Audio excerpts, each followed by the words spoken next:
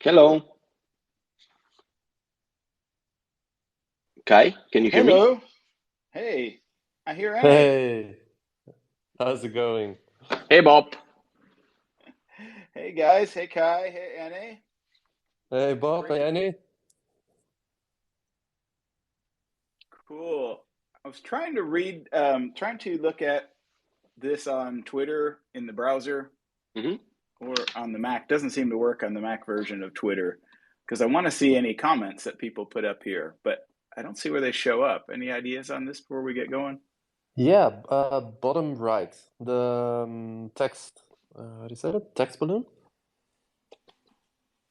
Hmm. I see it like on my phone with the little comment thing, and I see your comment at the bottom. Um, I don't know. We'll just somebody tell me if somebody says something interesting. Okay. All right, let me know when you're ready to go. Yeah, for sure. Yeah, let's wait like 2 more minutes so people can come in so they won't miss out. Um, and then we'll get it going. Already see some familiar faces in here. Crypto Erie, good that you're here. Good to see you again. Hey, Dirty, Erie's Coon, here. Erie's here. Awesome. Oh, You, you also want to Astral's come on the here. stage, Erie?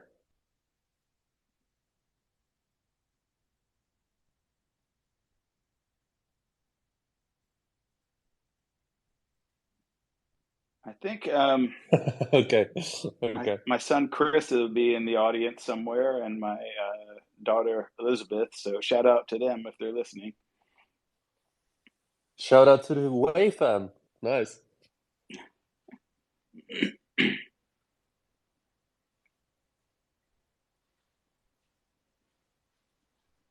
Are we live? Are people hearing us banter, or do you have to push a button?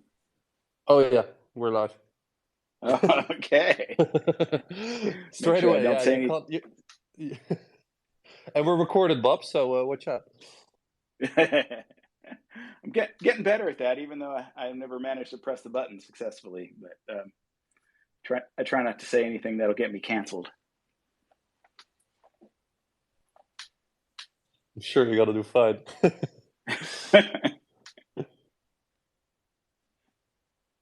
I save all my really salacious stuff for a secret identity.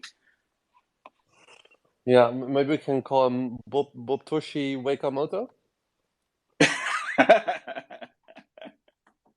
Oh, so much fun with fake identities.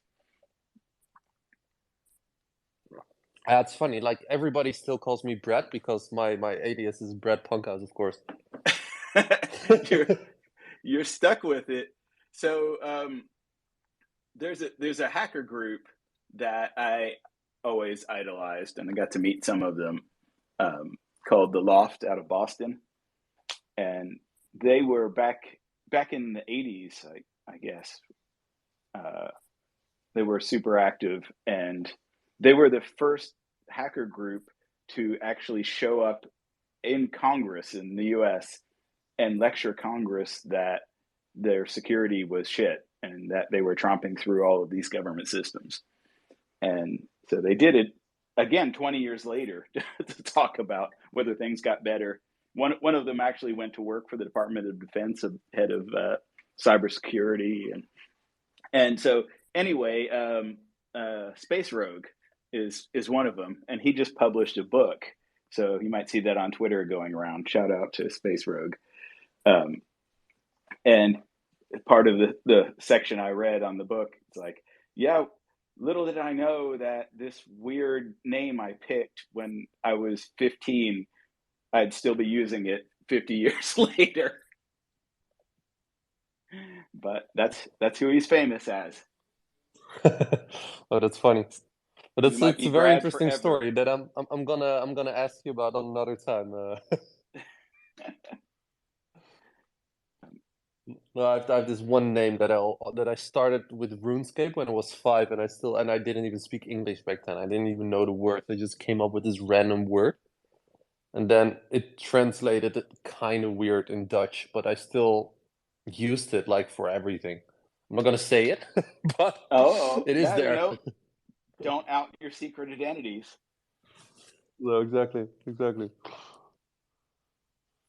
All right, cool. Yeah, let's just get started. Welcome everyone to another community mastermind. We do these spaces weekly to just get the community together, neutral ground, unbranded. Trying to get as many smart people on here. Bob has been here most of the times, which has been great. In the theme of smart people, of course, and just talking together with the community, finding solutions or just discussing certain topics. The first topic that we did was growing the ecosystem.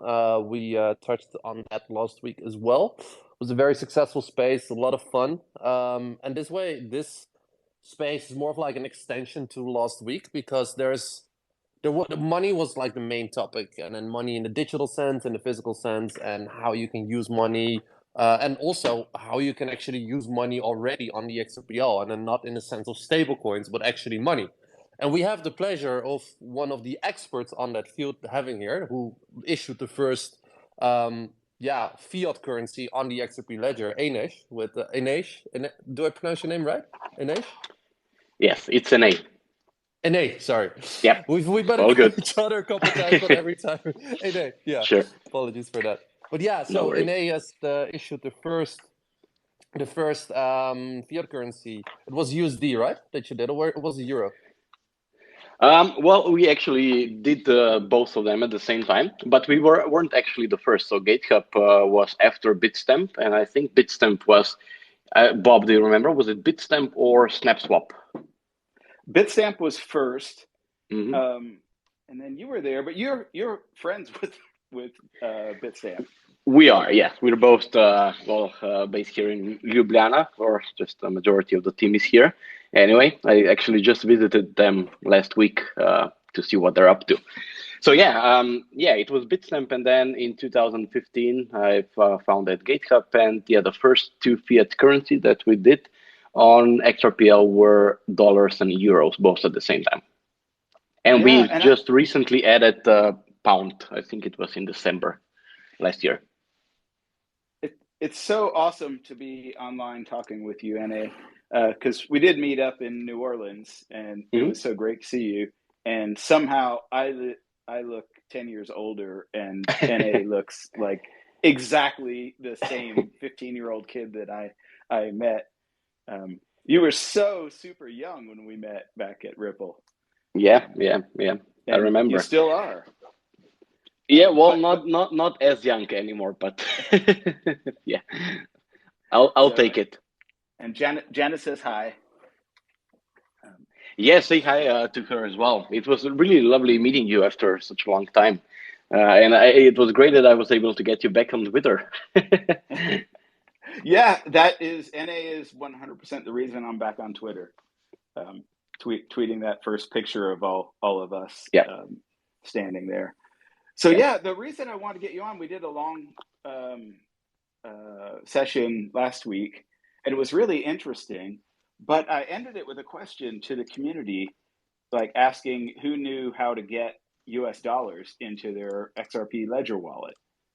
And the only people who responded they knew how were the people that have been on the ledger since like 2015. Yep. Yeah, I mean, that was it. And I'm like, how can we be talking about money and XRPL and not have NA here? And so let me give you just a brief introduction and then I want you to comment on how I remember this stuff, because I am an old man. Sure. But back in the very early days, the 2013 days, Bitstamp was, I think, the first gateway for XRP Ledger to actually super support us and put money on. And I think I met you somehow related to that early on, even before you started GateHub. And then we had a couple. Jesse Powell of Kraken was doing Ripple related stuff, but that, because of his relationship with Jed, that really wasn't a super smooth relationship. And then Dennis, who did SnapSwap, popped up at some point trying to do a gateway. So for anybody who's listening that doesn't know what a gateway is in the original Ripple terms of a gateway is a place you can send fiat currency to, either physically or by a bank transaction, and then they will issue the fiat currency on the Ripple ledger. Couldn't be simpler. We called it a gateway because it's how you get money on and off.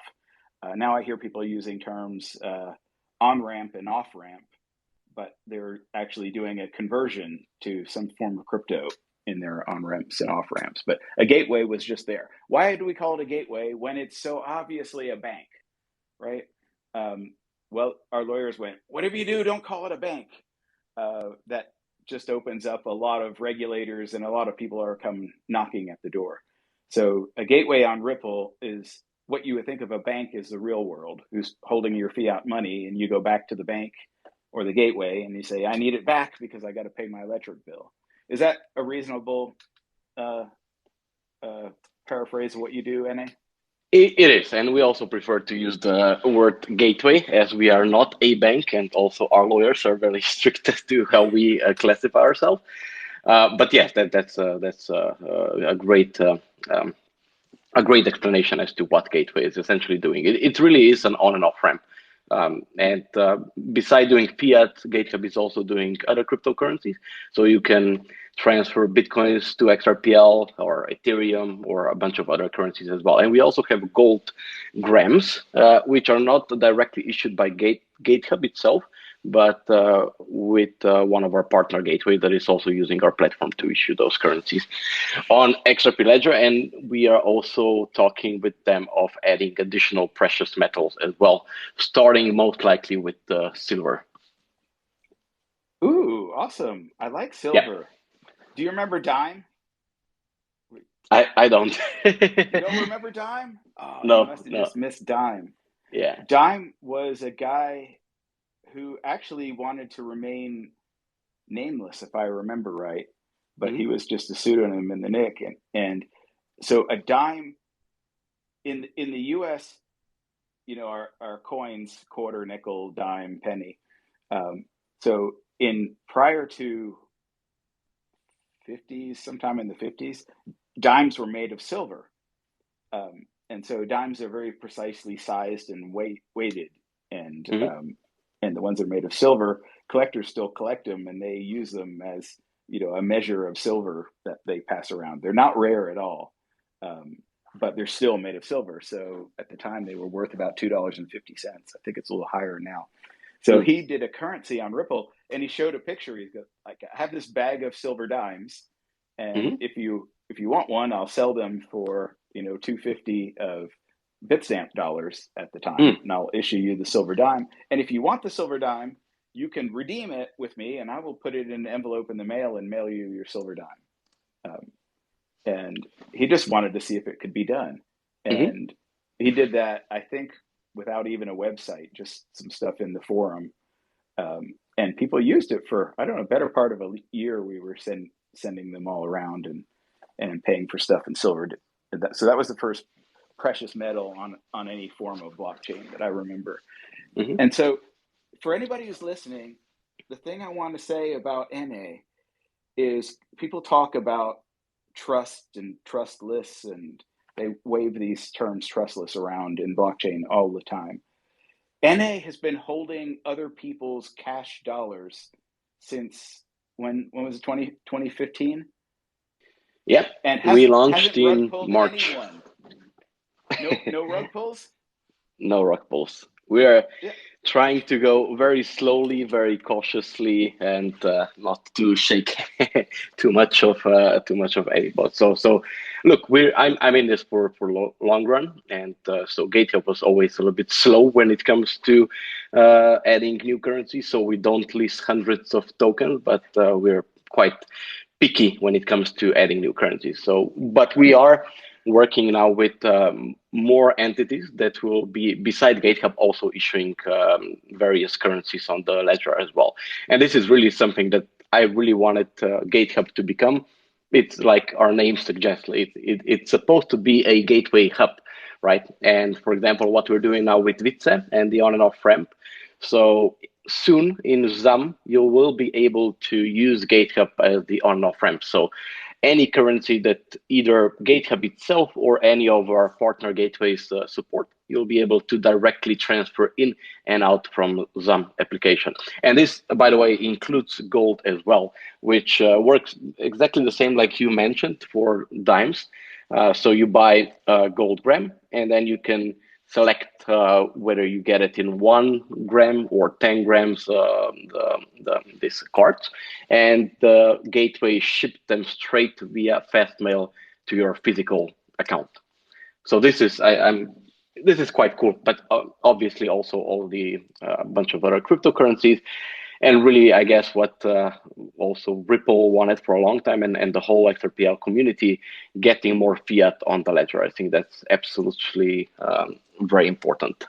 So, but it's very hard to do this by yourself. So we instead build a platform that other gateways can now leverage and use to issue and transfer funds in and out in a compliant fashion. So, but yeah, when it comes to fiat, I mean, what's happening in the US is a little bit weird, but at least in Europe, it's really great to hear that the regulation is now finally catching up. So for those that read, so MiCA is all the rage nowadays, and MiCA really correctly classifies what a stablecoin in a fiat of a fiat currency is supposed to be. Now, there's one thing that we're all waiting for, and this is how exactly they will implement the travel rule, or so essentially the ability for any issuer to track who is holding the funds. So the problem with the current e-money regulation is that e-money, as an issuer of e-money, which we are not, you need to at any point in time know who is holding and receiving the assets, which is obviously not the case with any stablecoin. Like Tether, the issuer has absolutely no idea who is holding those funds. So GateHub is in a little bit better position because most of the wallets that where people are holding the fiat IOUs on XRPL are already parked at GateHub, and we, since 2019, we are essentially KYCing all the customers, even if the customer is only using GateHub for the purposes of non-regulated services, such as non-custodial wallet, which is not regulated right now, and it's also not going to be regulated under MiCA. So we are prepared for what will happen when MiCA comes in force sometime next year. But yeah, I think that's one of the biggest challenges of any fiat currency is identity, and how to comply with existing regulation, and how regulators are going to implement those regulation and kind of put stable coins under the same umbrella as e-money. So yeah, it's a lot going on right now. So we're following everything very closely to see what they're going to come up with. But at least for the time being, it really looks like MiCA is in the step in the right direction. And then hopefully US will at some point also make up their mind as to how they want to regulate both cryptocurrencies and any fiat stablecoins. Oh, I've never seen a dumber group of people than the people in the US trying to sort it all out. It's ridiculous. Yeah, it's like a kid trying to put a block in a circle, with those kids play things where you put like figures into the box. They have no clue what they're doing. But Ene, I've a question for you. Like, how do you remain the peg on the XRPL, because you don't have smart contracts? So are you just working with like liquidity in the order books just on like $1 basically, or how is that peg? How do you remain that peg on the XPL? Well, it's very simple. We don't issue like dollars out of the blue. So when you transfer funds into our bank, we issue then the same amount that you transfer. So there is never a situation where any depegging would actually be able to happen, like with algorithmic stablecoins or anything like it. So, like I said, we're very conservative, and we don't do any funky stuff with the customers' money. So yeah, if you transfer 100 euros into your GateHub or ZAM wallet in the shape of stablecoin, it's always backed one by one in our bank account. Yeah, And and like, that's what I wanted to like talk to people, because originally when NA started with the Gate Hub, and I want to talk about why it's the hub, like you started here, but there wasn't stable coins. There was people like NA who were receiving dollars into real live regular old bank accounts, and then holding that money in their bank accounts and issuing it on the XRP ledger for people to spend and pass around. And then redemption was taking the money from the XRP ledger and receiving money back into your regular bank account, right? And that's still the same process now, right, NA? So it's, It is, yeah. yeah. And then later on, the only reason I want to make this argument, and then people can chime in, is I think the only reason that stablecoins exist, specifically USDT, USDC, even the one that Binance uses, is really because of the difficulty of getting regular old banking relationships. Would you say that that's true? Yes, for sure. Well, I guess one of the biggest challenges for any stablecoin issuer is keeping the, the great relationship with the banks and the regulators. So we were actually using, and we're still using the bank that Bitstamp was using, and we've never changed it. So we just added an additional bank for the sake of uh, dollars and British pounds, but we still have the same bank account for euros and dollars like we did 7 years ago. So it's really important to keep the bank happy and be very diligent when it comes to any questions around specific transactions. So there's a lot of reporting going on, and also in the recent years, regulators here in Slovenia, because this is a Slovenian bank, they also put quite a lot of pressure on any bank serving crypto or any crypto companies. So yeah, it's a lot of work to keep them happy, but I think it's worth it. And at some point, we are hoping that banks themselves will become the issuers, but at least as it stands today, we're not near that yet. I think it's still way too complicated and a little bit too much of an ask for banks to do it. But it would be great if essentially banks would be issuers directly. Or even better, central banks should be the issuers for CBDCs, right?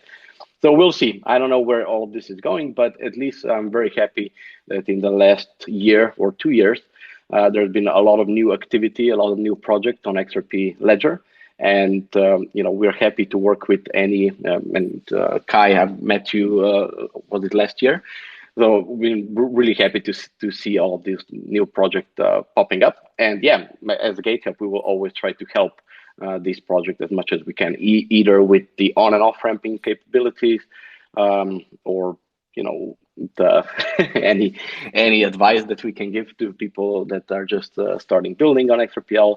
So yeah, please do reach out to us if you have any questions or you just want to chat or hear what are some problems that we faced throughout all these years.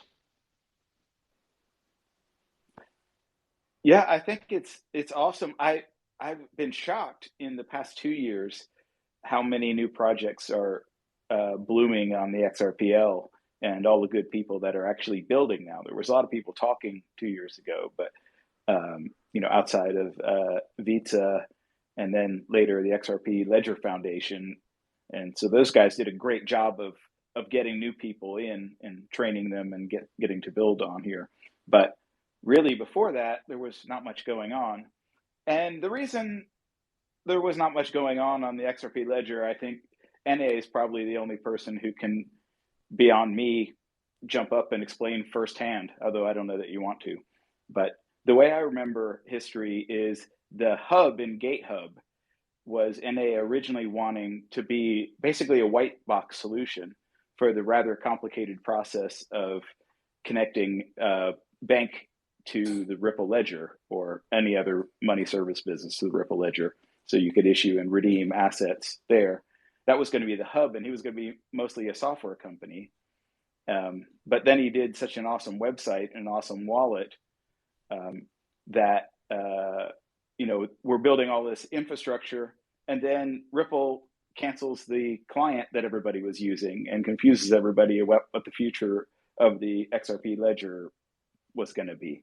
Did I get that roughly right, the way you remember it, NA? I Yep, felt like yeah. you got dumped on bigger than any other human on the ledger because you had so much investment going on, and then they broke basically everything you were trying to do.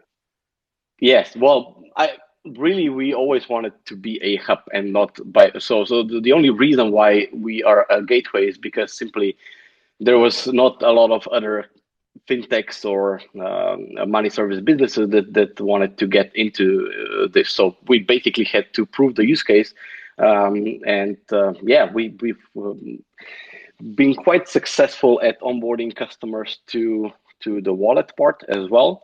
And I think one of the biggest challenges were around 2000, end of 2017, beginning of 2018, where we were onboarding 50,000 customers per day, and basically everything was crashing.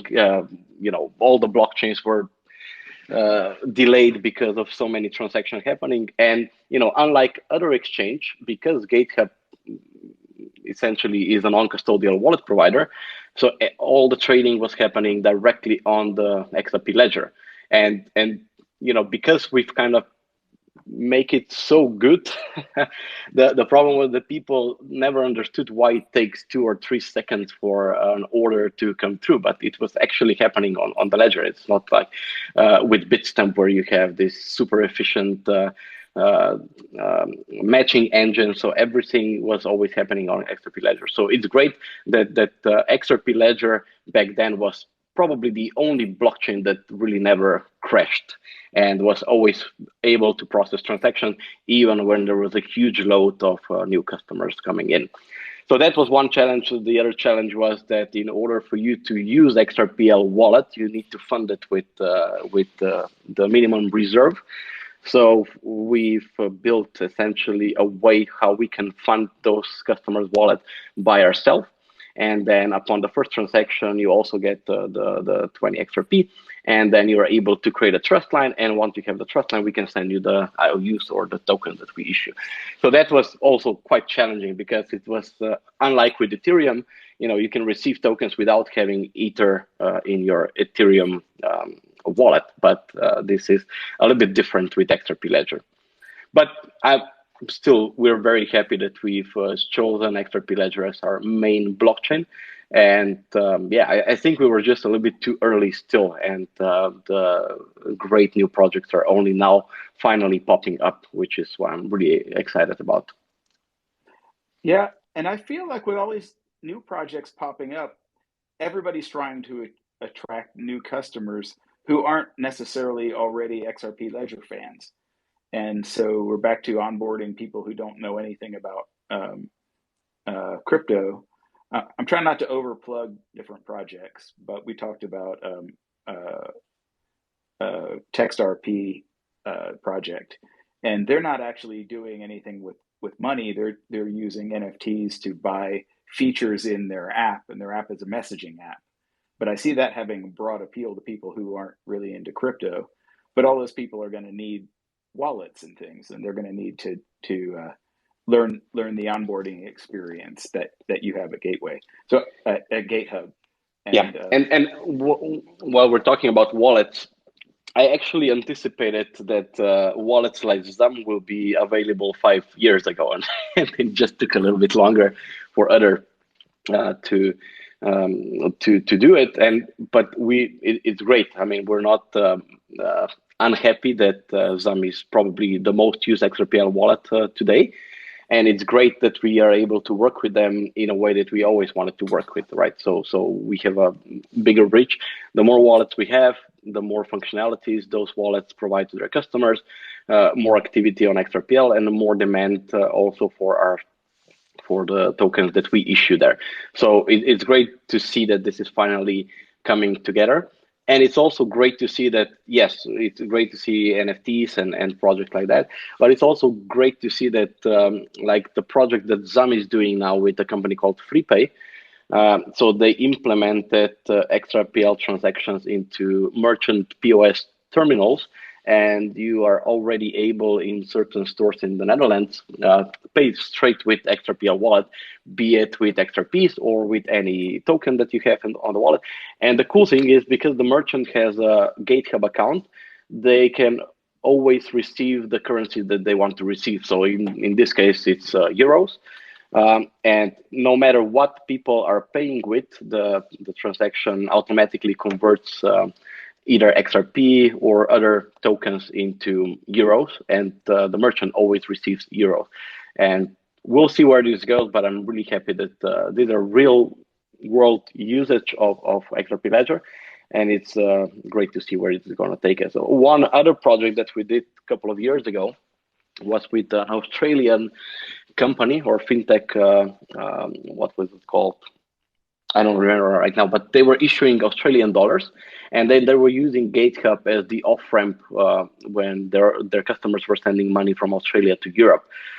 So we set it up. Our bank also onboarded them, and yeah, they were actually using XRP Ledger and the tokens for real world cross-border payments.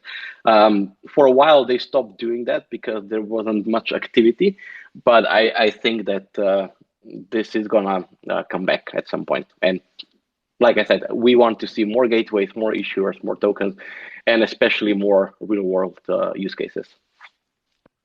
Yeah, and it's awesome. And the reason I had to have you on to talk about this is because you're already doing so much stuff that people don't know is actually being done on the XRP ledger.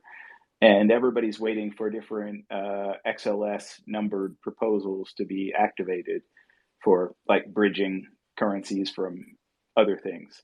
And so I don't know that many people know that, along with the fiat gateways, you're got Bitcoin and other coins, at least a few on the Yeah. ledger. And all of that is using the DEX live, right? So Yep. And so people can actually send cross currency payments. You could hold euro and pay somebody who wanted Bitcoin just purely on the XRP ledger. And I don't know what the live bridging is back to the Bitcoin ledger, but you that's exactly right. And also one, I think, really neat feature that XRPL has is called rippling. So let's assume that I have that I trust both Bitstamp and GateHub the same. So, and let's say that I have 1,000 GateHub euros, and what I can do is I can set the trust lines in a way that when people are converting €1 into other euro, so Bitstamp euro into GateHub euro, I can actually earn commission on being the liquidity provider in between. And the only thing I need to do is to set up the trust lines correctly. And then any payment that would go from Bitstamp euros to GateHub euros would be either converted directly on the DEX, or the second route is via this rippling feature. And I haven't heard anyone really. Maybe we need to build some kind of an accept for them that people can use this feature. But it's essentially, I think, maybe even better. And I know that there is a proposal for automated market maker also out in the air. But in a way, this kind of feature already exists, albeit in a little bit different shape and form. But yeah, the XRPL has some pretty cool features that not many people know about. Yeah. And I do use the Sum wallet, and it's awesome. I love that I'm managing my keys on my own device and signing, going to other websites and signing stuff using my device that's not on my computer. It feels safer and secure. But the Sum client in its state right now, I don't have the beta yet. I need to send Vita some money and also get the card that goes with it. I can't figure out how to send rippling payments. And there's a thing in there called pathfinding. I found it like super frustrating. And so I want everybody to know that even though the Sum wallet is awesome, GateHub you have your own client for Ripple, and you are non-custodial. People get their own Ripple addresses and they own their own keys and everything there. But there's a full-featured client which lets you put trades in the ledger without needing the Sum wallet too. Is that fair enough to say? Or maybe you're integrated with it is. Yeah, so our web wallet, we don't have a mobile app out yet, but it's coming in the next couple of months.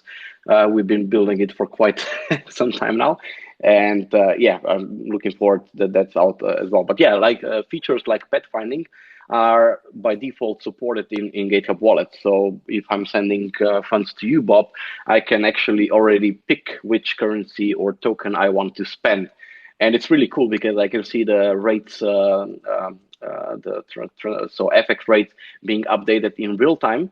And if I do send a cross currency payment, it will hit the DEX liquidity. So any people that are trading on XRPL DEX, we would be using that liquidity to be able to send cross currency payment. So yeah, that's one neat feature. Another neat feature that we've implemented a couple of years ago with a company called CoinCover is multi-signature. So obviously security is one of the biggest problems of DeFi in general. And we, unlike, for example, BitGo, which is a custodial offering for exchanges, we wanted to have a retail version of this specifically for XRP wallet, which is leveraging the multi-signature functionality of XRP Ledger. So what you can do today is you can enable this. It's called Wallet Protect. And not only does it gives you better peace of mind of knowing that if you lose the key, there is another entity that can restore your funds, but it also comes with theft protection, and GateHub is able to verify every single transaction because it's co-signing transaction of this wallet. And the cool thing about this is if we know, for example, that there is a scam going on, we automatically can reject that transaction, which is something that we cannot do with a single key setup because the only one that has that key is the customer itself. So multi-signature for retail really gives you uh, a lot more protection than just having a single key setup. But yeah, I mean, and I think what we will most likely also end up doing is some sort of version in a form of an X app, so that this functionality can be brought to some users as well. Because at the end of the day, the functionality is already there, and Zum Wallet is exactly the same as GitHub Wallet. Both are native XRPL addresses. Yeah, I'm realizing that people don't have a real good grasp of what a wallet is versus what is actually on any given ledger. So, for example, when I was talking about Flare, other people are still talking about Flare, but I was very active talking about Flare for a while, and I was using a couple wallets to learn about what Flare is. And the reason I was talking about Flare was because Hugo did an airdrop and gave me a bunch of Flare.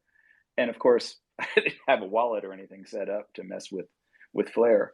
So I set up MetaMask, and I was looking at the stuff in there, and everybody online was saying, no, use Bifrost. And so I set up Bifrost too. And NA, you and I both know I just put my secret in to both of them.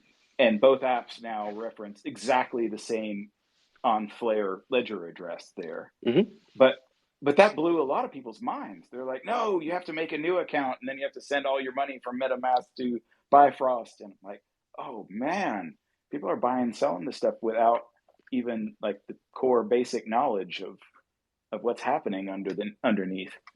And so I think what I'm trying to do long run here, although I end up just talking a lot on the internet and not doing nearly as much as talking, is very time consuming for me, is I want to do some educational stuff. And I want to do like we did in the old days, like when we were back in the forums, and just set up examples. And do you remember the Goodwill example I set up? It may have been even before your time, but it was the local exchange trading system. It's still on Ledger. Mm-hmm. Yeah. No, Yeah, I think you're exactly right. It's sometimes it can be really hard to explain the technology, so it's sometimes just easier to show how it like build a nice little experiment and show it. So Bob, we are supporting you in these efforts. So please build Will you do some cool that? stuff.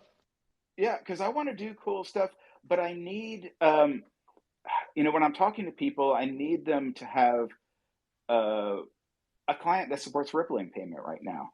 And Mm? I know the someone, well, that's why I really didn't start 2 years ago, is I looked at the some client. I'm like, this is awesome, but it's not there yet. It doesn't do all of the features.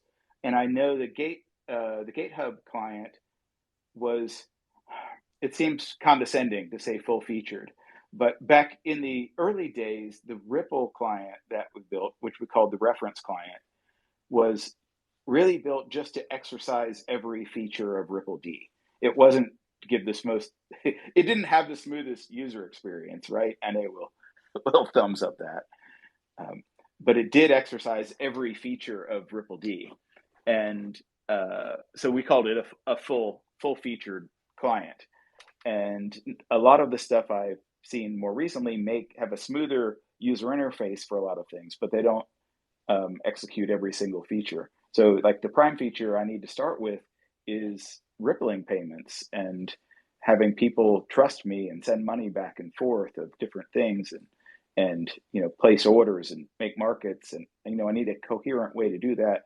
And I need a coherent way for people to visualize it, because I can't find the Ripple graph anymore.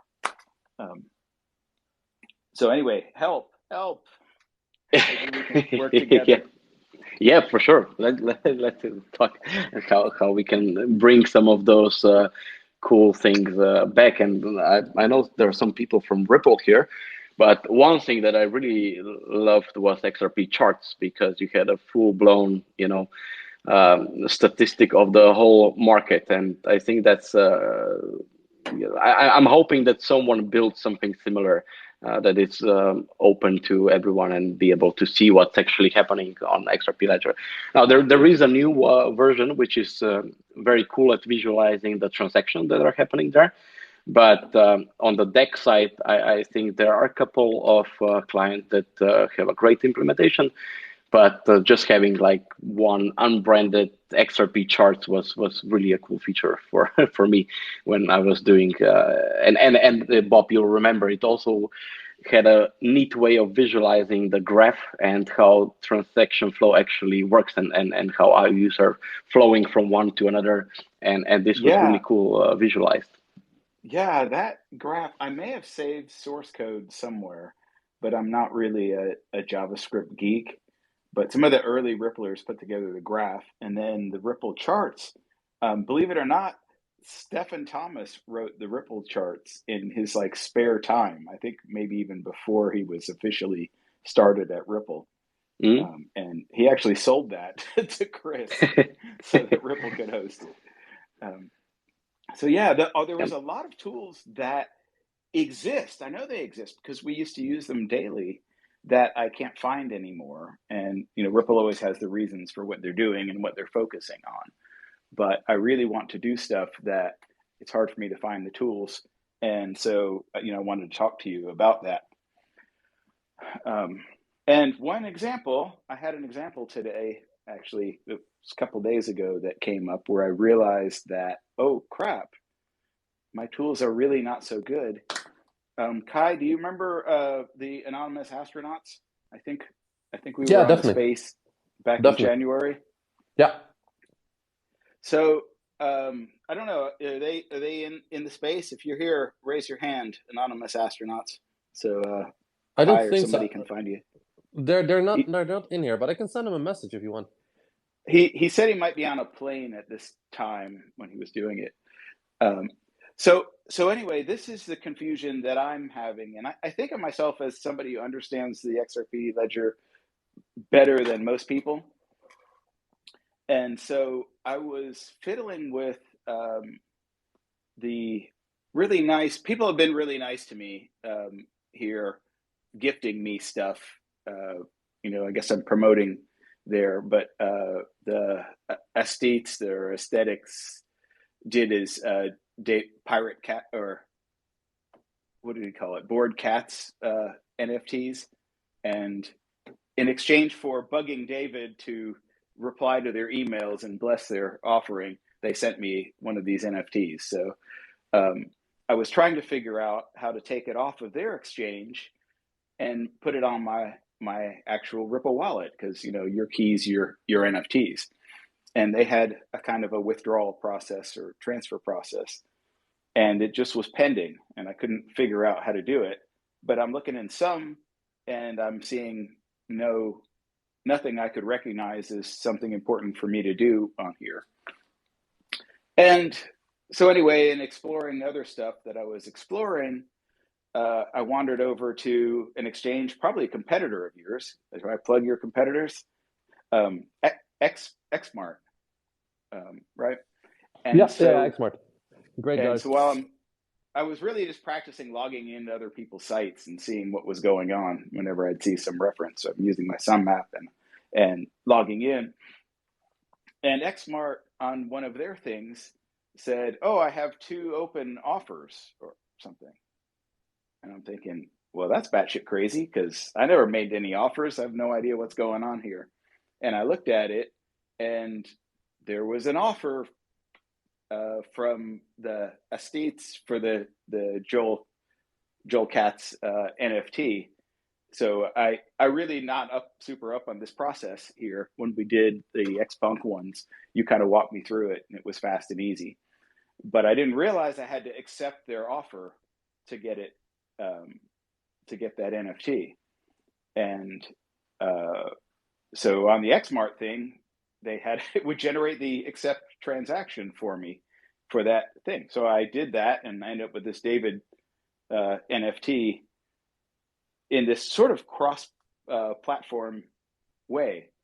But anyway, on Xmart, there was another one that said there was an offer waiting for me, and it was all blurry. And I couldn't figure out what it was blurry for and what it would do. So it prompted me to go check the damn blockchain manually. And sure enough, somebody else offered me an NFT. And actually, it was in relationship to this space that we did back in January, I think, with the anonymous astronauts. They had gifted me this NFT, but nowhere in any user interface that I had used since then in 2 months did anything notify me that there was this thing waiting for me and I had to do this. So anyway, I managed to have to manually craft a transaction to accept that NFT and then manually text him back on Twitter to make sure that he meant for me to have that thing. So it was let's just say the process was slightly clunky on both of those, and it just reinforces my need we need a better full-featured wallet thing that flags you. Here's important shit that you should actually look at when you open up your Sum wallet or whatever other wallet you're on. Here's things you need to do or things that somebody have done to you. And any thoughts about that? Were you involved in issuing that, Kai? In issuing what exactly? It was anonymous astronauts. It's a little gift box thing. Yeah. You can see it at BitThumb. Yeah, the ones that they launched through XRP, right? You mean? I don't even know. I thought I saw a reference to you, but when I logged in on XRP, it didn't tell me I had anything to do, or I couldn't find the spot of what to do to claim the thing. Yeah, it's always it's always a bit difficult. We're still streamlining this notification process, but like you cannot have push notifications going through a web app on your phone, basically. So we did a way around by doing like email notifications. So users can add their email to their profile and then opt in for email notification when there's an offer received, for example. We're still it's still in beta, so we're likely going to extend this also for incoming transactions or favorites and that kind of stuff.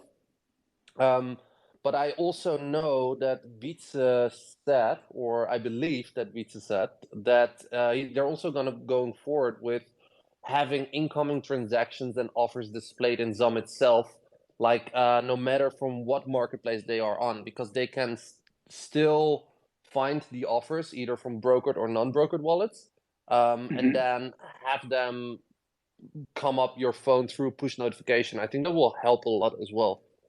Yeah, that seemed to be like what's missing in the early days of the Ripple client. There's a command, API call called account TX, which tells you all of the transactions that have intersected with your particular Ripple address. And that is listed in the sum wallet at the bottom. But the number 2 bug that people made on the Ripple ledger is not actually parsing every single transaction that affected their Ripple account. When I integrated with people, I tried to get them to make sure they parse every single transaction that interacted with them, even if they didn't know what it was. You should flag a human to look at all of this. So, because things are going on that you might not have planned for from a coding perspective. Things like, sending you a micro XRP payment, people extending a trust line to account you don't think should have a trust line on it, people doing offers against things here. And now it's like in our NFTs. So there was a thing when I looked deep enough down the transaction list there, it did say there was this offer there, but nothing put a little red icon next to that. Or what the Ripple client used to do was just flag you when you opened up the client and it pulled its transactions, which was the default, just like Sum does. When you open up Sum wallet, it pulls your transactions. It would look for any new transactions since the last time you opened up Sum and kind of call your attention to them. So those things can be done in a distributed fashion without any fancy message passing or other things there. It's just nice, if we find a forum and all get together, so the people building wallets would know what features that the people building websites need, and the transaction processing people. Anyway, I'm still working through. I hope to help everybody coordinate with that. But that was my firsthand example. That took 2 months for me to realize a very nice person, gifted me something on the XRP ledger. So if it takes 2 months to figure out a transaction that took 4 seconds happened, that's suboptimal. What do you think? Yeah. Does GateHub support NFTs?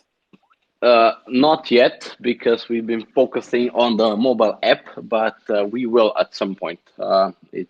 Currently it's on the backlog, but first we want to launch the mobile application, which we believe way more people are going to be able to use on a daily basis. But yeah, you're exactly right. There's so many features that are not supported by GateHub either, or I think one of the sad news that came from Ripple was that they are shutting down the data API. And the reason why I'm mentioning this is because it was the simplest way to parse all XRPL transactions. So it was way easier to integrate with the wallets and other clients than having to go directly calling Ripple D. So we're a little bit sad, and we are working on our own version of data API that we hope to share with the community as well, and implement it in their client offering. And also the second one is one with the transactions of the account itself. But the second cool feature, which really data API handled really well, was the historical charts of all the DEX transactions. So yeah, we're working on a replacement, and I know that there are other projects that are tackling this as well.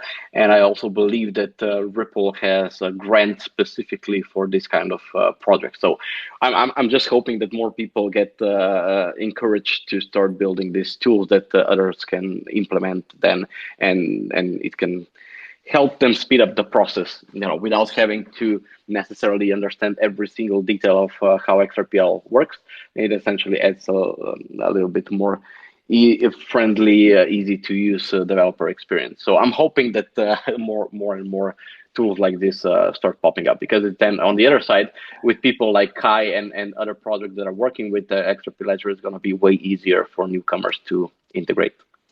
Yeah, I'm really hoping so. I'm really disappointed. I was deeply involved in developer tools and ended up fighting internal to Ripple, trying to get the right tools built, and lost a lot of fights, much to the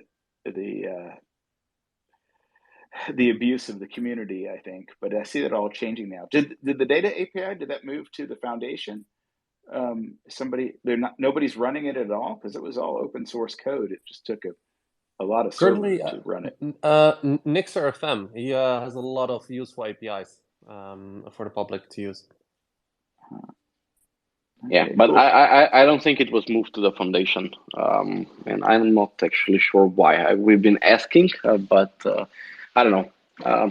It doesn't seem like it was transferred there. Ripple, weird decisions get made for unexplainable reasons, and then people rumor about them, about bears and riddlers.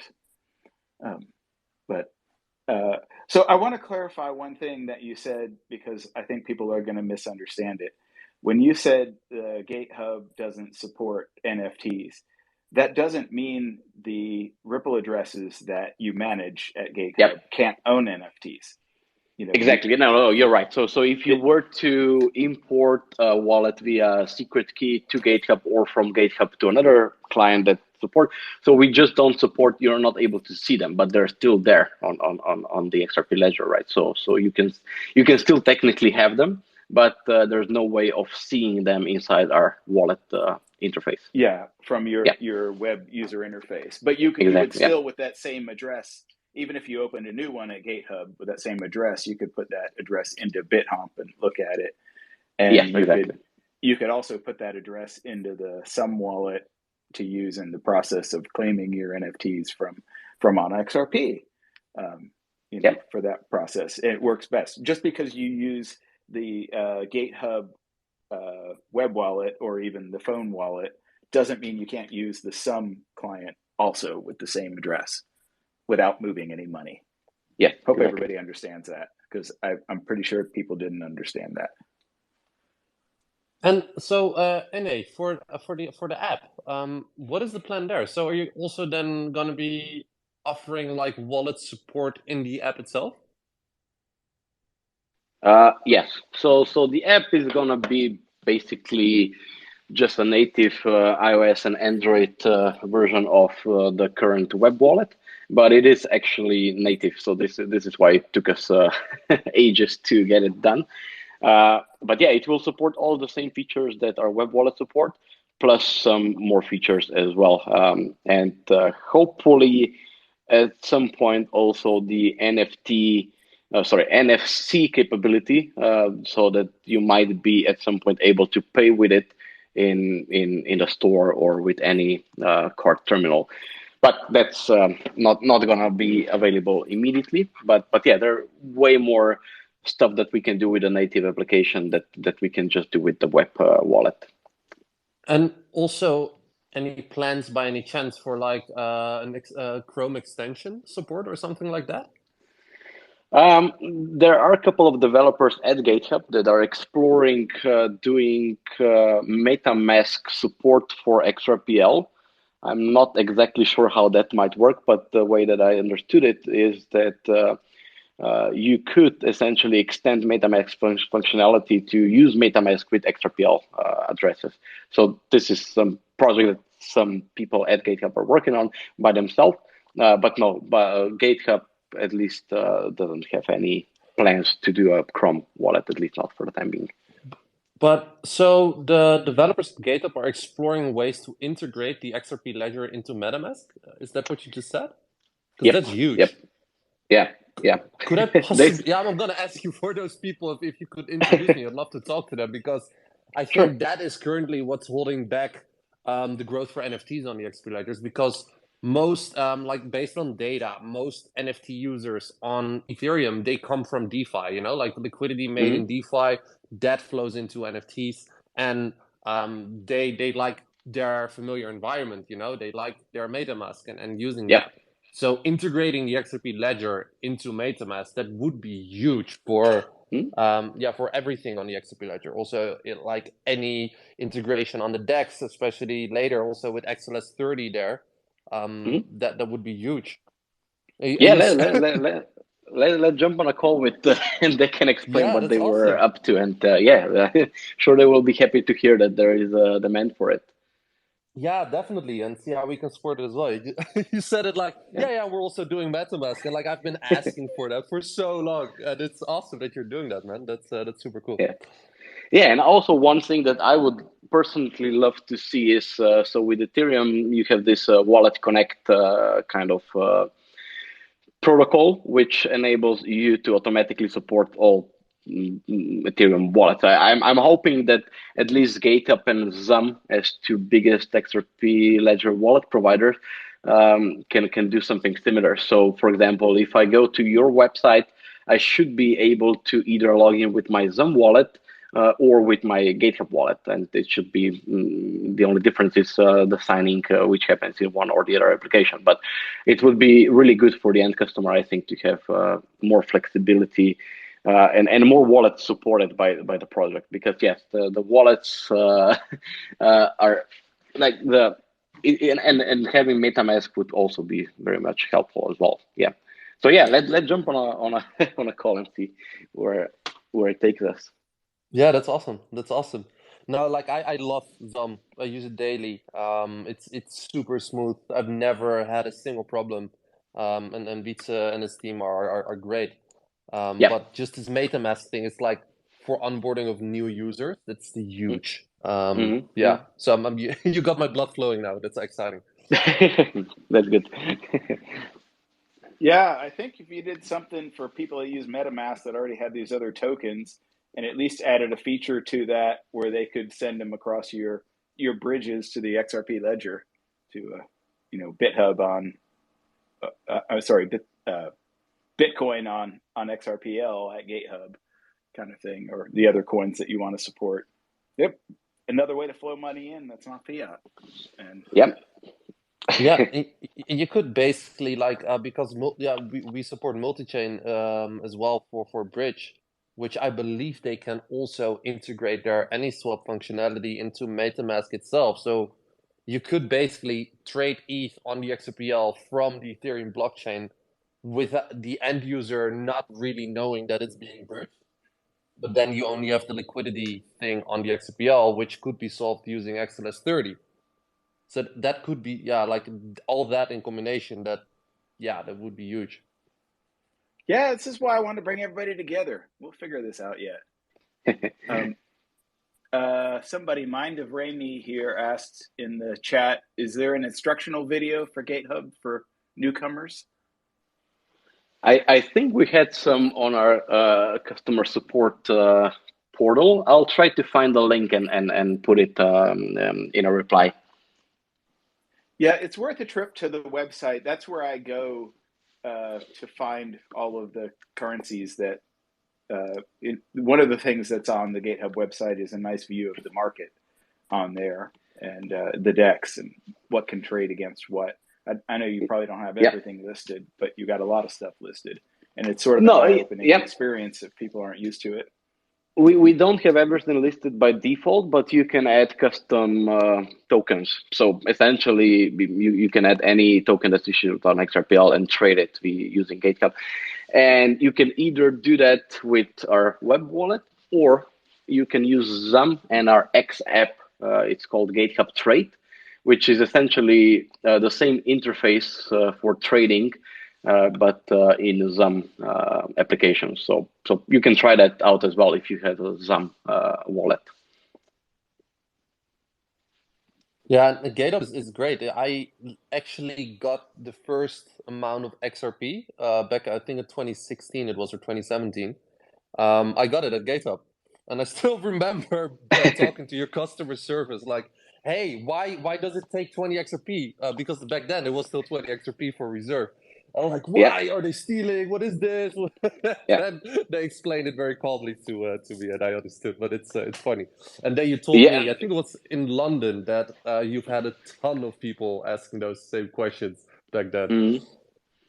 Yeah, and this is why I mentioned it earlier. It was quite challenging, and then at some point we just said, "Well, look, we're just gonna fund those XRP and not have people mad at us because it's really the way that XRP Ledger works. It has really nothing to do with GateHub." So, but yeah, so at some point we just said, "Well, we'll just fund those 20 XRP, and that's on us."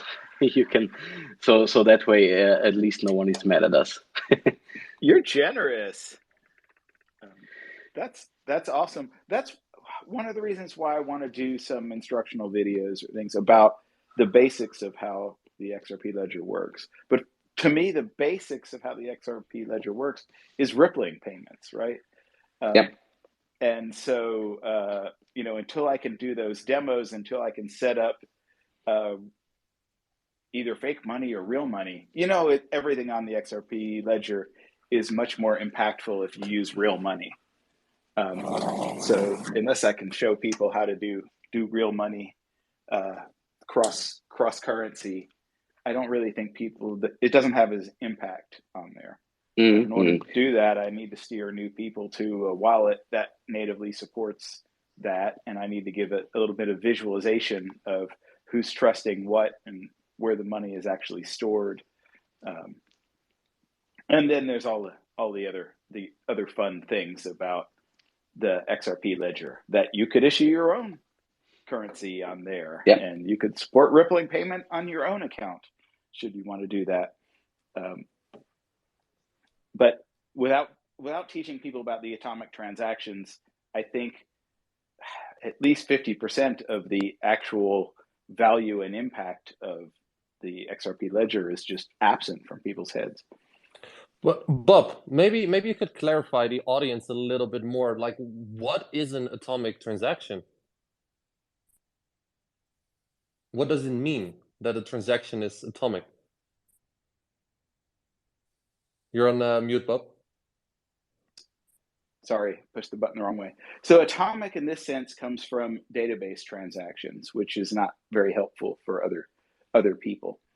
But it really started back in the accounting days with databases. So even if you don't know about accounting or double entry bookkeeping, most people know that there's debits and credits. And debits and credits are made in pairs to a journal. You say, I debit this account and I credit this account. And that's how you move money from one account to another. So when you do that in accounting, you always have to have a balanced set of entries in there, the same amount of debits and the same amount of credits. So a lot of times that's two. So if you ever enter into a database only one of those entries, you've broken the accounting. You have an unbalanced system. So the idea of a transaction is to do multiple things to a database, but do all of them or do none of them. You can't actually split up the set of things that you're doing. So with the XRP ledger, it is essentially that. We can do multiple entries to accounting systems that belong to multiple people all at the same time, all at once, or never. And so basically when Alice sends money to Bob, there is zero chance that Alice loses money, but Bob doesn't get the money there. And that's true of however many intermediaries are between Alice and Bob. So if Alice has dollars in Bank of America and Bob has British pounds in Barclays Bank in the UK, and that's where he wants his money, and some random stranger called Mark is in the DEX on the XRPL, doesn't know Alice, doesn't know Bob, is just making this offer. Bob will get paid if Alice is charged, and Mark can't steal any money ever. That's the magic of the XRP ledger. Is that helpful at all? Yeah, definitely. And, No, it sounds almost like a hype term, atomic transactions. it sounds like back in the 60s, what I mean? huh? We're going to go to space. Yeah, exactly. We're going to blow stuff up. But the thing Exactly, that makes interesting, if you move money through the banking system, so you keep your money in a bank and you trust your bank, right? And if you're in Europe and you send money to somebody else's bank, it goes through the banking system to their bank, to a bank that they trust. But the people in between your banks are even more trusted than the banks, right? There's this very narrow group of players that can participate in there. Your bank never goes, oh, I got to get this money to the other bank. Oh, you're just in the lobby. Could you drive this over for me, right? Um, that would be a security violation. Of course, they would steal the money.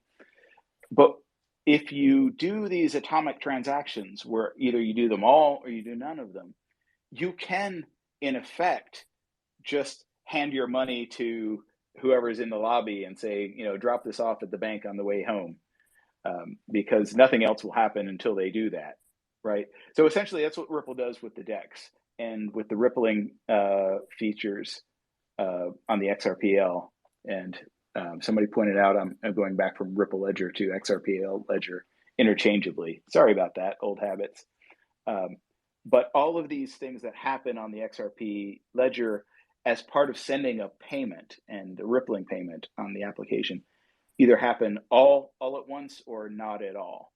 And that allows you to have the competitive liquidity that people refer to as ODL, the on-demand liquidity. On-demand liquidity is just a bunch of random strangers offering to buy and sell certain funds there. And you don't know who they are participating in this transaction. And that's super, super foreign to the banking system. The banking system wants to know every participant, and they want to have KYC to everybody, and they want to have this deep trust in people, and they want to know everybody's lawyers in case they have to sue. And the XRP Ledger removes all of that by just saying it's impossible for anybody to steal. So yeah, it's super impactful once you realize what's going on. And that's why banks got really interested in it. They really didn't get interested in it because of the ODL story. They got interested because of the end-to-end atomic payment story. Yeah, and Neil, I don't know if I'm putting you here on the spot, probably a little, but I don't know. You're working on this. Perhaps if you want to come on stage to, have a few words about this, you're more than welcome to. Just putting it out there. Feel free to apply as a speaker.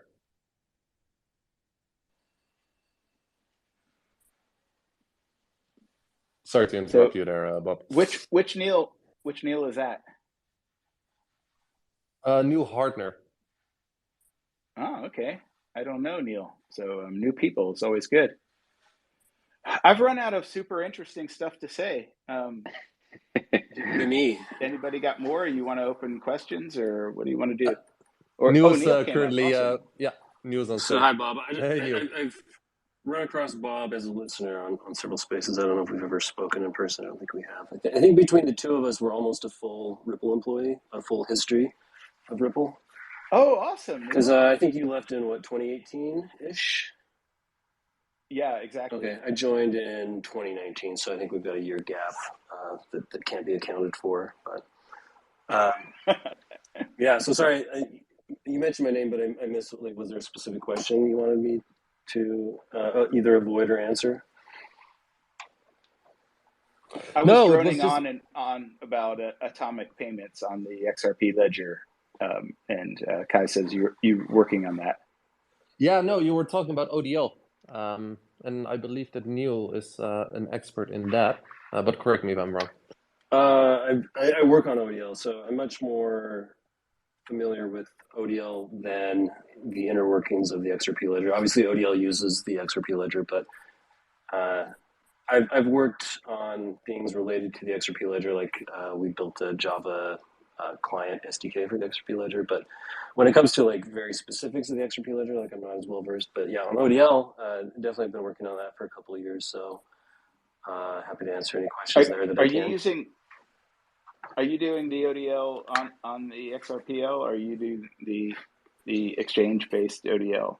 Exchange-based. So she started. Yeah, at the moment it's customers on board to a crypto exchange like a Bitstamp. Will orchestrate movement of funds between customers, ODL customers, where we figure out, okay, if this customer wants to do this payment, it means we have to do a withdrawal of a certain amount of XRP from one exchange, move it to the other exchange, and then depending on what the receiving customer wants, we figure out what trades we need to do to get it into the right final currency for the payment. But yeah, the ODL product at the moment is strictly going over exchanges. I mean, it's using XRP Ledger to move XRP between between the exchanges, but it's not using like the DEX to do the trades. Right.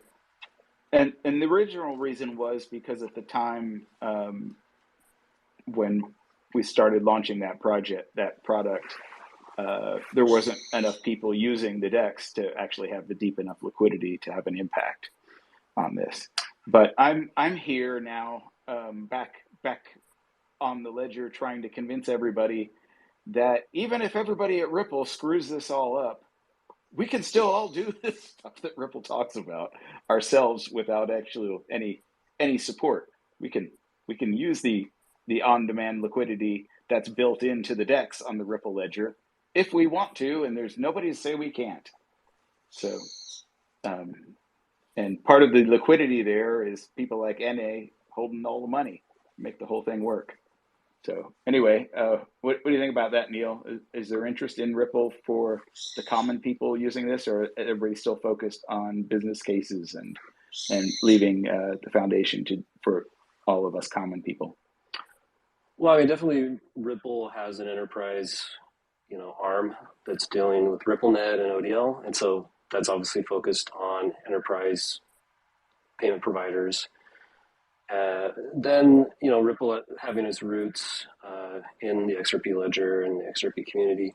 I mean, we still have like the Ripple X side of the house that's, working on developer grants and trying to encourage development on the XRP ledger. That's not, that's more for, retail users of the ledger. So, I mean, that's kind of been, I think, one of the interesting things to see is that Ripple doesn't want to be the only player in the XRP space, and so you go back to like the data API. Like we were running the data API. It was this big Hadoop cluster that would ingest XRP ledgers, all the ledgers that were closing.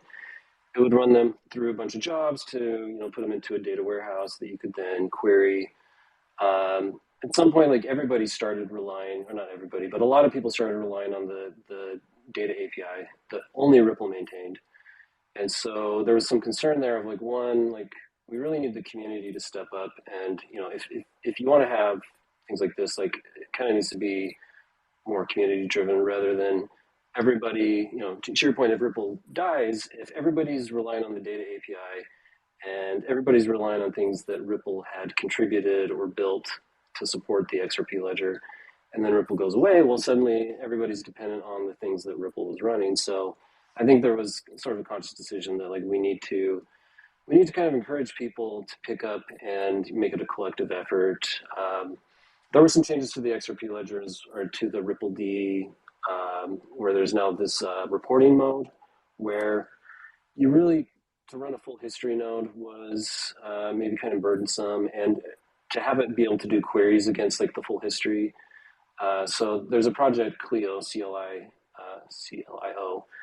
that was added so that you can run it yourself. Like anybody in the community could run CLIO mode of the XRP node, and that would allow you to be able to do like queries similar to what a lot of the things the data API did are covered by that, not necessarily everything. But things like that were intentional to sort of like give people the opportunity, the community, the opportunity to run some of these core infrastructure things that people were relying on. And then, the XRP Ledger Foundation is now running like a full history cluster as well. So, anyway. Yeah, I agree of not having Ripple in the critical path for community, for regular people who just want to use the XRP ledger, the retail people. I think that's interesting terminology. But yeah, and I think it's great that like the old view of the XRP ledger is that XRPL equals Ripple, but that is not the case. Ripple is a company building and utilizing the XRP ledger in its own unique way, just as we are.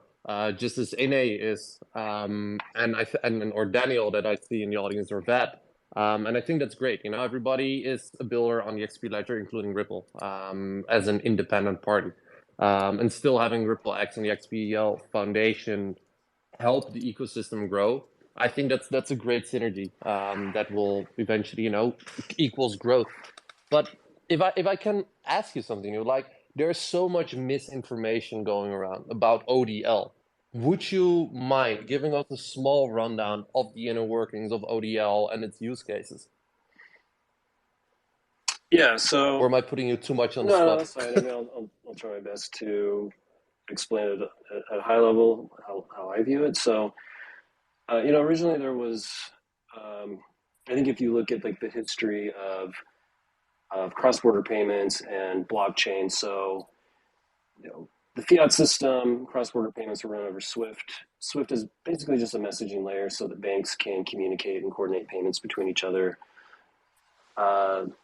Alongside that, you have blockchains popping up. You have Bitcoin, you have the XRP ledger.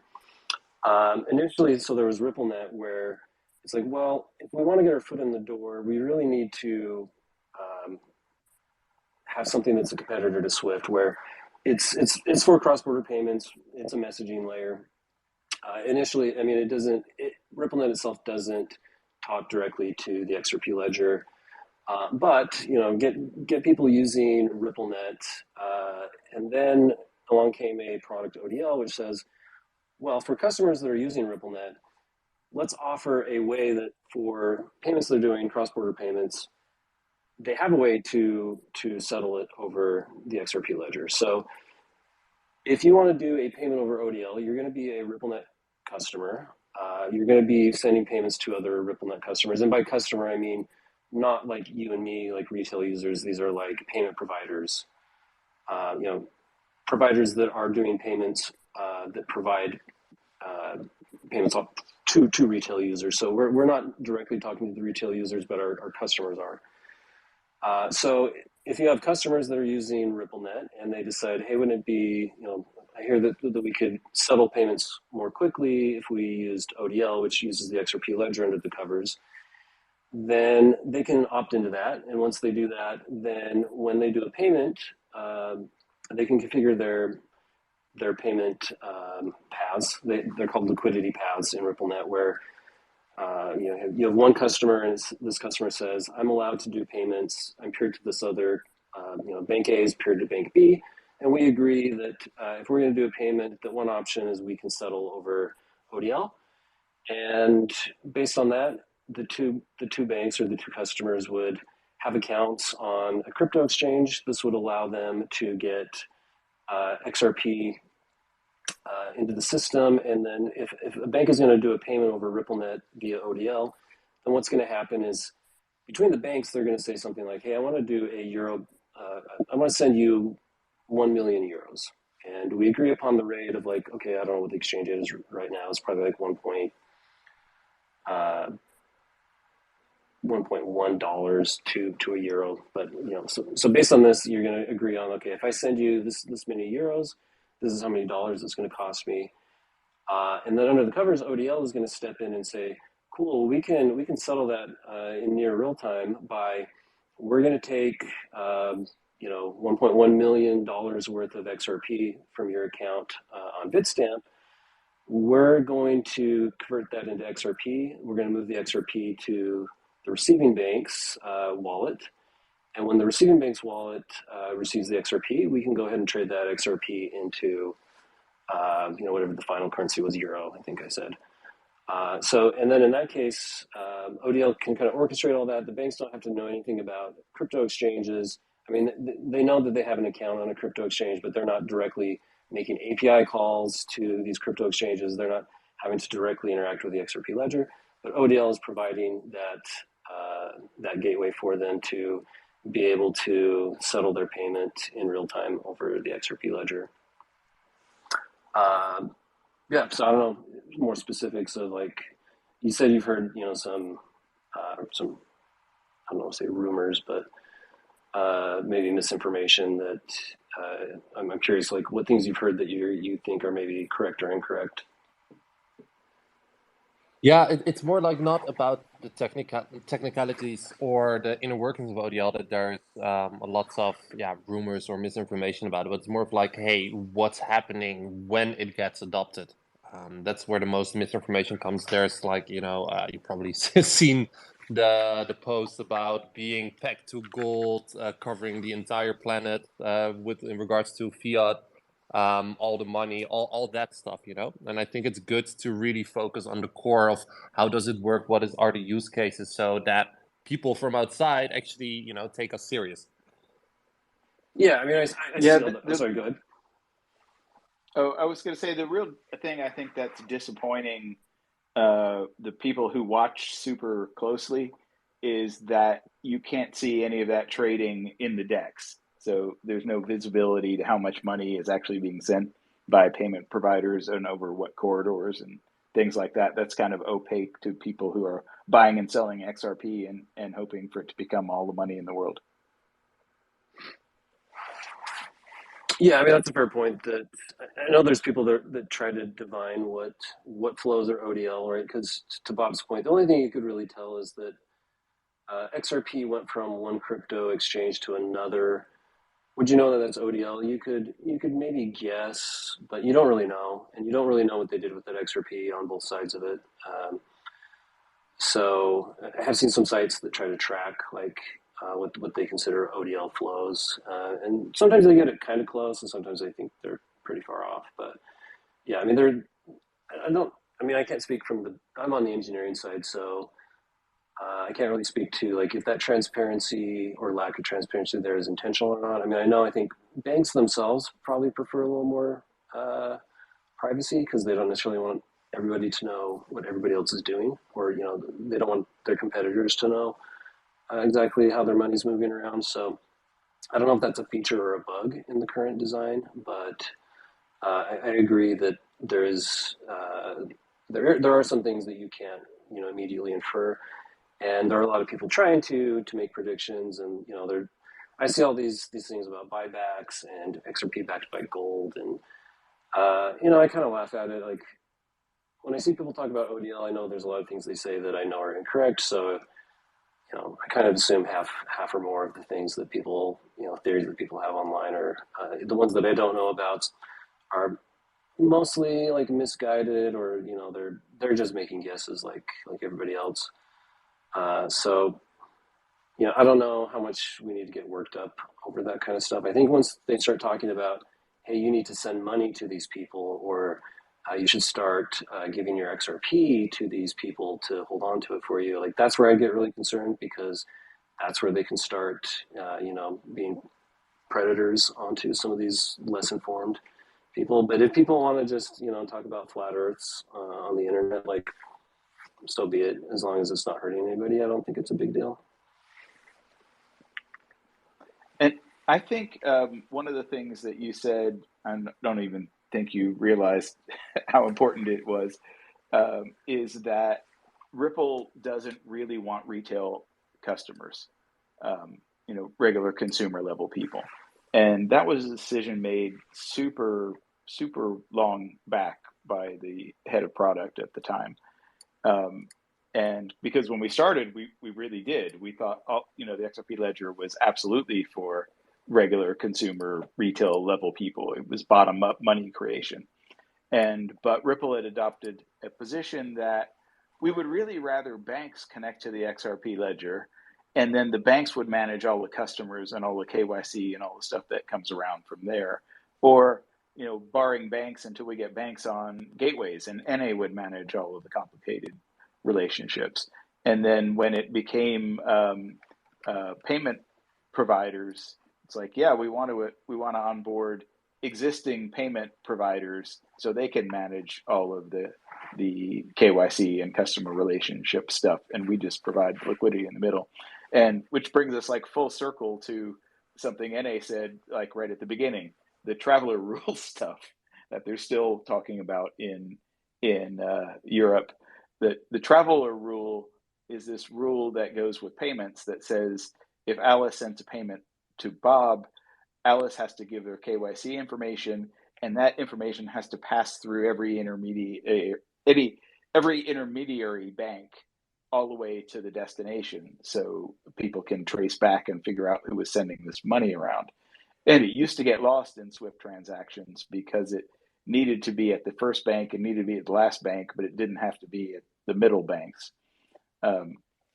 And so it turns out that one rule is the basis of RippleNet and everything that you do on RippleNet with the banks. And that was the part that I had identified and built with Ripple Connect, the pre-transaction messaging. And so that's the part that the sending institution or the sending payment provider talks to the receiving payment provider, and they swap all of the KYC information, traveler rule information, before they actually move the money. And then they move the money instantaneously, either over XRPL or through other exchange liquidity like you're doing here.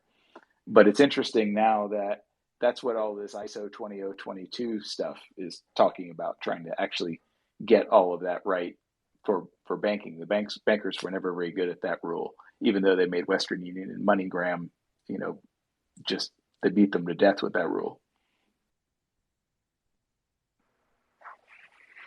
Yeah, I mean, I have to hop off here in just a minute, but I do agree. So part of the reason Ripple got out of the business of dealing with like the end users and money is that I think there was like a FINRA slap on the wrist that where basically Ripple didn't have licenses, and some of these regulatory bodies viewed like things that Ripple was doing as like that kind of people might not understand that you're really not a licensed payment provider, and yeah, you're giving them a wallet and you're telling them that it's their XRP and they're holding it, but to the uninformed, it might look like they trust you to be more than just somebody who gives them a piece of software. So I think they took a pretty cautious approach of like, we'll build the software, we'll let other people that have the money transmitter licenses and these other licenses you need in order to be in the flow of funds.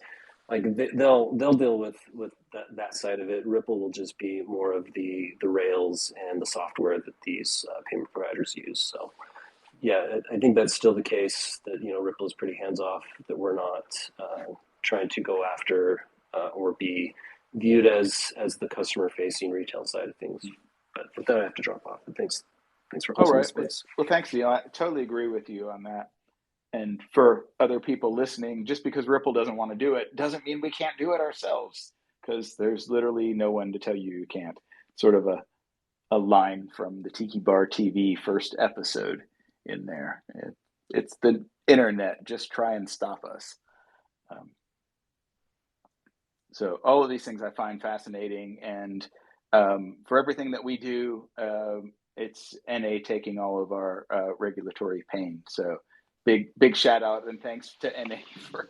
Yeah, I think we're also trying to pass the torch to other gateways as well, and not just having to do everything by ourselves. So, yeah, maybe one of the cool new developments, we are going to actively start adding more gateways to our platform, and with every gateway it comes new currencies and new assets. I think in the next couple of years, this will really take off. So one that we're currently integrating with is a South African gateway that's going to be issuing South African rand, and we're just hoping to add other African countries on XRPL shortly as well. So yeah, we should have more information soon about this. And like I mentioned earlier, because all of this fits so well together, you will be able to use all the gateways that are on our platform also with ZAM. So it's going to be whatever your local currency might be. I hope that we'll be able to cover it soon. Are these new gateways, are they owned and operated by other people, like you're white labeled the original idea and you're just managing the software and the wallet kind of stuff for them? Yeah. Awesome. Yeah. I'd love it when a plan comes together, even if it takes slowly. 7 years. I know. But yeah, I'm happy it's finally coming together. Yeah, I've been telling people this is the utility. When we talk about bringing more utility to the XRPL, it's quite literally more fiat, right? You need more fiat in and out, and you need it all over the world. And once you've done that, everything changes. And I'm glad you said South Africa. Are you working with Adrian or any of those guys down there? We are, but on some other project, not on the gateway stuff. Okay. So we are in touch with them and Finboss on the Interledger stuff. Yeah, and because those need to attach together at some point. Yeah, exactly. And so I'm still getting caught back up on that. And stuff Tiger Beetle's doing is just amazing to me. Yeah. So yeah, a lot of stuff. And I'm also shout out to Snake Nation if anybody's listening there. I've been I don't want to call it consulting or whatever, but I met them at the Interledger Summit in New Orleans, and they have a group of people in South Africa that trying to get creative youth in here and build an enterprise where they can sell things to the world. And they were using Interledger, and I think with a XRPL gateway down there, they'll be able to use both XRPL and Interledger. Yep. No, we're really happy with what's happening there, and let's see how quickly we can add the whole continent on XRPL. And I know that there is quite a lot of new demand for it, and people are asking how they can become a part of it. And yeah, like we discussed with Neil, I think the grants are really important. Also, that Ripple is doing some push, either directly or indirectly through XRP Ledger Foundation. It's important that new developers and projects feel welcome. And we've, as much as we have to say about Ripple, sometimes they really, as a company, have been nothing but great, and so many talented people there. And it's great to see that now the foundation is taking over, and that it is actually, if Ripple goes away, XRP Ledger is going to exist. There's so many people operating it now, including GateHub and the foundation and all the validators. So it's great to see that it's a properly decentralized blockchain. Yeah, I totally agree. And I think Monica did a great job. From afar, that's the only one I give credit for, because they at some point they split the the banking payment stuff to Ashish, and they said, Monica, go figure out how to get people to use the XRP ledger again from level. And she did a great job in spinning off the foundation, the stuff that Vitsa did, and the other foundation guys. I don't have my name list here. I'm an awful. Yeah, Bharat. Yeah. Thank you. Sorry, Bharat. They've just done amazing work, and that combined with the grants, so much stuff going on, so exciting. And I really think the growth everybody wants to see has to go hand in hand with the growth in gateways to move fiat money on and off, and to put some of that stuff that's now in external exchanges, the actual trading of stuff, back on the DEX. And once we've done that, then it will become readily apparent to everybody why atomic multi-party, multi-currency payments are awesome. Is that my completely too far agree. out there? No, completely agree. Yeah, and so that's why I had to get you out here, NA. Thank you for inviting me. Because nobody's talking about you enough. People should be talking about you more. Completely agree. I'm very happy that you invited me, and I'm happy to do it again at some point in time. Maybe go into some more details for some specific things. But it's great to see that there is a the XRPL community has been always great. It's great to see it flourishing, and that more people are building. Yeah, do we take any questions, Kai? Yeah, well, I actually have a question for Nay, because there are still some major updates coming to the XRP Ledger, both for developers and end users, and those are hooks and XLS 30. Are you already planning, testing, or looking to implement any of those features?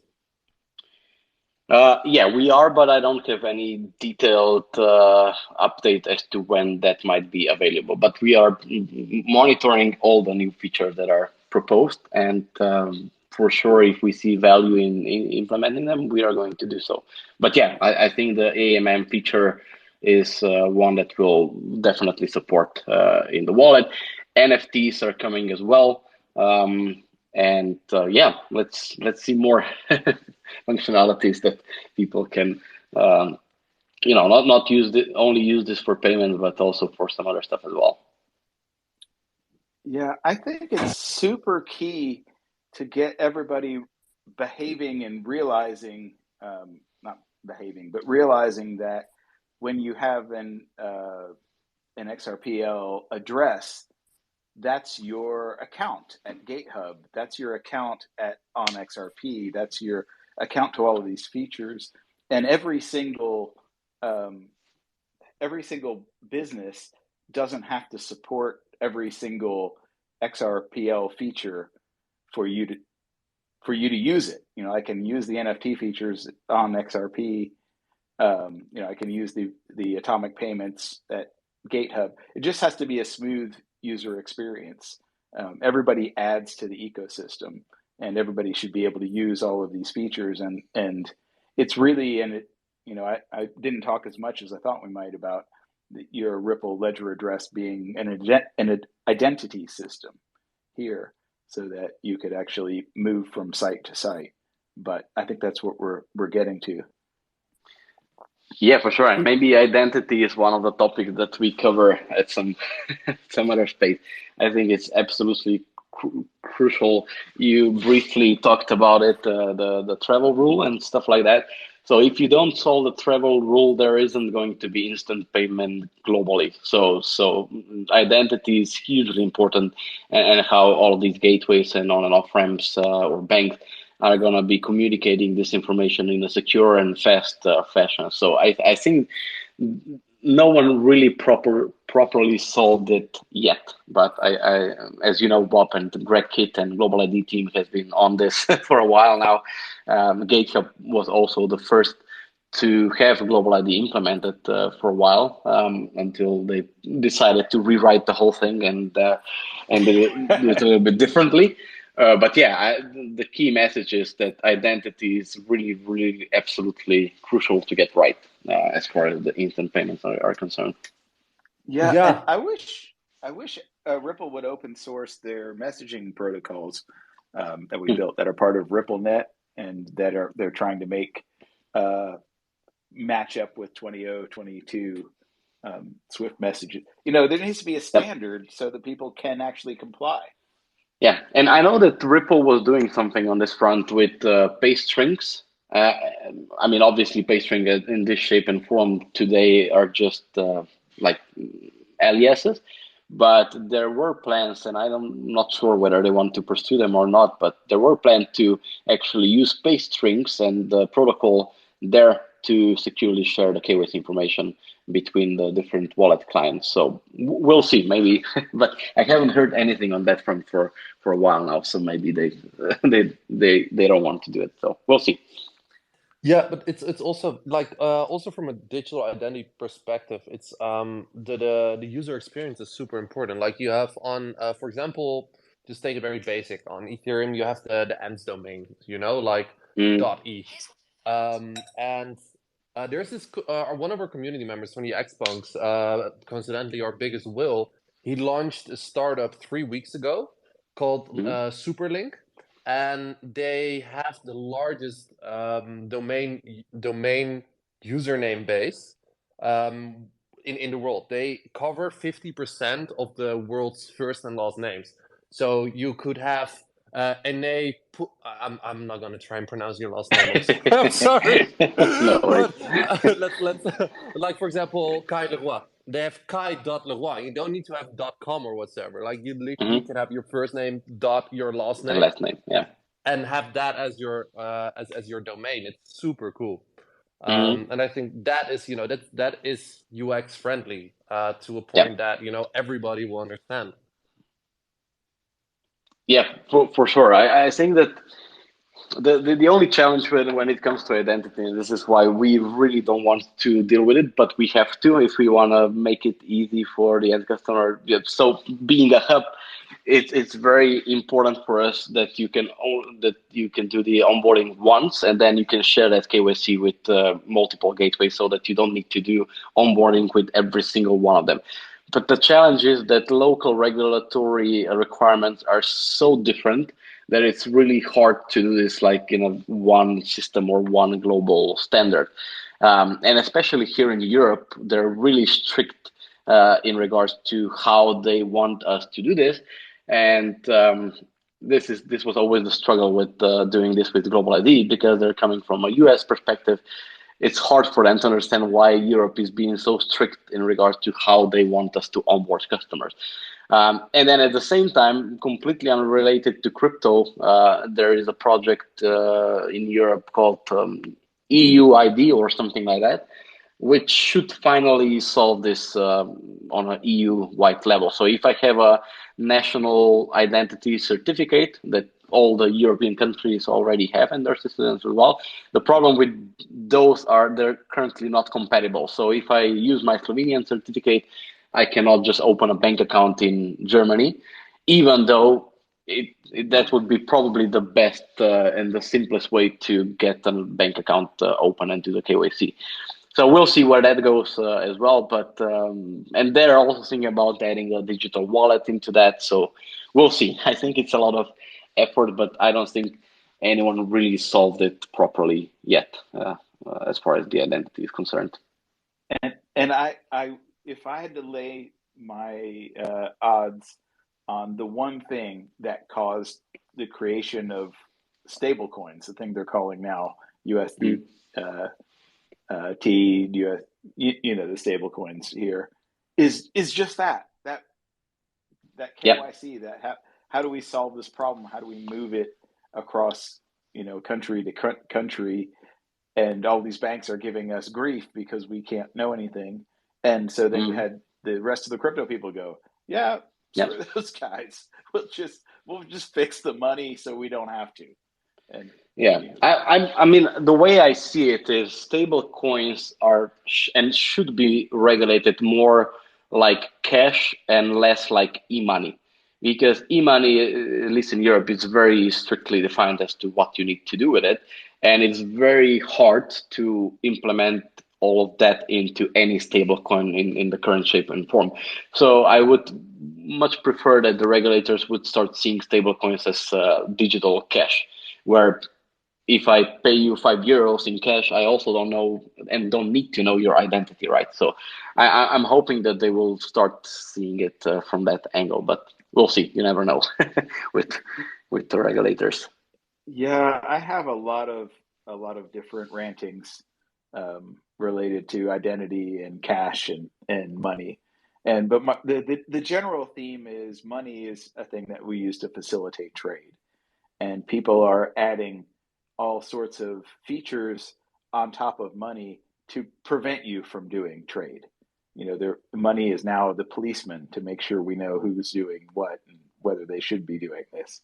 And to me, that makes the money less valuable as a utility system. And as you make it less valuable, people build alternative money. And I think that's really what happened with these stable coins is they went, look, you're making regular money too onerous to use. We're going to make an alternative money that swaps one for one with your money, and that's not so onerous to use. And you're going to be upset. Sure, you will. Tough, but I Yeah, find it and really. Go ahead, Kai. sorry. No, but there's like also multiple ways for digital identity. Of course, you have the fully regulatory compliant and also technical implemented way for digital identity, like in the most complex sense possible. But you also have a very basic, well, I wouldn't say basic, but like very, yeah, simple compared to the other form of digital identity, and that is basically profile picture NFTs.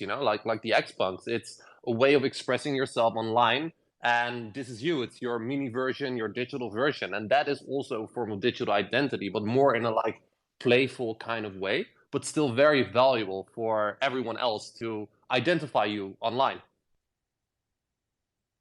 Yeah, and those things, I'm a fan. I've said it a million times lately that each human will have multiple identities that they use for different tasks or different groups of people.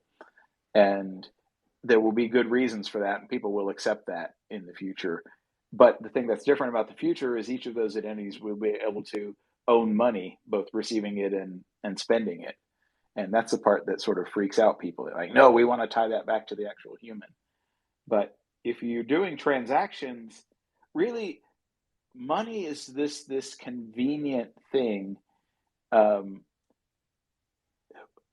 Money really isn't illegal, right? Money is just this intangible thing we pass back and forth. The stuff that's illegal is the thing that money is paying for, right?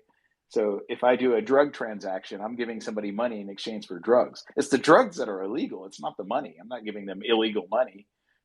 They're giving me illegal drugs. If I'm doing, some human behavior, it's the illegal behavior. It's not the illegal money. And so far, we managed to convince everybody that um, somehow the money is now illegal, and the money is. There was a long discussion in Bitcoin early on about taint. If somebody had stolen money, we could all blacklist that money, and it would have taint. Um, but it turns out that's just a horrible idea for a money system. Um, and really, money shouldn't be law enforcement. Money shouldn't be monitoring of people. Money should be facilitating trade, and facilitating trade is how we all get richer, because that's how we create value. Anyway, end bomb rant for now. That rant will recur over and over again.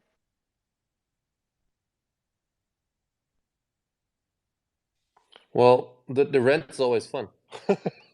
I like you renting, Bob. But no, it's a very interesting topic. Money, digital identity, and I think that currently blockchain is laying the foundation for the future. And yeah, I'm gonna paraphrase the most cliche sentence in Web3, which is we are still early, but from a technical perspective, it is still early. We're basically pre MVP to what is actually possible. And that is a very interesting period because we're testing out in real life with real people, real users, with real feedback, and that is how you create a sustainable ecosystem that is future proof.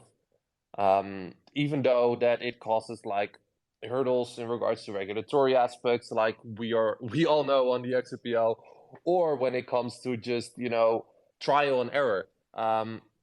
But that's always the start of innovation, and that's always leading the growth curve for the future to come. And I think it is a very interesting time to be a participant in the space. I find it one of the things that, as I get older, that I want to rant about is as we build things now, and I'm going to take Xpunks as an example because hey Kai, Xpunks, when you make these punks NFTs, and some of your guys do the artwork, I forget his name, but when you sell those NFTs, it's really clear that I'm paying you guys, the Xpunks, for the NFTs, right? Um, Now, the NFTs are not by any sense regulated or illegal. Is that fair enough to say? Sorry, could you say that again?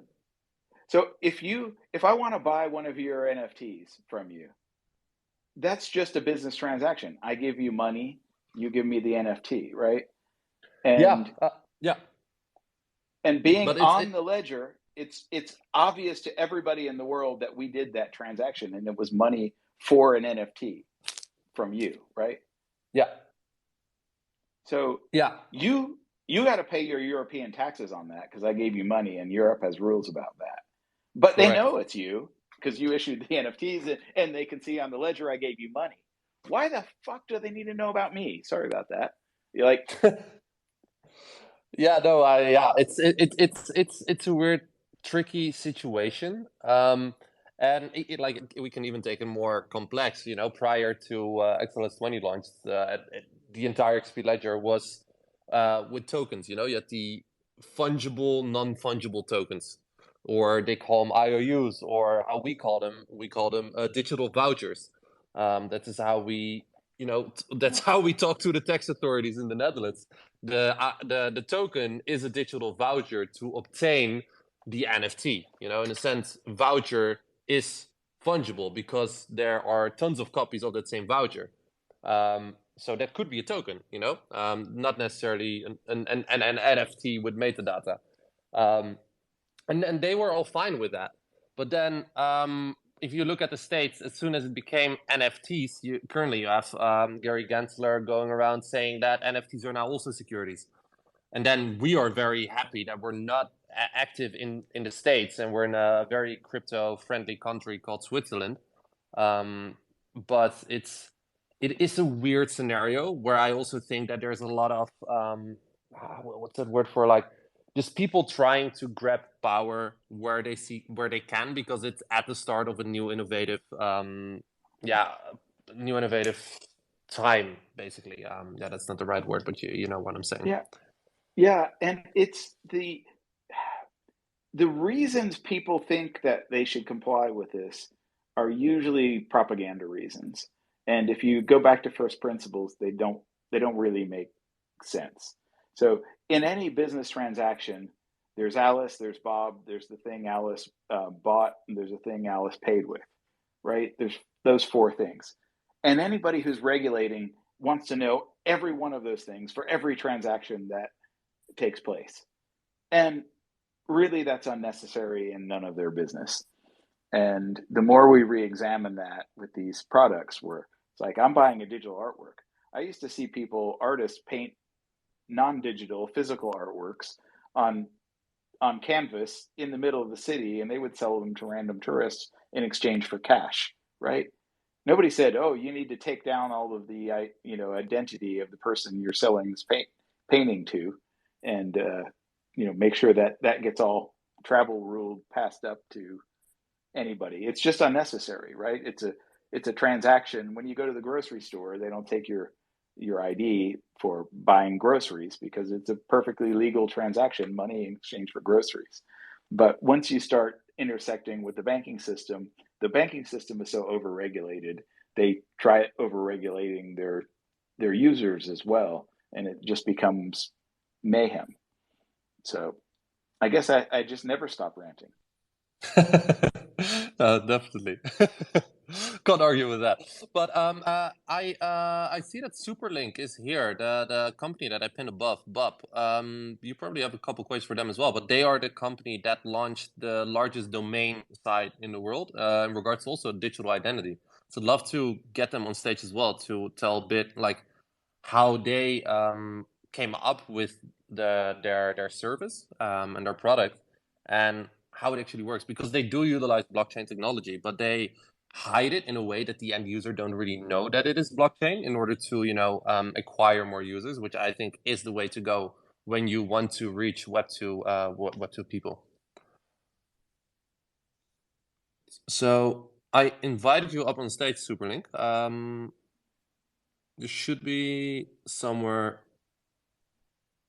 Yeah, let's wait until they figure it out. But yeah, no, very interesting. Yeah, there we are. Hey, is it David? Hello, how are you? Hey, how's it going? Mate, I'm literally just heading to bed, and I saw that you guys were on here, so yeah, just thought I'd jump in and listen to what you were doing. It's all very interesting, from what I've heard in the last 2 minutes at least. But yeah, to give you a very fast overview of who we are. So 3 years ago, I lost my job in theatre and happened to hear a podcast about Handshake, which is a decentralized domain name system.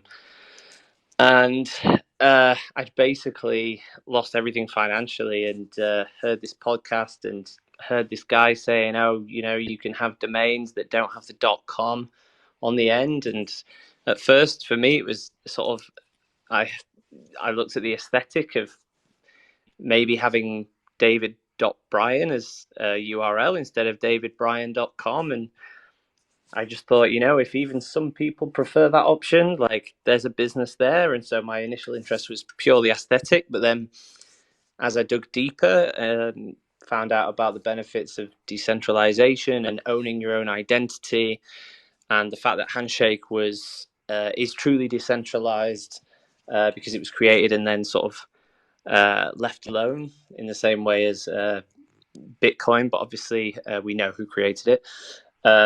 but they very much left it alone, and now there's a thriving community. And then I basically spent 3 years focusing on people's names very specifically. So I basically made a giant index of every last name in the world and created a valuation system by population and set about to trying to collect as many as possible with the view of eventually starting a website where people could literally buy their identity forever in the simplest format, which is first name dot last name.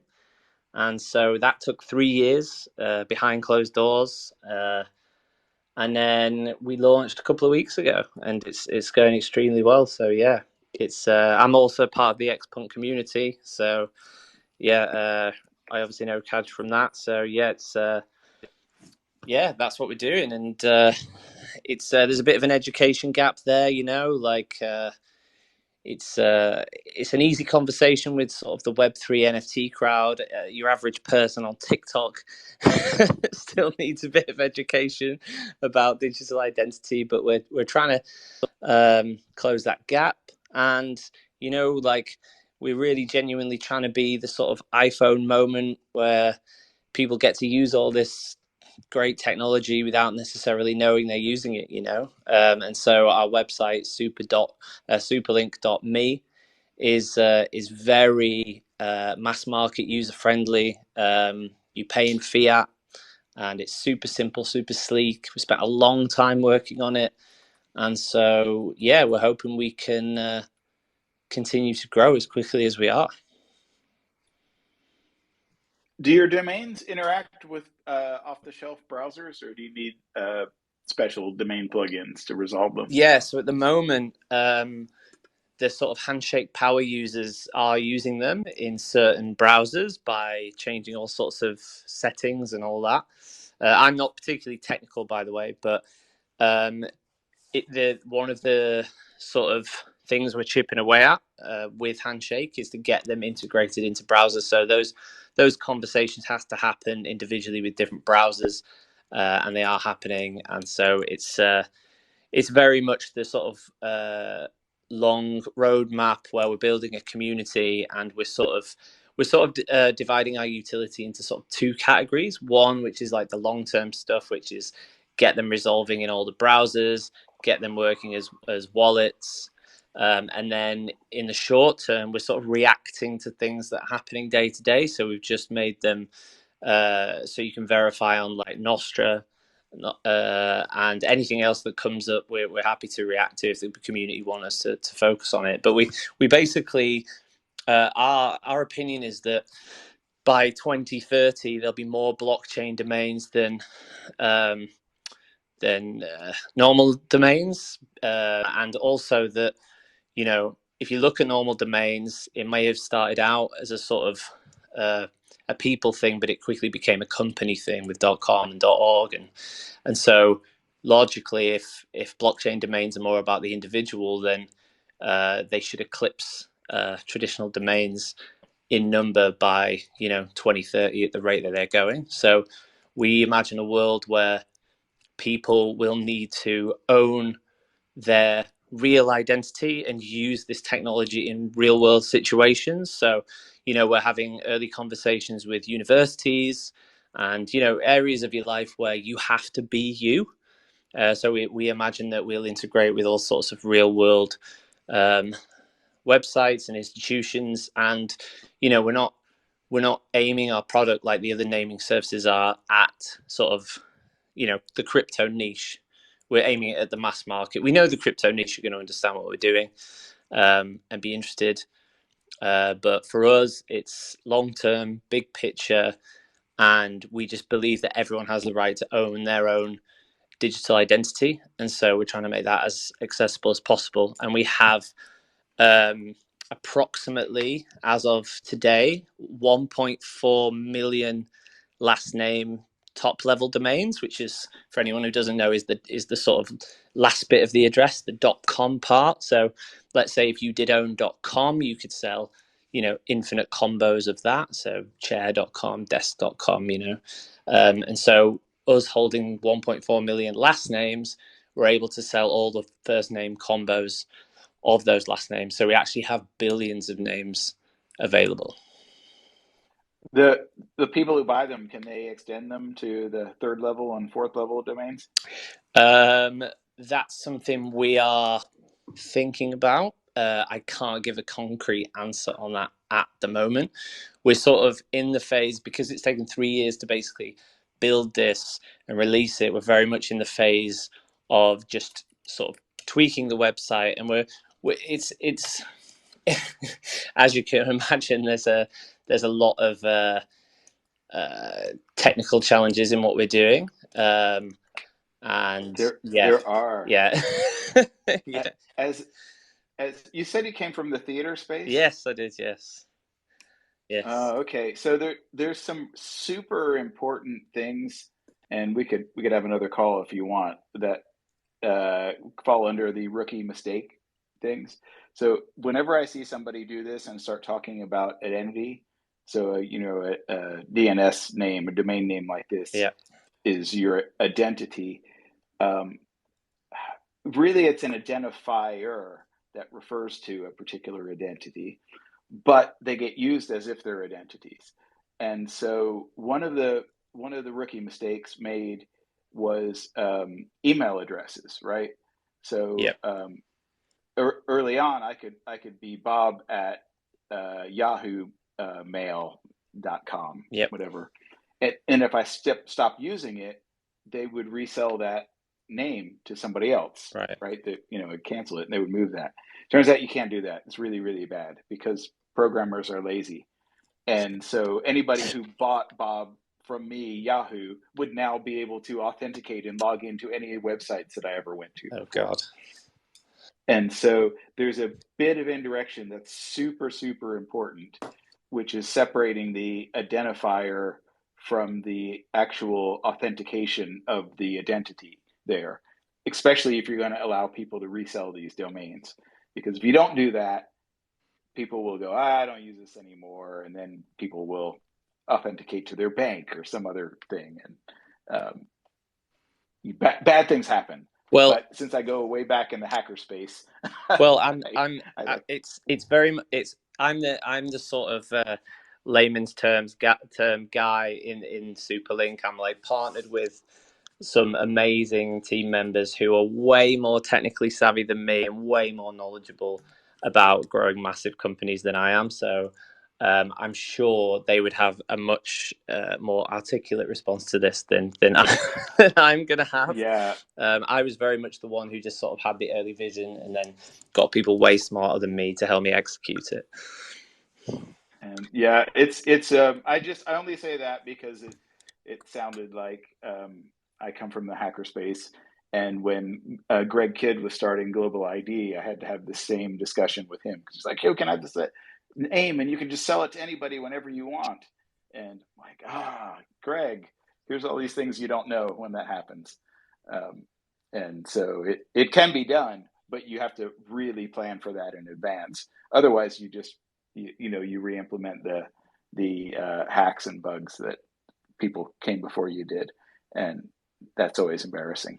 Yeah, well, I feel very safe saying that, like, I'm sure our team have got this issue covered.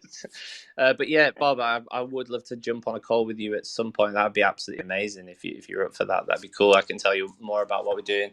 And the website superlink.me if you want to just have a glance at it and see. I'm looking at it now. Oh, cool. So, yeah, I'd love to, but I don't want to keep you up all night. No, it's cool, man. I'm gonna go to bed, but thank you so much for letting me talk and hello to everyone. I'm a big XRP guy, I'm a big Xpunks guy, and I can see a bunch of people listening to this that I consume their content and stuff. So just a big shout out to everyone. And my Twitter is David William Bryan.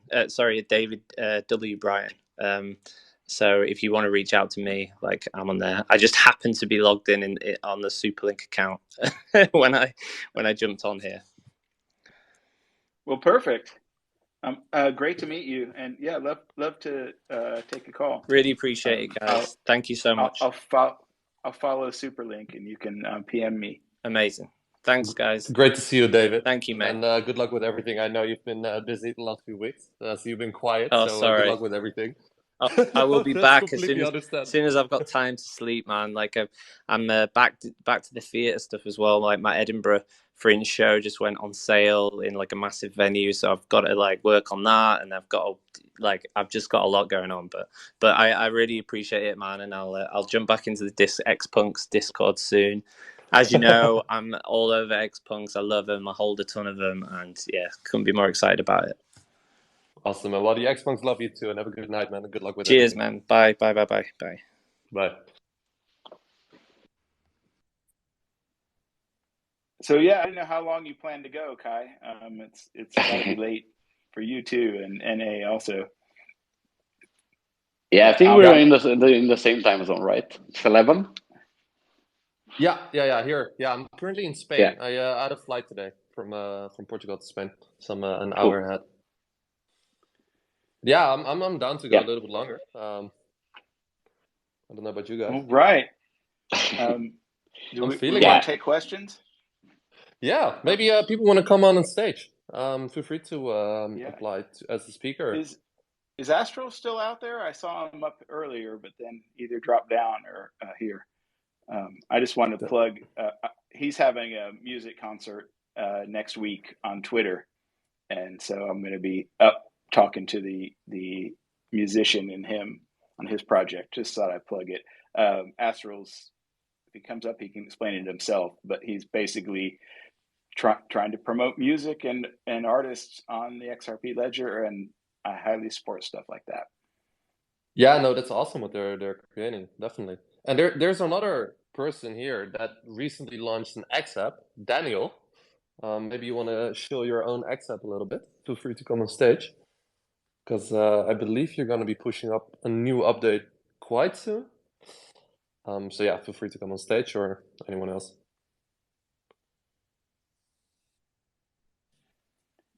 Anybody have questions about actual money on XRPL? Because I think that's the key to all of our futures here.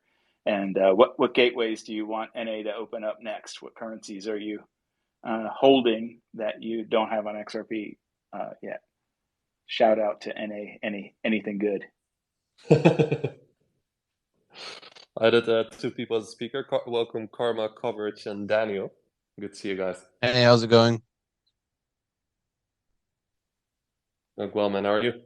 I'm fine. So, quite nice to have a space that's not the usual convos you have in all XRPL related spaces, like, oh, all the money and ODL is taking over the world and all that stuff. So, yeah, was listening to it while doing some work. Good job. Keep it that way, because most of the spaces, it's always the same conversation from the same people about the same stuff, which 80% of that stuff is then usually wrong because people don't understand basic shit. I'm also really glad to have Bob back, and what he's trying to push forward. I highly agree on. We need more retail people on the ledger, more people to build stuff, figuring out how to get developers build stuff that generates revenue, so they keep building. That's an issue we discussed as well yesterday on the cafe space, where I said it's pretty hard to build something that generates revenue on the ledger at the moment. So people can quit their jobs and work 9 to 5 on awesome ledger stuff. So, but as you said, I think even we are late to most of the normal crypto stuff that goes on, but we're still early when it comes to the XRPL, and we do a lot of things better. So we just need to get more people interested, on board them properly, and then get solutions built for normal people, right? Because Ripple is going to do their thing. And if a majority of people think they're going to create generational wealth because a third party is doing something for them, that's obviously wrong.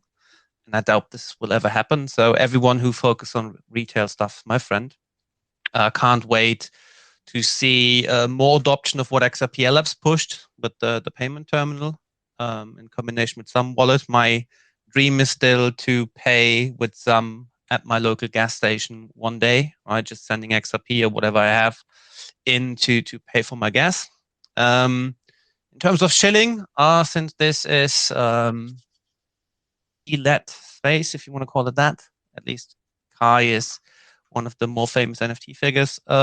Yes, you're right. We're technically waiting on XRP to do their to release their new branding, and we have a couple of smaller updates for non-fungible pending, a couple of bigger ones.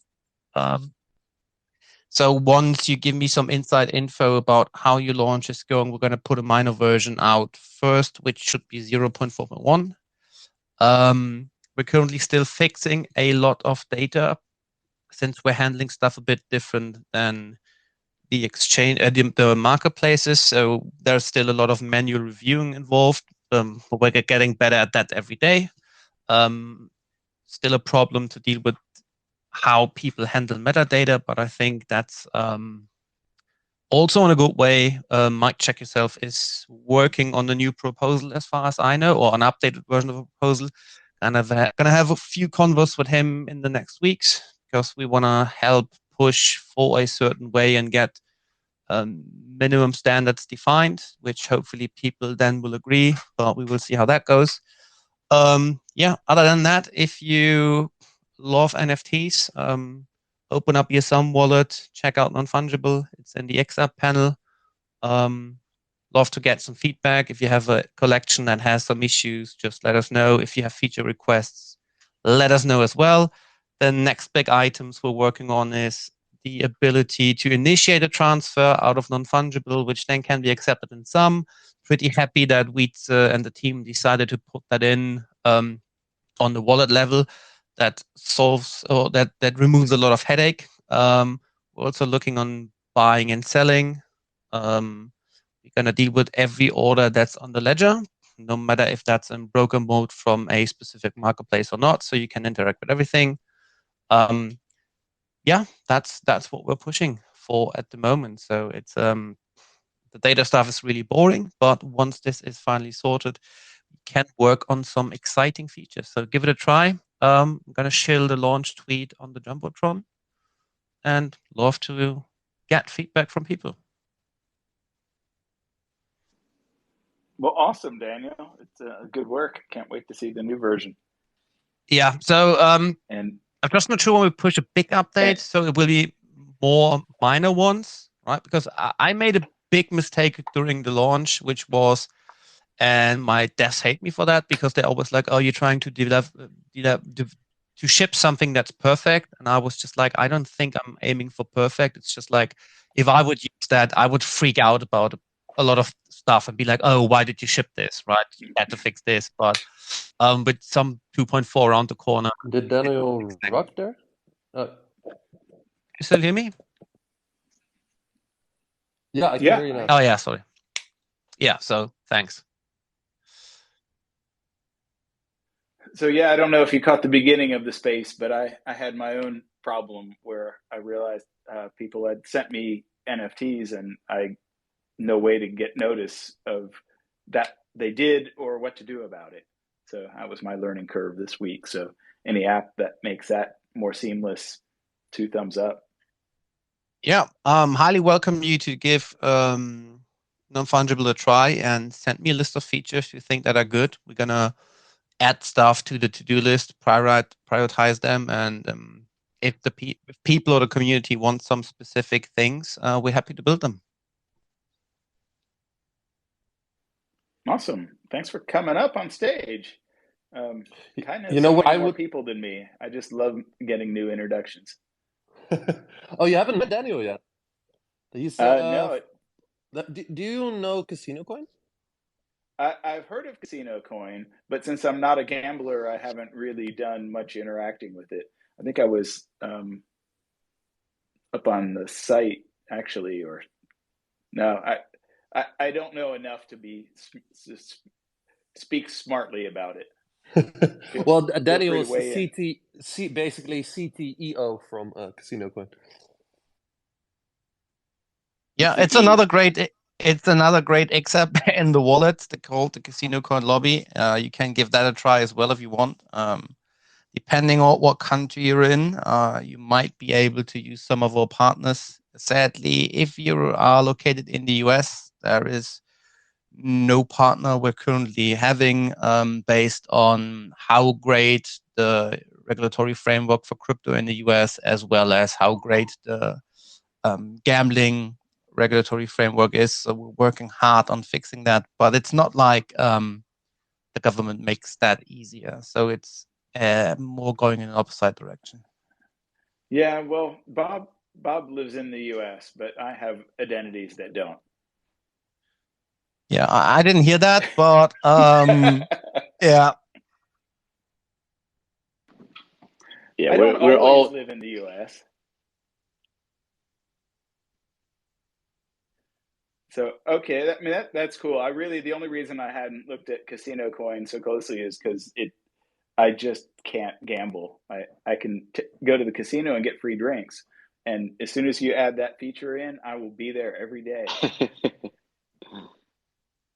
How about we're gonna issue some NFT, some NFT of drinks, and we're gonna send them, and then you just open a can of beer every single time you get one of these NFTs. Then it's technically the same. That would be great. You got to start somewhere. We can create a raffle system drinking game based of NFTs and host a space while doing that. Oh, do you know that game called Shot Roulette, where you have like a roulette wheel and then you have shots around the thing, and depending on how the numbers are split, when the ball lands on one of your numbers, you have to take a shot. That can be fun or it can be quite destructive. So maybe we can build something like a web version of Shot Roulette. I'd love to hear only one's response to this, because he's putting his hand up in this conversation.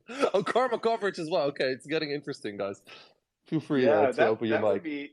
That would be a nice app. And I still maintain that the reason people are interested in cryptocurrency in general is because it allows them to do things that they couldn't do with regular money, right? I mean, there's really no reason that we should downplay that.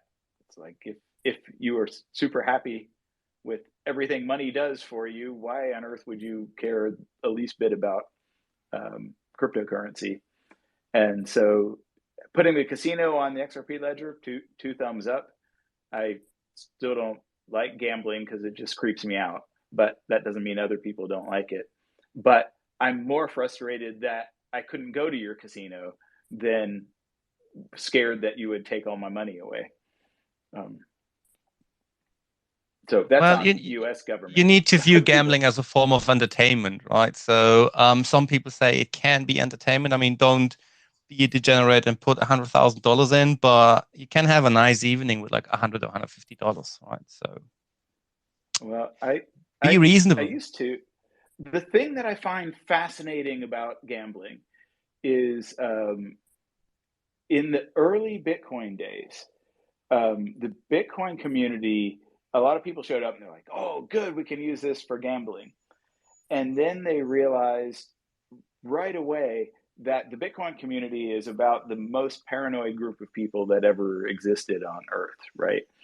And to build an app that said, okay, you wager your money on the internet, I'm going to spin the roulette wheel, or I'm going to spin the slot machine wheel, and then I'm going to tell you you lose, just did not go over very well in the Bitcoin community until somebody invented this really cool concept of deterministic gambling, where basically they shuffle the cards in advance, gave you a hash of the deck shuffle, then you would play the game out fairly and you could verify that nobody reshuffled the cards against you online.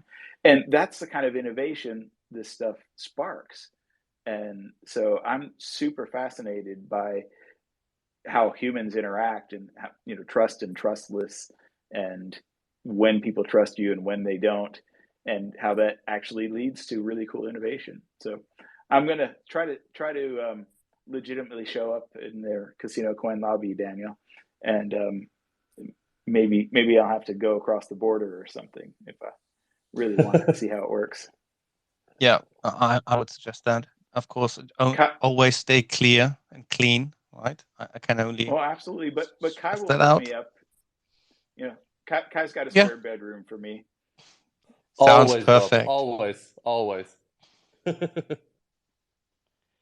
No, but it's funny. Like the first time I actually, well, quote unquote, gambled was during Apex because it was, of course, in Vegas, and it was like 4 o'clock at night after the after party from Ripple, and I think I went with Jack, who was on Daniel's team for everybody's reference, and I had no clue what I was doing. I had never played blackjack in my life, and I ended up winning like quite a lot of money with like minimum input, and then I don't know.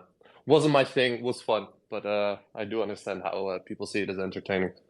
Yeah, Um, my wife loves to do it. Hey Kai, can you bring Astrals up? I want to give him a chance yeah, to plug definitely, his definitely. his And thing. Good. Karma covers an only one. Feel free to just open up your mic. It's very polite of you to keep your hand up, but everybody's just talking. But like if somebody steps over a line, I'll just mute him. So just feel free to talk. Okay. Hey, Bob. I just wanted to ask you a question. What are your thoughts on DID, decentralized ID?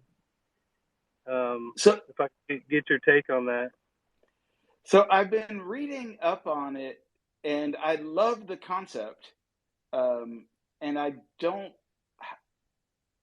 DID is way better name than self-sovereign ID, which I hate.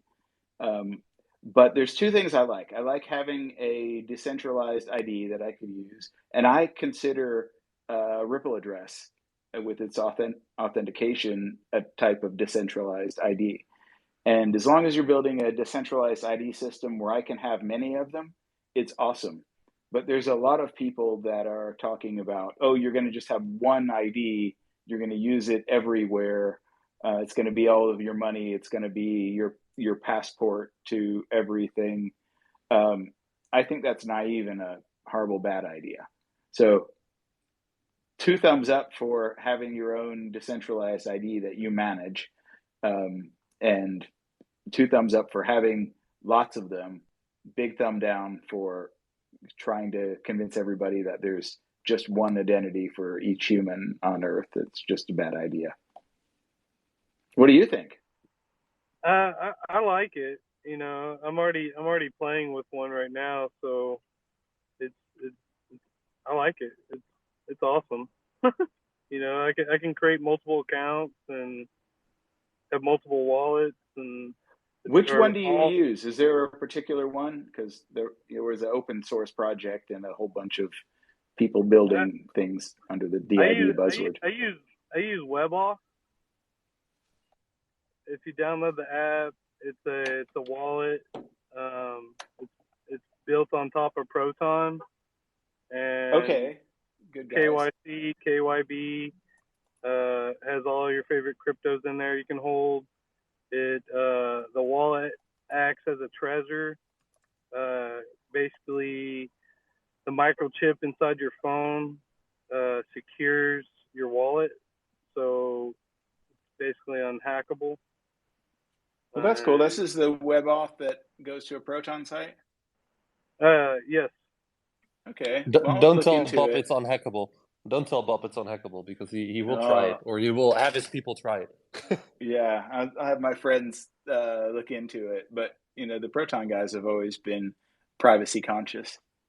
Um, I really am strongly in favor of identity because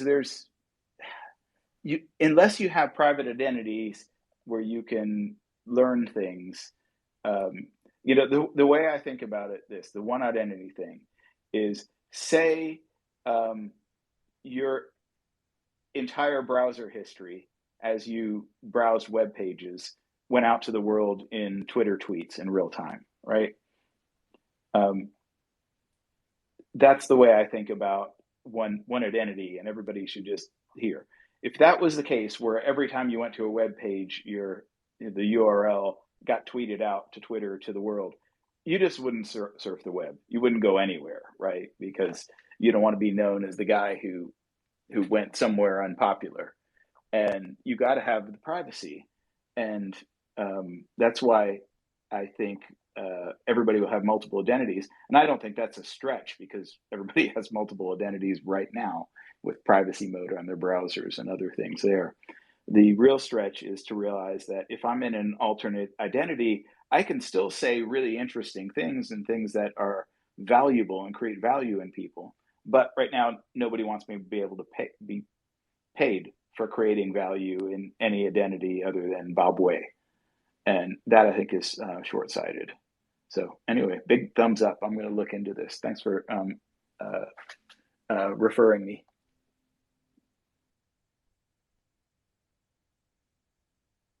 Hey, thanks for having me up, Kosh.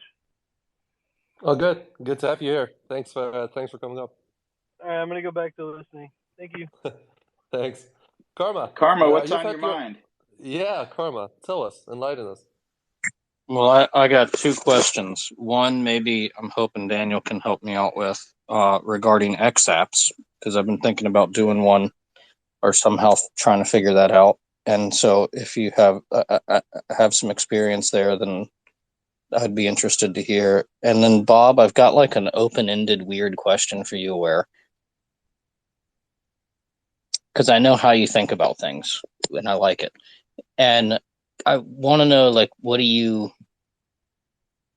I really am curious about the X apps thing, so don't distract. I'm just giving Bob some time to think before he speaks. But like, what do you see as some of the stuff?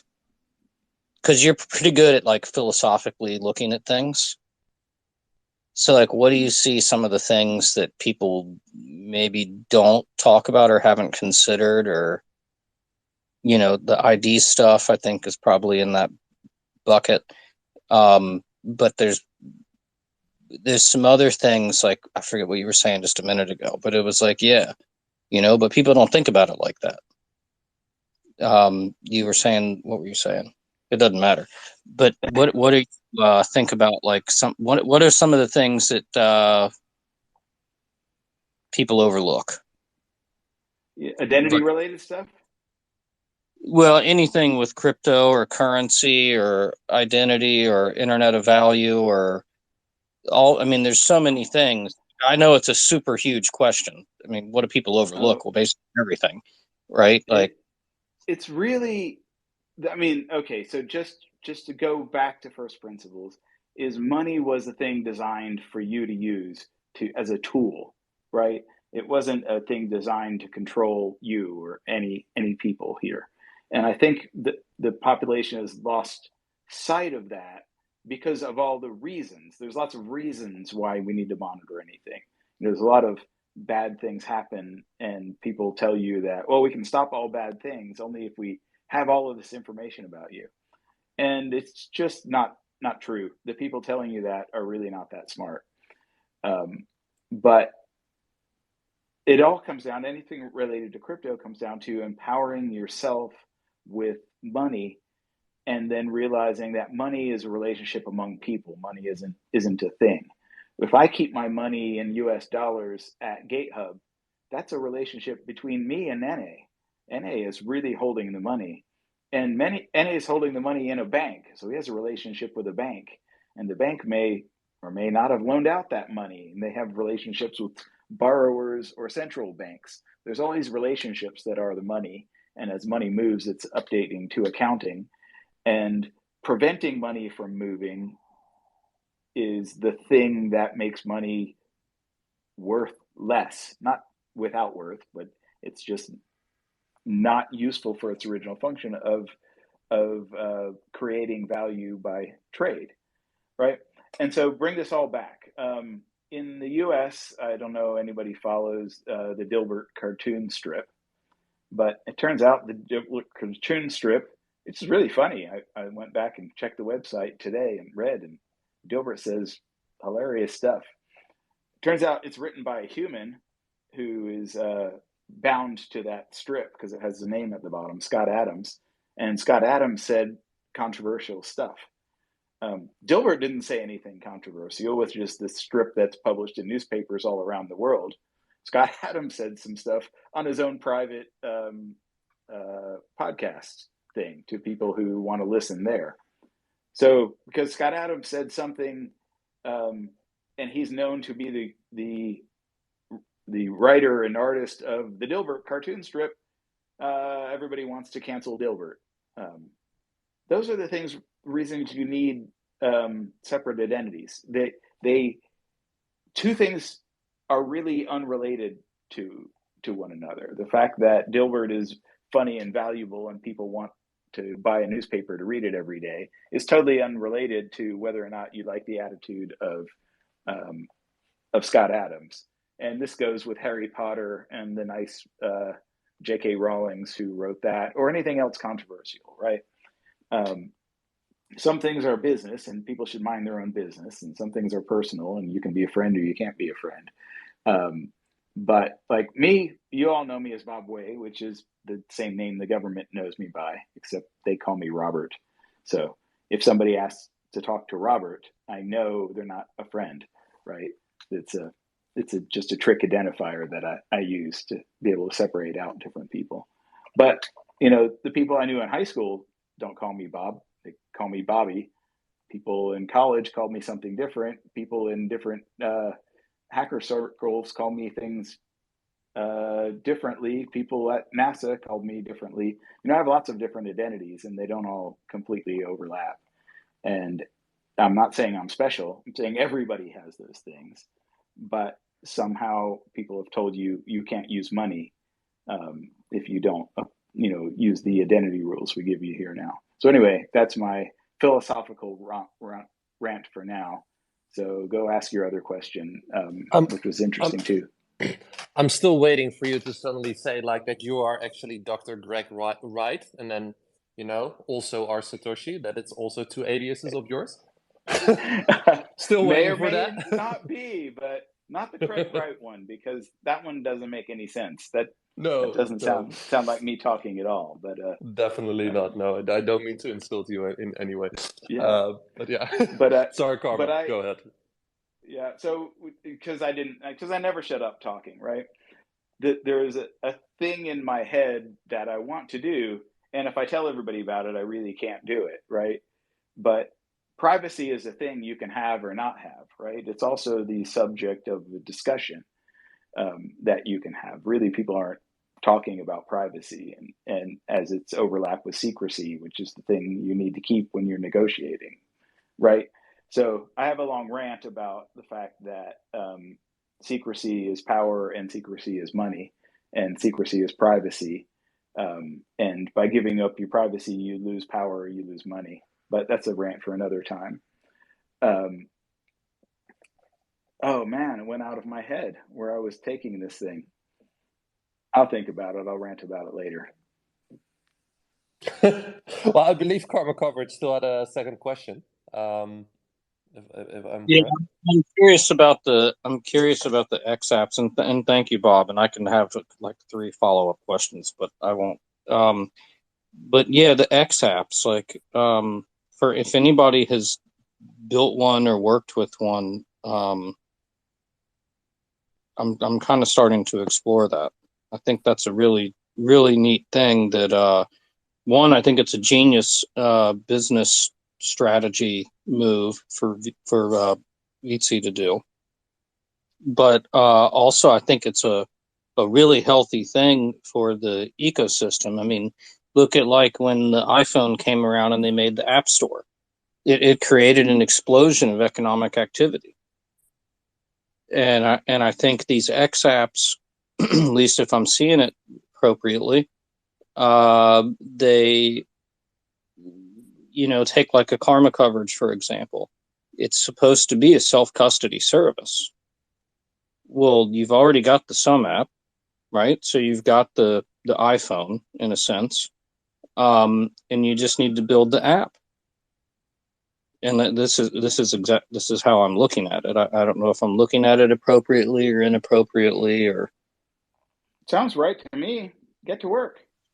Yeah, so technically it is, right? The advantage of having Sum as an underlying platform means you don't have to deal with Google or Apple because they suck when it comes to putting apps out, especially if they touch anything in regards to crypto. You can look to endless discussions about why you can't do things in a way that are perfectly logically and fine because they don't understand it or they don't want to do it or whatever. So you have to push an update like 5-6 times.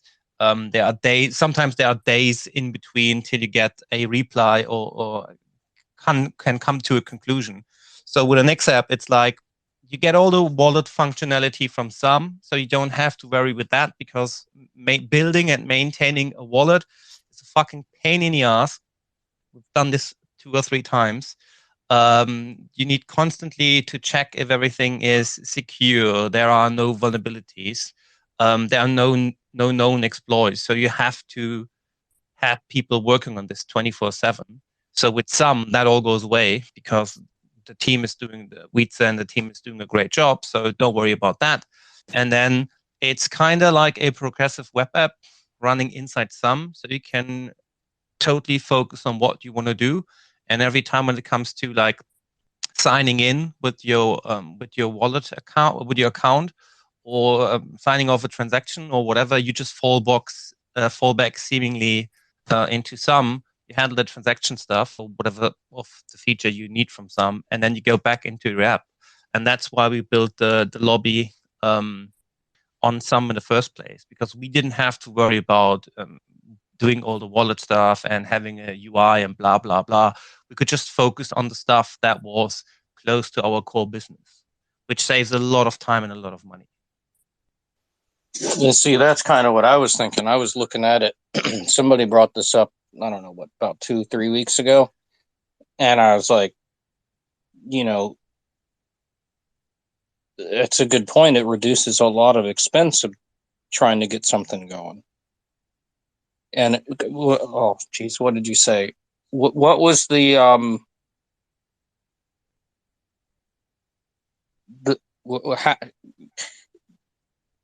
what would you? I'm guessing that the cost of development is cut in half. Would you say that's roughly right? Or yeah. So looking at the wallets that have been developed, I mean, just the wallets. The first thing we were doing was developing was a fork from the Toast wallet. The second one was the lobby, the casino coin lobby, the bankroll manager, which was a own build, and then we built another tool for someone else. And I think I would need to check Git, but this roughly did take like 1 to 6 months. So between 1 to 6 months, right? You get faster the more often you do it. But if you want to do this correct and you want to have the same functionality, except XApps like XAM, and depending on your headcount, the more skilled people you have, the faster it will be. But 3 to 6 months is realistic. So if you have to pay 3 people 9 to 5, they are skilled, average salary, you're probably going to look at 50K plus at least if you're doing it in the correct way. I'm not talking about a couple of friends with no jobs, just coding it and somehow paying each other whatever way. So from an enterprise or business point of view, so I would say you can't do this for less than 50K at least. Well, plus you got to have lawyers. That's the yeah. You need lawyers for terms of services, privacy policy. You need to deal with the App Store stuff, so there are costs.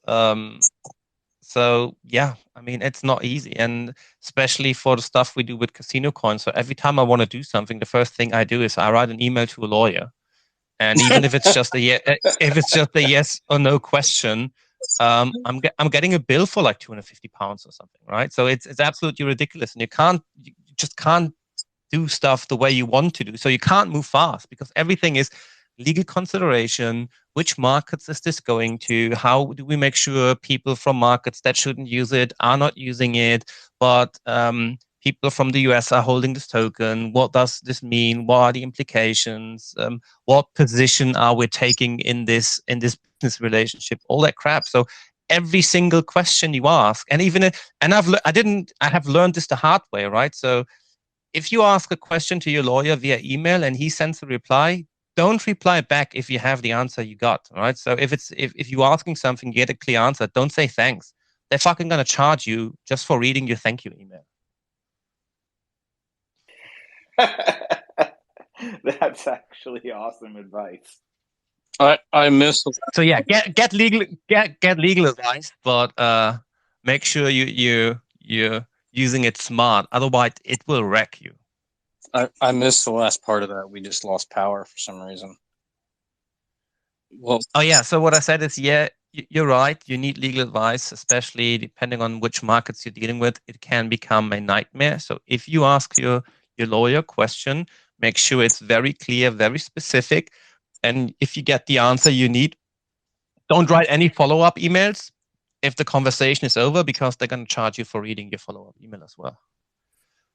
oh yeah, my mother's an attorney, so I've grew up with that. So I see Astrals came up, and I only chatted with him over text about what's going on next week. So I'm hoping you'll clue us in, Astrals. What kind of music we're going to hear? Oh, hey, And everybody. Yeah, and hey, Bob. introduce yourself if you want to use your real name. I don't out people unless necessary.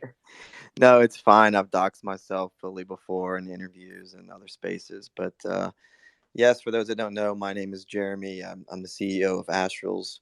We're an entertainment company. We're in Web3. We're doing lots of stuff on the blockchain to remove all those tough things that Daniel actually mentioned. Even though we don't face most of those anywhere near the same amount of hurdles or whatnot, but no, we're just super excited to be able to connect the Web3 community, the XRP community with music. It's something it's a common thread. We could all sort of agree about music. It pretty much is a great thing, and we really see it's a great fit for the blockchain, especially for the artists. We obviously shift all the focus to the artists in terms of the revenue, and we're just really excited about it all and be able to sort of unlock a lot of talent that's been held back with problems with immutability or problems with being able to prove authenticity. These are problems that are solved here for us, and so the artists can really grab hold of their revenue and their future. So, yeah, no. In terms of next week, I invite everyone, please, come on out to. We're going to be doing a performance by an artist who is soon to be dropping his single on the XRPL. It's going to be a single called Nevermind, Nevermind. He's like a singer-songwriter, sort of indie pop sort of sound, but it's really, really, really good song. And he's told me he's figured some little audio tricks to sort of maximize and optimize the quality of the sound. So, you always want to go with a grain of salt with that, but because we're going to be on the Twitter platform, we are actually going to be hoping for a decent sound. But we'll see how all that goes. There's other factors, I guess. But so that'll be on Tuesday, and that's 12 p.m. Eastern time on Tuesday. We're going to have a concert in Twitter Spaces, and the great Bob Way will be there. He and I really resonate on the New Orleans issue, but also probably around the same age as well. So just really happy to connect and see all the things, gives fresh ideas. He kind of comes into this space and just kind of gets our creative minds thinking of how we could actually use the XRP ledger. And it's interesting to sit here and innovate with you guys. Yeah, and one of the reasons I'm so happy to have you on here is you're doing good things, trying to get money musicians. My brother's a musician. We talked about that. But also, everybody loves music, and music is one of those avenues that's going to bring non-crypto people into crypto, if we could do that. And, your goal is to get money into the hands of musicians. And, I hope you get to meet NA here, which is the on ramp and off ramp of the money that's moving to musicians here. And so I thought having you both on stage at the same point is just acknowledging the fact that everybody wants to make money in crypto, but the money comes from people who work their day jobs and want to actually pay people for doing something else that they made their day jobs. In this case, your musicians, another artist, have made that their day job, and they like to get paid, but they need the audience to be able to pay them. And the way that first step in that is and a on ramps, gateways, gate hub. So I think we have an end-to-end solution today, all on stage. Totally agree. Yeah, it's nice to meet you, NA. Yeah, you too. Yeah. Can't wait to add you. I definitely gave you a follow there, so can't wait to dig in and see. I mean, I know a little bit about what you guys do, and this space has been unbelievable for. I think it was the beginning of the space, really, where you kind of came in and told us a great summary of what you guys are doing. And so, like Kaj, I was very pointed when you mentioned something about the interface with Ethereum. Not so technical of a person, but yeah, just I don't know. Maybe you could expand on that for the newer audience. Did that refer to some side chain, or was that something that was just a sort of quote unquote like a bridge from you guys directly to that chain? How does that work? What do you mean exactly? To what point are you phrasing? So the earlier, MetaMask wallet? yeah, the MetaMask thing that came up earlier, where Kaj pointed out that was extremely interesting to be able to integrate those things. Yeah, no, definitely. Like the data set shows in regards to like the NFT growth on Ethereum is that all started with DeFi. Liquidity from DeFi went into NFTs, and that caused basically the NFT run on ETH because of the liquidity created through DeFi. And all that liquidity is stuck in MetaMask, people using MetaMask. So we can find ways to integrate MetaMask onto the XRPL.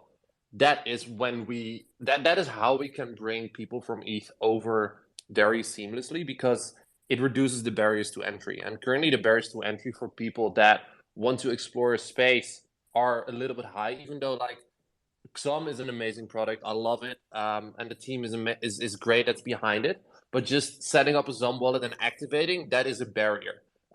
Whether you like the app or not, it is a barrier. And that holds people back to come over.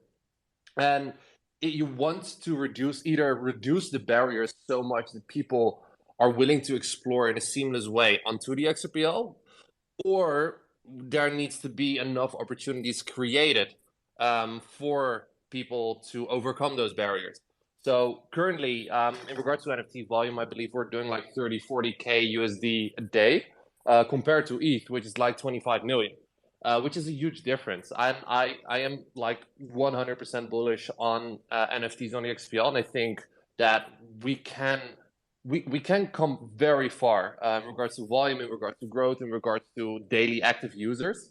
But we need to also stay true to the fact that there are barriers, and we need to find ways together as a community to overcome those barriers in order to drive the adoption of NFTs on the XRPL. And it's everyone together, and it's people building on the XPL that are going to be driving more liquidity towards the XPL. It's NFT projects that are showcasing opportunities for both holders and also people wanting to start projects. It's infrastructure builders like ourselves with OnXRP, or like XRP Cafe, that starts a competitive environment where both our companies stay sharp, keep innovating.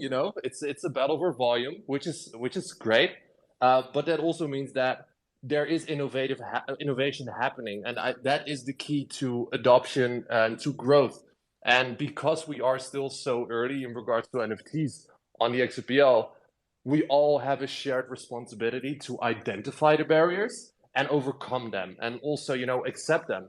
And I think that's one of the reasons that I started these spaces, to have a neutral ground, non-branded, to come together, brainstorm ideas, and also educate the masses outside of the scope from, hey, there's going to be a buyback, hey, it's going to be pegged to gold, because that's all bullshit. And if we say all those things, nobody's going to take us serious. Like, it is a great blockchain, it's great technology. How about we emphasize that, showcase the capabilities to others, and then bring people over, instead of spreading bullshit about 10,000 per XRP, that kind of stuff. I mean, you're making a great point there, and I don't want to rain on your parade, but here's something I keep saying all the time. I totally agree, right? So First, I want to add, and I said this before, I know that some is doing some stuff which will make onboarding easier. So that's going to happen. It's probably a bit down the road, and I can't spoil too much because Wietse is the one to talk about this, and I'm not fully aware of screenshots about that are already out, but it's happening. I'm one of the persons that complained about this a lot, and the example I'm using all the time, I'm meeting a friend in a supermarket, I want to onboard him into some, and that's like a 5-minute job. We need a piece of paper so he can write down his shit. That's super annoying.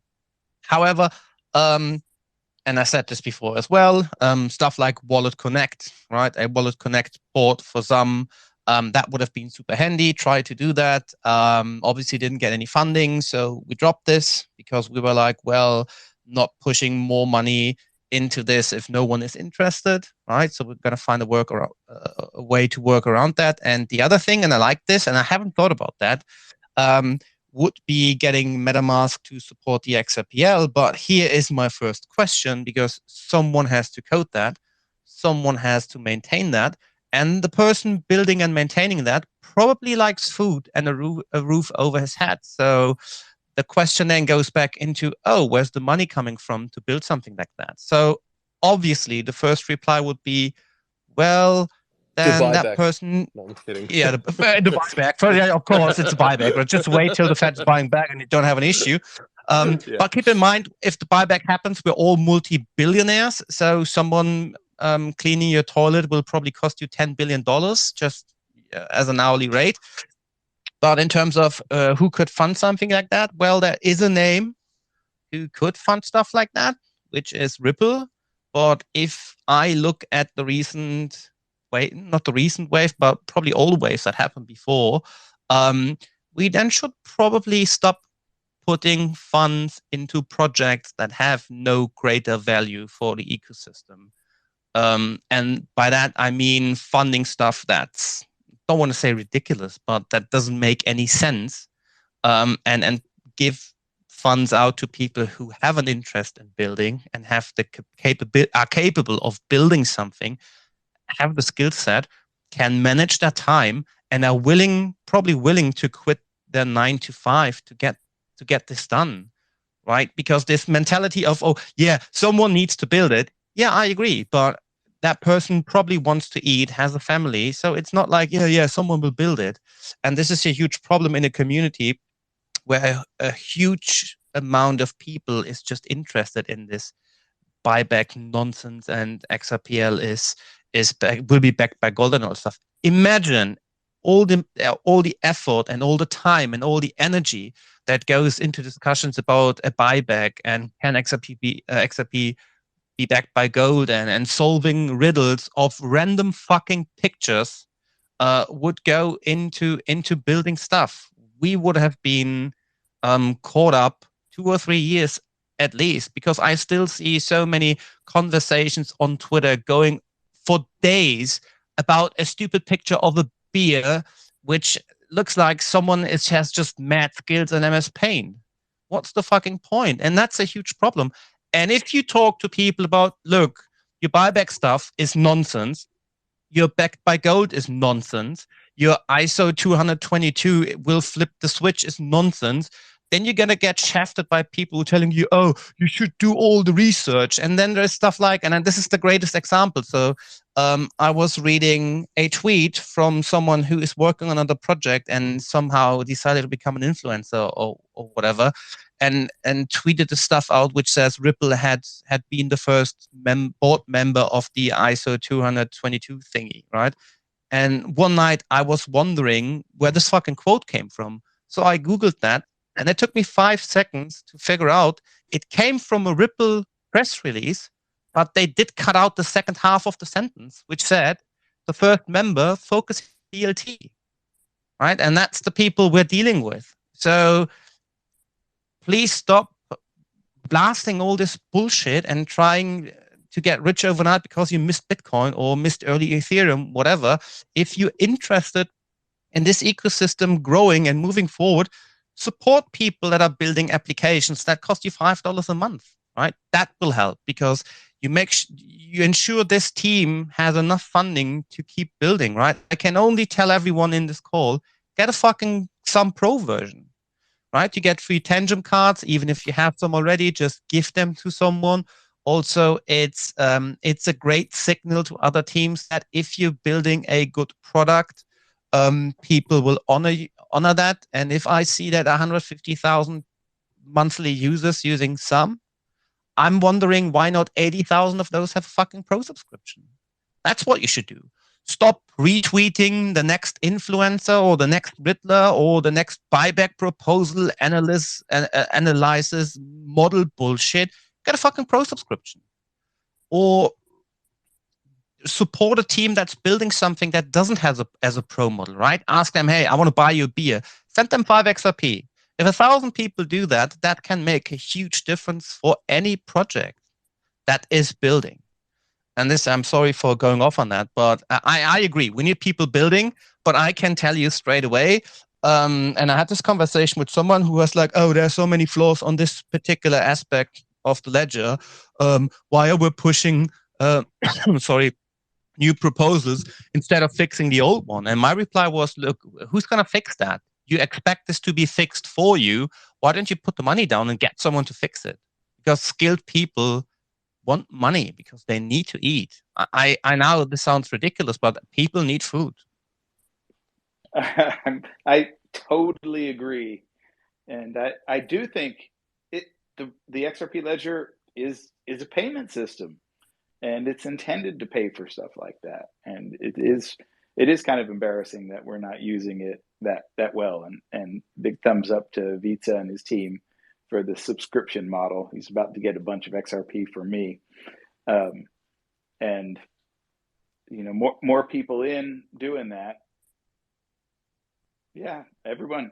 I totally agree. It's spinning in my head now, Daniel. Good rant. Definitely. And I think we should be open as a community to everyone building, like in order for this ecosystem to thrive, we basically need 3 kinds of people. You have the foundation, which is the most important one, which is the developers community, people who know how to build infrastructure. The second layer is people who know how to build businesses in order to maintain a sustainable business so that it can keep building. Then the third layer is the marketing layer, people that market the product and infrastructure built by the business and the developers in order to acquire users for the business to be sustainable. And if we have those 3 target groups working together seamlessly in a way that it's being very acceptant and open for the community as a whole, then you have the perfect mix to drive this success. And that is just very important. We should embrace innovation. We should embrace everyone at least trying to make a move on the XRP ledger that has good intentions. Yeah, hey guys, I just jumped in. Nice talk. Hey, man, how's it going? I just wanted to disagree with Daniel. I think, Daniel, your expectation is a bit too high. I think because the expectation is, and it's rightfully so, to make a living, but I think the condition is just not giving it. If you want to go, go full time or whatever, monetize a lot. I think the XRPL is not right now, at least, not the right place, depending on your use case, I would say. There are just a handful, I would say, of businesses on the XRPL right now who are able to do it. And even them are not really satisfied, I would say, with, where they are, maybe. It could be better, let's say it like that. And also about the wallet. A wallet is not a moneymaker. You cannot make money out of a wallet. Zum is not making money from Zum. And they will never be. They will never make money from offering Zum as a wallet. But you have to look of other. That's not correct. Well, that's not what correct. Is not correct? Because the goal of Zum is to build a sustainable business for their Zum operations based on subscriptions. Exactly. One of the very first tweets announcing sounds is saying that. So that's the business. Yeah, this goal. is correct. So. Like this is what I want to say. The subscription and Zum Pro, this is the move and other stuff like you can get vanity addresses and other services you provide. But the core the core business is free, because I mean you cannot say, hey, if you wanna use Zoom, then you have to pay each time you sign something or log in. This will never bring you adoption. If MetaMask would be like this, nobody would use MetaMask. Yeah, but no one's No, saying that. yeah, because I'm just we were saying I would not build this because it's not making money, which is fine, which is fine. I'm not saying that, but you know the expectation of this making you money is I think false. You should in general, some things have to be free in order to enable other things to be built that can make you money. And I see this all the time on the XRPL personally, that people rush to make the money, I would say, where there is no real money to be made, at least right now, because they want it now, okay, now, and not an investment basically in what they are doing. It's just my personal opinion.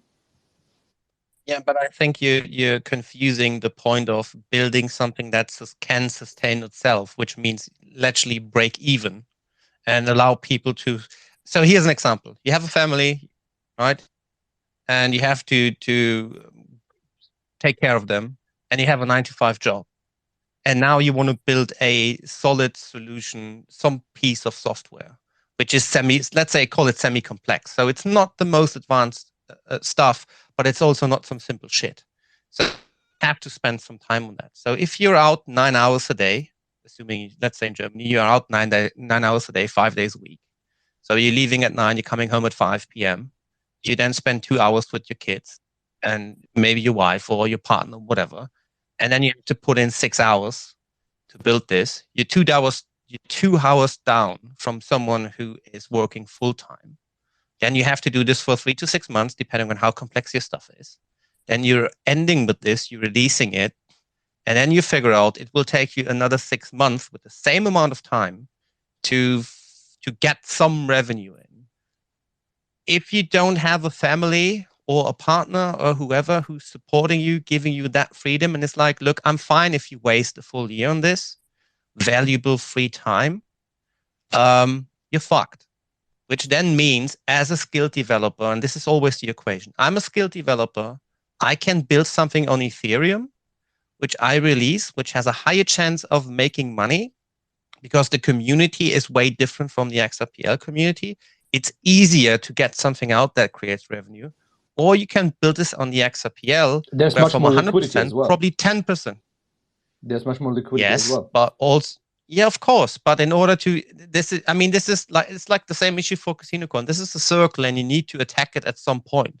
So what's the chance of me getting some money? So right now we're having two entry points or 3 entry points. You find a VC that gives you money, pretty hard on the XRPL. You're going to get a Ripple grant, or you become a partner.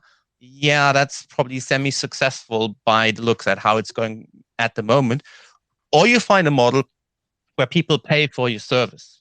So that's Exactly. not a good outlook. Exactly. So the question is, how do I? Okay, but I like that's my mindset from like 5 years ago, building stuff on Bitcoin. Yeah, you're technically right. However, that's not how the real world works. If you want skilled people to build stuff to drive the ecosystem forward, they need to earn some money, at least something, so their time is valued. Otherwise, no one is sitting down spending 6 extra hours on something. But that's not going to happen. I know, but this is the thing. What I think is, if you start the business and you want immediately to make money, especially as a startup, I think, and immediately break even and monetize the shit out of it, in my opinion, you will absolutely fail. Absolutely fail, especially on the XRPL or any smaller chains that don't support the liquidity. I mean, you mentioned yourself, you can go to Ethereum, do that, and you have a high likelihood because that ecosystem supports it.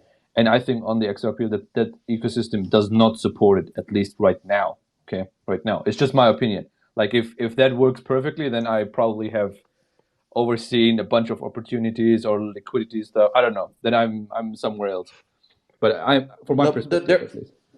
If I can, but again, that's not what I'm saying. So I'm not saying you develop something, you release it tomorrow, and immediately something comes in. It's just do your basic homework on figuring out what's possible. And if you just compare the XRPL to any other ecosystem out there, you could even pick fucking Litecoin, right? Yeah, This is a like, hard issue, and this is homemade, and that's what we need to fix. and Daniel, I agree with you here. Like, there's several nuances here. Like, every entrepreneur that starts a startup that is expecting an instant return is not going to be a successful entrepreneur. That is just a fact. Yeah. You know, like if you start a business, you started business in order to make it sustainable in the future, not right now, because you're going to fail regardless. Yeah. The second one here is the part of opportunities. In order to drive people over from other chains or drive Web2 users over to build on the XPL, you need to have opportunities, because people are not going to be just building for free, because they need to make a living. They need to support their family, and all that. You know, they need to eat. But then also you need to have a couple like extremely successful cases in order to motivate others, you know, to take that leap of faith, because people are very opportunity driven, and that is logical. You know, you're motivated if you smell an opportunity that you think nobody else smells. You know, you want to try it in order to gain something, and that gain can be financial, that gain can be emotional, that gain can be being part of something bigger than yourself. But that doesn't really matter. But at the end, you do need to have a sustainable business in order to pay the people that work with you in order to drive your vision. It is necessary, and you can't go around that. Yeah, I mean, that's exactly the thought process I had when we started Non-Fungible. So I sat down, I did run the numbers, figured out what are my development costs, what are my infrastructure costs, and what do I need to take in a month in order to make this sustainable. How is this going to work? What do I expect based on the current growth on the NFT scene, on the XRPL? How long will this take? Right. So I crunched the numbers and I was like, well, this is a pretty bad outlook if it continues the way it is, but I want to be optimistic. So let's put our heads down. We're going to build it. And then hopefully at least the development or the growth of the ecosystem in regards to NFTs will sustain the way it has been in the past 4 months. And we're going to probably seeing at least 50% of the costs covered in a year, Yeah, right? this is the that's a approach I risk like. you need to take. Yeah, this is what I meant basically. I mean, but if I wouldn't be in this ecosystem and I wouldn't know all the people and I wouldn't have some of the information I have, and I would look at this from the outside. And I have this conversation as an ambassador with a lot of projects a lot of the time, and I got to be brutally honest with them, where I tell them, look, I like your idea.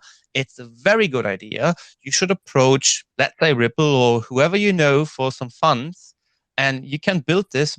But my honest personal opinion will be, if you build this on any other chain as of today, you will be better off. And it's heartbreaking to send someone to Ethereum, because it will be easier for them to reach a sustainable business in less than 24 months. That's a huge problem. And that's what I'm talking about. I'm not talking about you shooting something out and it's making you not rich, but break even. But this is kind of, I know that's not the case. I know, but this is kind of the general theme that I come across very often, and you have to admit it is like that. It is the general theme that they look over for the next week, not for the next couple of months. They don't look, okay, the ecosystem. They don't invest in the ecosystem itself, but basically, hey, I have to cover my cost immediately now, and this has to immediately break even or whatever, which in my opinion is just not realistic. It's just it's just my opinion. Depending on your overhead, obviously, depending on your overhead. I'm not saying if you are a developer or if you're a group of developers and you can sustain this as a site or something, your overhead is totally different than somebody who has to hire a bunch of people. It's normal. But this is just basically what my point is, that one thing is sustainable and the other is maybe not sustainable depending on the environment that you're in. Yeah, sadly, I've seen that a lot of good developers just suck at being business people, right? And that's a problem. And I don't know too many people that could sustain a little experiment like this for like 2 years, and that's the problem. So yeah, having a supportive ecosystem will help. It's sorry. Hey Daniel, I have a quick question for you regarding that. you made an interesting point when you stated that developers aren't the best at running businesses. With Ethereum's ecosystem, do you think part of the reason why they're sustainable for entrepreneurs and businesses alike to go on there and set up shop, so to speak, is because of the, you know, alleged regulatory head start that they got regarding the clarity, which ultimately made institutions and entrepreneurs more comfortable with building out on that ecosystem versus the regulatory uncertainty and, you know, shadowy security designation for XRP and you know, the regulatory attack on the XRP ecosystem. What's your take on that? And what do you think happens if we get positive resolution within this case regarding incentivizing developers and entrepreneurs and, you know, maybe even businesses to start building out on the XRP ledger? So I think that once there will be clarity, I don't expect that huge up push everyone is hoping for, right? I mean, there will probably some action on the markets for sure, but old saying in crypto is buy the rumor, sell the news, right? So we may go up, down, or sideways. I would assume we're going to move up more slightly upwards sideways. This will reap the rewards over time. However, if there is some clarity, then it might attract more people, as this is now a quote unquote safer space as it is before. When we started Casino Coin, building on the XRPL, we were aware of the case because it was already ongoing. But our take was, well, the US isn't the center of the world, right? It is a huge user base, but it's not the center, right? The rest of the world has a different opinion than the US. And I was pretty sure that the US is going to fuck up their crypto regulations anyways, which with the recent takes of the SEC, they're clearly doing. So they're going to be left behind. And if they're going to don't get their stuff straight, companies will go elsewhere if they want to innovate. So the US will lose on that. But having this clarity will have a good effect when you go back and talk to VCs or whoever is interested in investing, right? Because now that risk of being shut down overnight is no longer there. But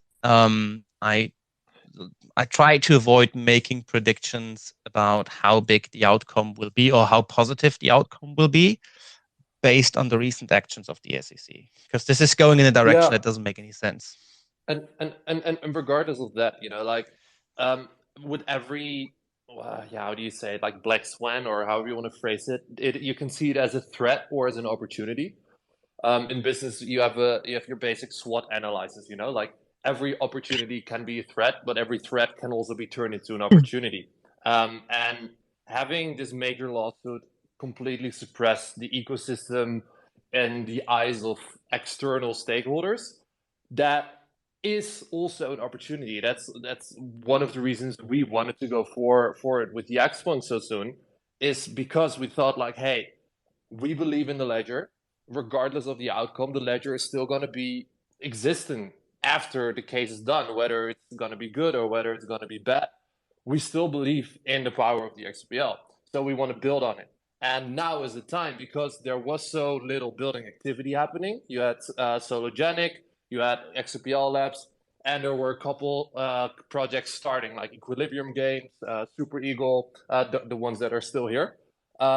So we saw it as an opportunity to really, you know, go full force against it. And that opportunity became great for us. And then back to the original story, you know, as a business or as an entrepreneur, you want to take a risk. So with Xpunks, we did a massive investment on XRP in order to drive it. And like from a marketplace perspective, like Vet also says, it's not sustainable because there is no liquidity, and that's fine. But we believe in the ecosystem. We take a leap of faith, and we make sure that in 1 or 2 years, we're still going to be here. We're still going to be innovating. And when the time comes, that's, you know, when we make the big moves in regards to, you know, getting the volumes up. And I think that proper risk management, but also proper assessment of opportunities, those are key into driving success as an individual business, but also as an ecosystem. I would agree with that. I It's mean, sorry, go ahead. Oh, yeah, I was gonna just basically agree with Kai, and I want to point out what to me I think is is the way forward. The future of the XRP ledger is in people who aren't super into crypto. And that's one of the reasons I rant about there's just regular money on the XRP ledger. And all of that is liquidity too, right? The reason things are interesting on Ethereum now is just there is a lot of people working their day job, converting their fiat currency into something on the uh, Ethereum ledger right now because they're just bought into that ecosystem. But there's a lot of people, 10 times, maybe 50 times more people on the planet that work a day job, take their money, and they don't put it into any crypto ecosystem. And the thing that they will bring their money to is a system that gives them some power that they didn't have before, with the traditional finance system here.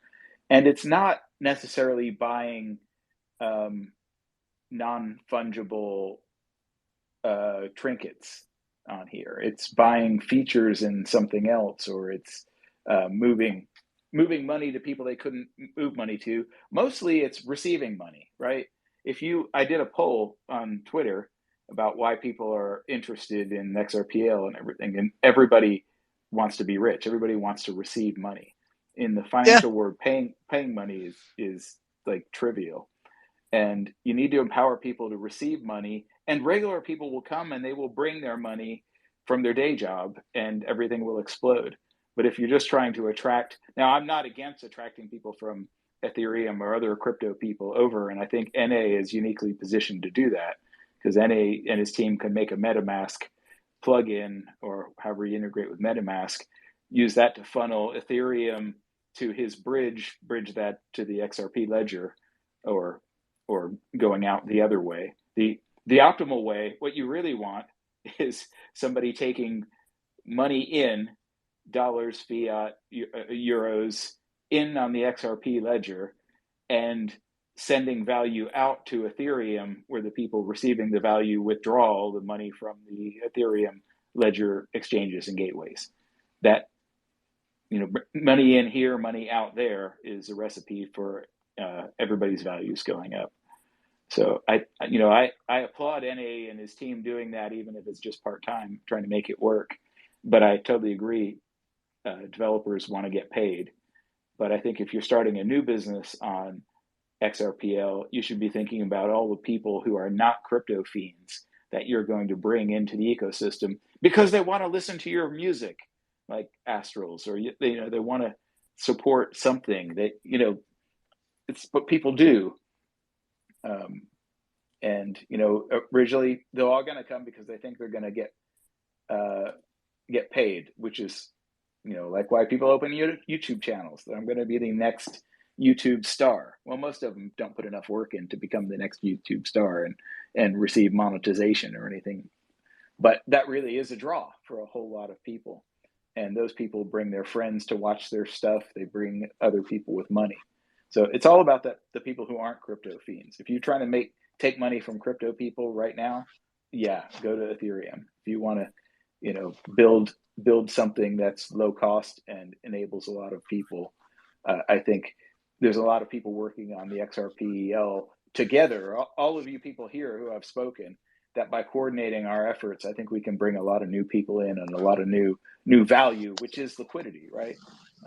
And make a lot of money. So that's what I'm trying to do. That's why I'm trying to have these spaces and figure out the best way that I can share what knowledge that I have and coordinate with other people here so that we're all working together, because I don't think there's really competition. Should be competition among different players here. Excellent points. And just one more thing, and I'll make this relatively quick, but this seems to stir up a lot of panic in the community. And I think healthy conversations about it are important, but it shouldn't be strung on too long, because like you guys are saying, there's so much focus on, what the banks and major institutions are going to do that everyone overlooks, the development of DApps and, how that essentially can drive up volume, for certain assets corresponding to their native DLTs or blockchains and, ultimately driving the demand, for the asset because people would use it essentially, depending on the situation, to transact within these DApps. And they kind of get neglected and pushed to the side. So it's sad to see that. But I think, that volume, that heavy volume that people think that the institutions are going to bring is why we start having people panic when we see BIS articles about, oh, DLT's clunky and slow. And, people are completely forgetting, the successful tests that were done regarding,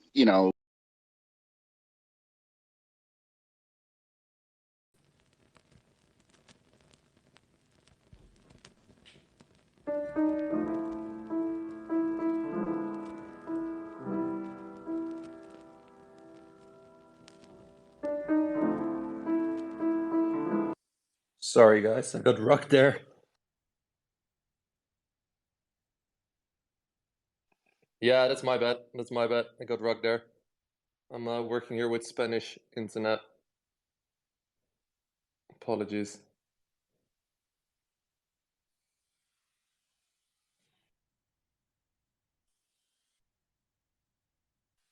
Let's give it a few seconds. My bad, guys.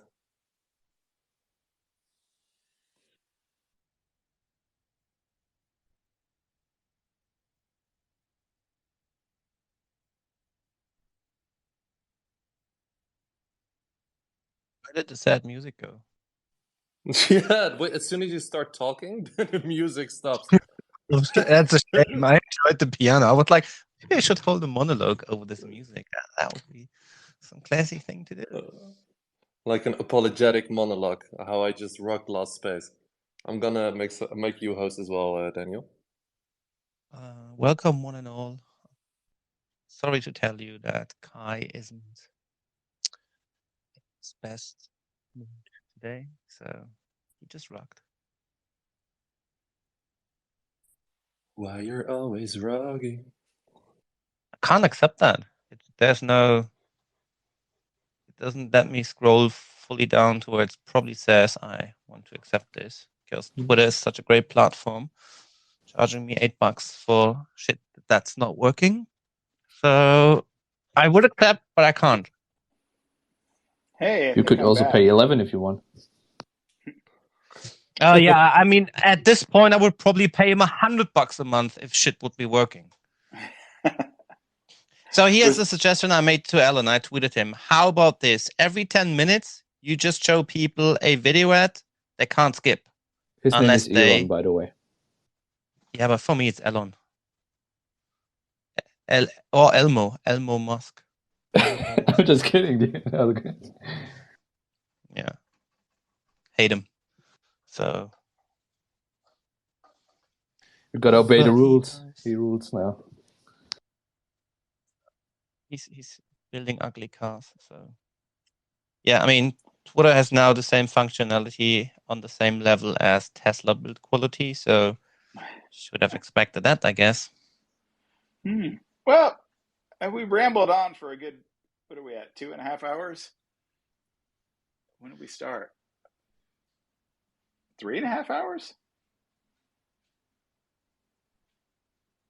Not sure, I wasn't here. Yeah, 3.5 hours. Kai, 3.5 hours. 3.5 hours and going. Well. Oh, well, I don't know what happened, but it's so BlockFay was making some good points. So that was interesting. It looks like I got kicked off. I don't know. No, everybody got. Yeah, everybody Twitter. Got. I messed up. Like I get so many notifications, and I just wanted to check one thing, and at the exact times it was from a different Twitter account because I have 5 different Twitter accounts on my phone, from on XRP, Xpunks, Eden, myself, and on Avex. And I just clicked it. I thought it was my own, and then it just swapped. Like they should really do something about this UX, even though it's my stupid mistake. But yeah, apologies, guys. No, it's all good. The question I'll kind of condense it and just make it one basic question instead of a bunch of moving parts. So there are concerns that were raised in the community about a BOE exec who stated that DLTs in general lack scalability and proper speed and functionality to essentially serve payment functions and exchange for institutions at a large scale. But looking at what side chains can do, looking at the amount of transactions that the CBDC private solution can handle from Ripple, are those limitations that the BOE exec is talking about, are they valid? Or do you think that companies like Ripple and people who are building on the XRPL are well equipped with the proper tools to essentially fight against those potential hindrances regarding speed, the amount of transactions that it can handle, and scalability? So the solutions are well known. They're not well distributed. So I had the honor of working at Ripple while we thought up a lot of these ideas, and also working on the research team and working on the Interledger team. And the whole reason Interledger and some of these other ideas came into being was, how do we solve this problem?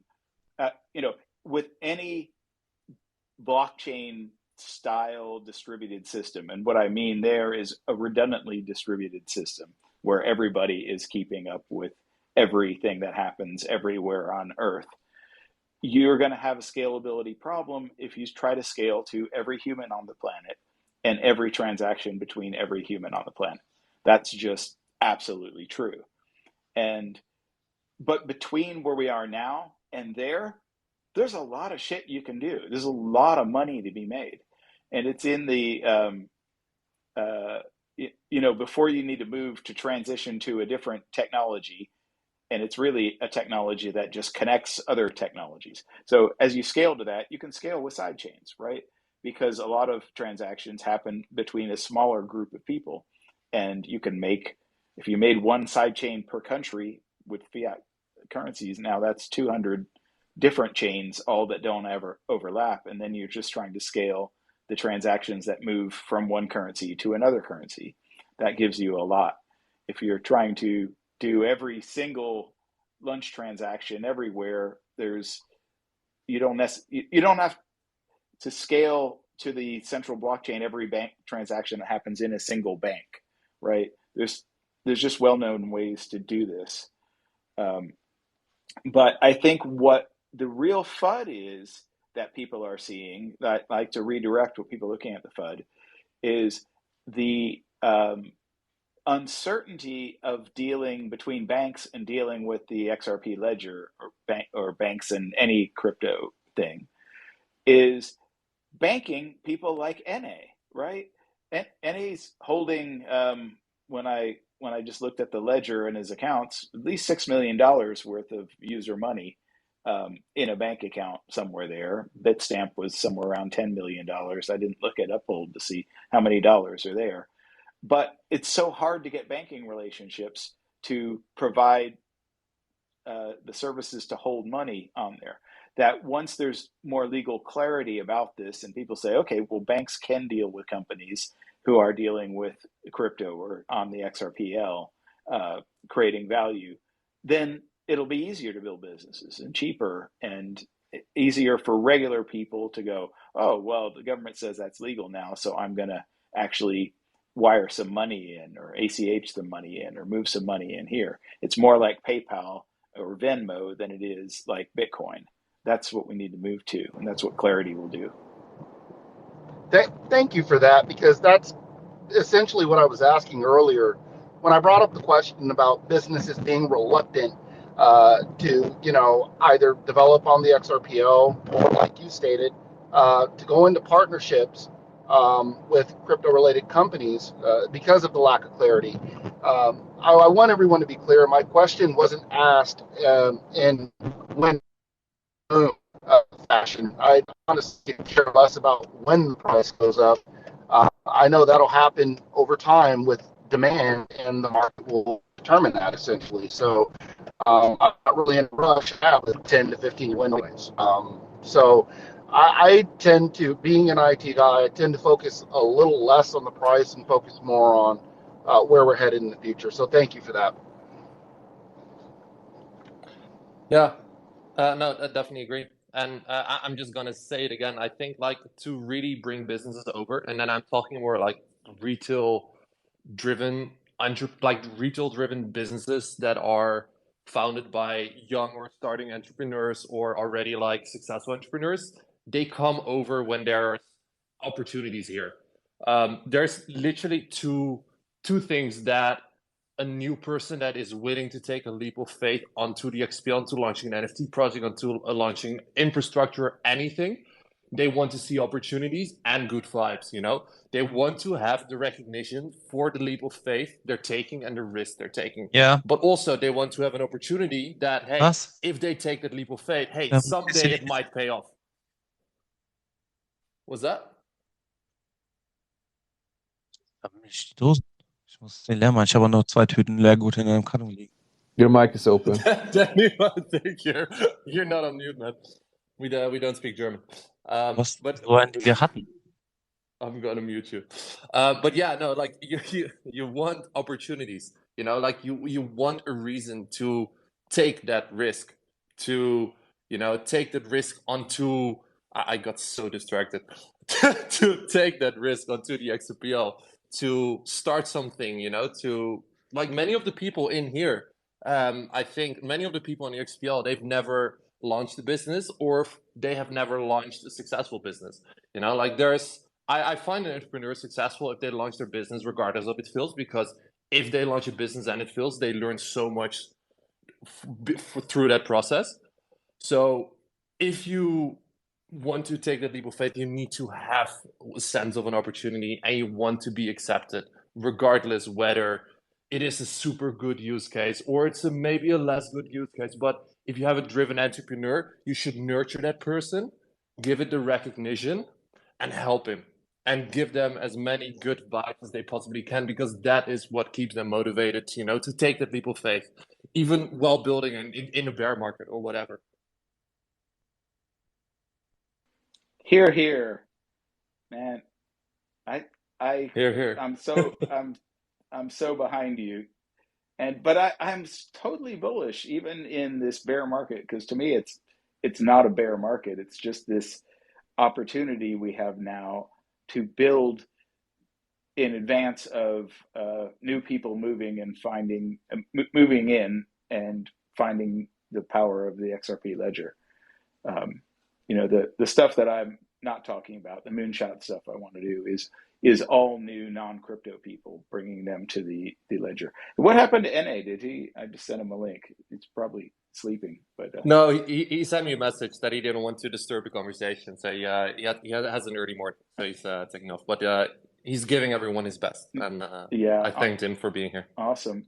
And yeah, I really think the key to growth in the crypto space, and specifically in the XRPL space, is better banking relationships.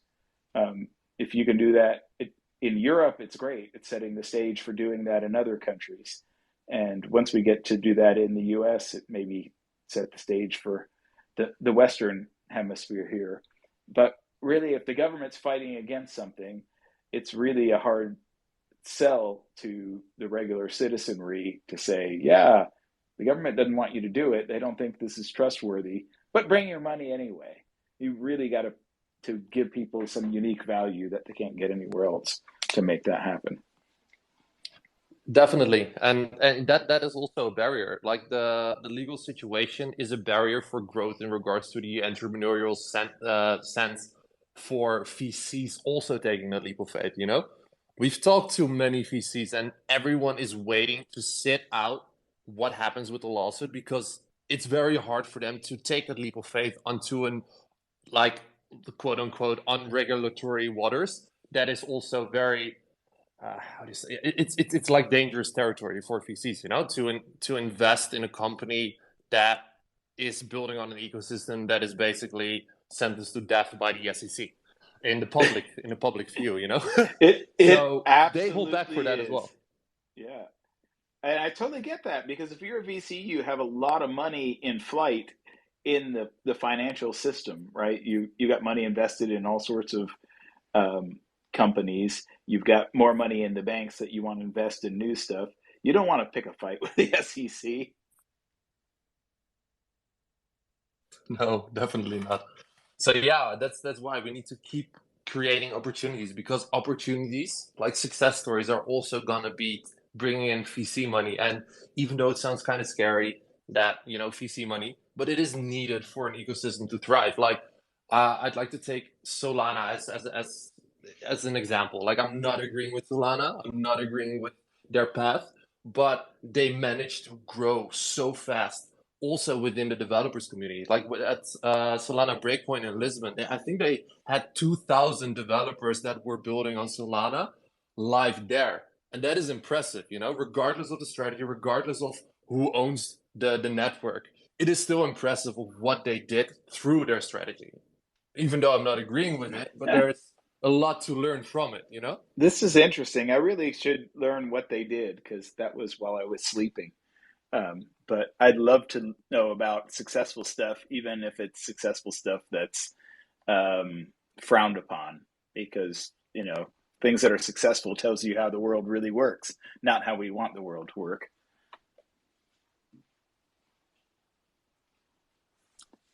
No, definitely. Do any of the other speakers have something to say to this?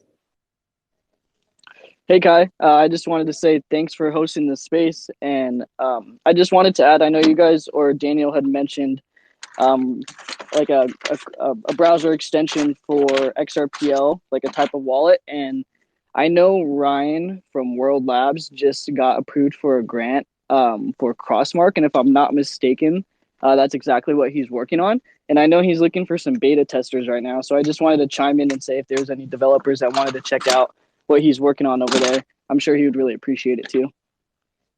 Yeah, I signed up for this yesterday. Oh, and sorry for being with open mic on my wifecam came in and screamed at me. So yeah, but I signed up for the beta yesterday. There's also another wallet which is also working as a browser extension, but I can't remember the name. It was kind of hot hearing you scream in German though, like not gonna lie. Okay, good. Yeah, because it's like there's some stuff to do tomorrow, and I'm asking where my daughter is because I want her to do the work so I can do this awesome blockchain stuff. But yeah, you know, don't know what they're doing. So, but no, definitely the guy from Crossmark, legit guy. Lots of respect for him. I'm looking forward to what he's bringing in regards to the browser extension wallet. I think it has have you a lot of signed? potential. Have you signed up for the beta? Yeah, man. I'm like Okay. in contact with him like quite often, also throughout the process. Like just when he released his like POC, when he first applied for the grant, like we were talking about like him doing some work for on XRP, but then he was like, I just noticed on him that he really wanted to build himself, and I didn't want to contain him in whatsoever. So he's like, yeah, I kind of need to wait to see if we can get a grant or whatsoever. So I'm like, no, dude, just go for this. If it doesn't work out, there's a spot for you. But just, you know, put your focus into it. I'm very happy that he managed to pull it off. So I'm excited for what he's going to build.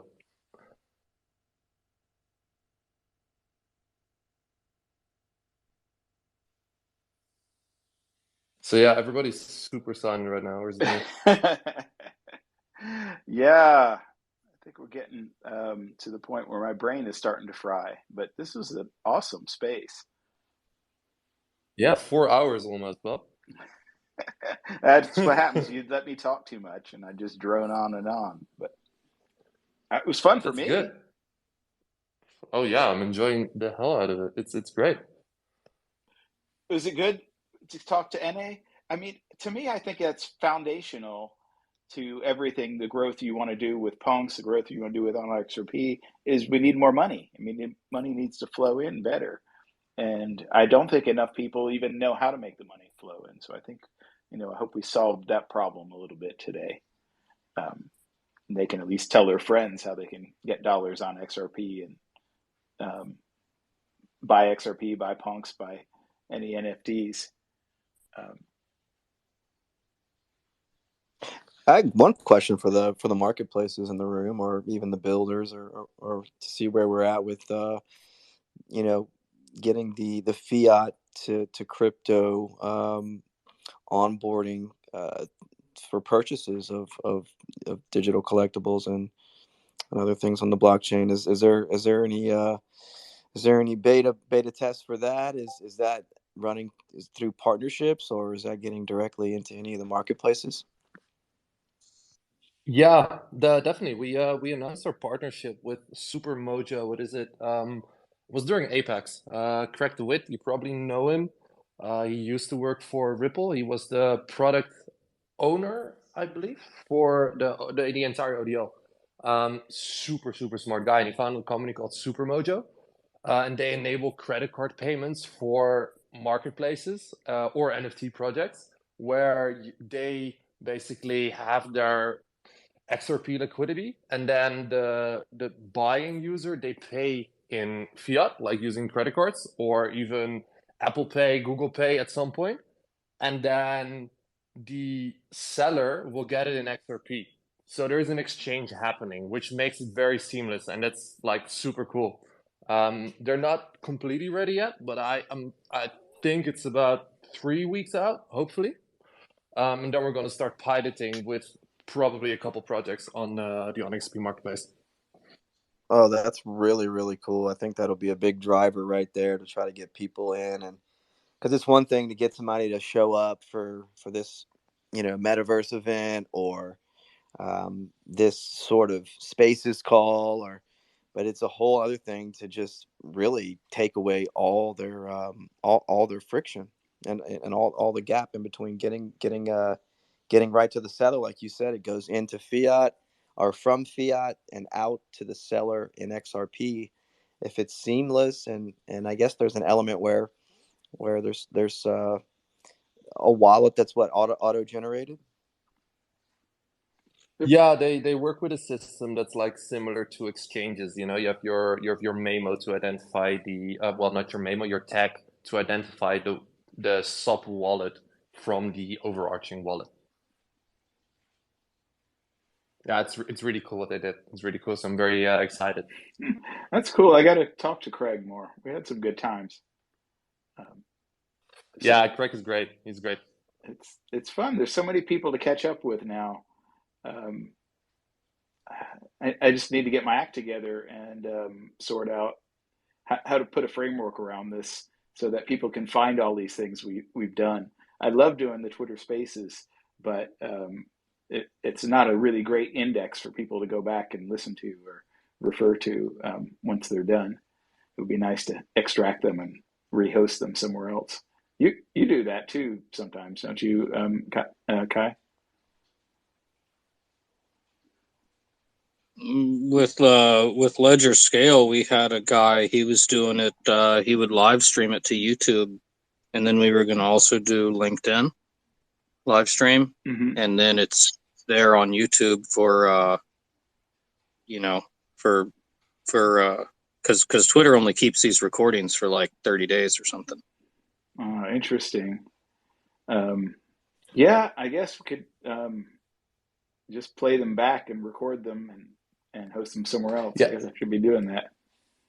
Yeah, you can download them. I'll have my team to extract it and host it somewhere. Like, I also feel like that, we need to have more exposure in regards to content on other social medias as well, like even like LinkedIn or TikTok. It is important to just cover everything. Like, there's people on LinkedIn sourcing for this stuff. There's people on Instagram. There's people on TikTok.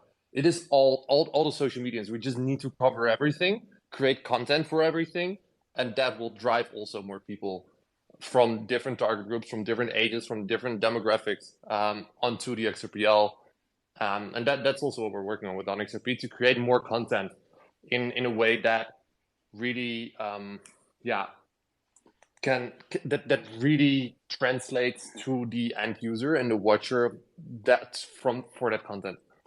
That's a very hard English sentence what I just phrased, but you get the drill. I get it, and yeah, and that's what I really want to do, is produce some some base level content, so that people can understand how the XRPL is different from traditional blockchains, what it does, what are these rippling payments, what's a trust line, how this all fits together and builds the ecosystem.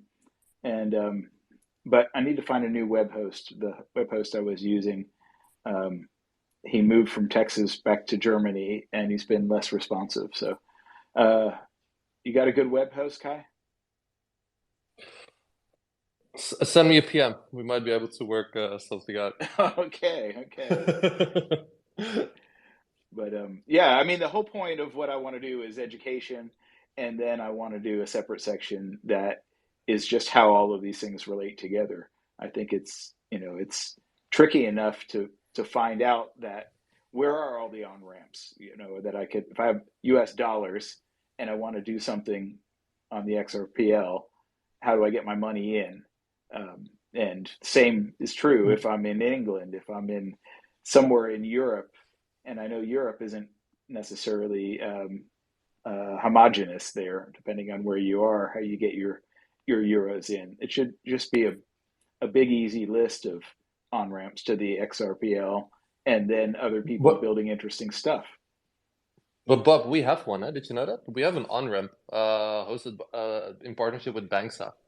I think we sold over 10 million XRP already through that. Yeah, that's ridiculous. I saw it's great. That's mostly European, right? Do they do US? Yeah, no, that's we did a whole marketing campaign, and it went like way more viral than we initially thought. So I think like in the first week we did like 3 million XRP in the first week, and it just like we just posted, hey, we are now US citizens can now buy XRP. Nice. We relisted XRP to be paid with fiat or something like that, and it just went viral everywhere. It was awesome. See that? But yes, that's truly awesome. And I've looked at some of the on ramps, and I think that's cool, like getting money in to buy XRP. But I really want people to get fiat onto the XRPL, because I don't think everything shines then. If I'm buying XRP on the XRP ledger and I'm sending it to somebody and they're cashing it back out, that might as well be Bitcoin. We don't get any of the extra benefits from all of the rippling features and the DEX and all of the fun bits. It's still cool, but it's not cool to me. I want to use all the fun bits. I think this is one of the things on the DEX. For the stable coins, the liquidity is pretty low on the DEX at least. On the exchanges, I don't know, probably pretty good, but on the DEX itself, it's very, very bad. The spread is huge sometimes, and it's fine for micro transactions like $20 or something, but I think the liquidity in most cases is not going further than I don't know, $2,000 or so, and then you crater. That would be great to have more, but there's no incentive to provide it.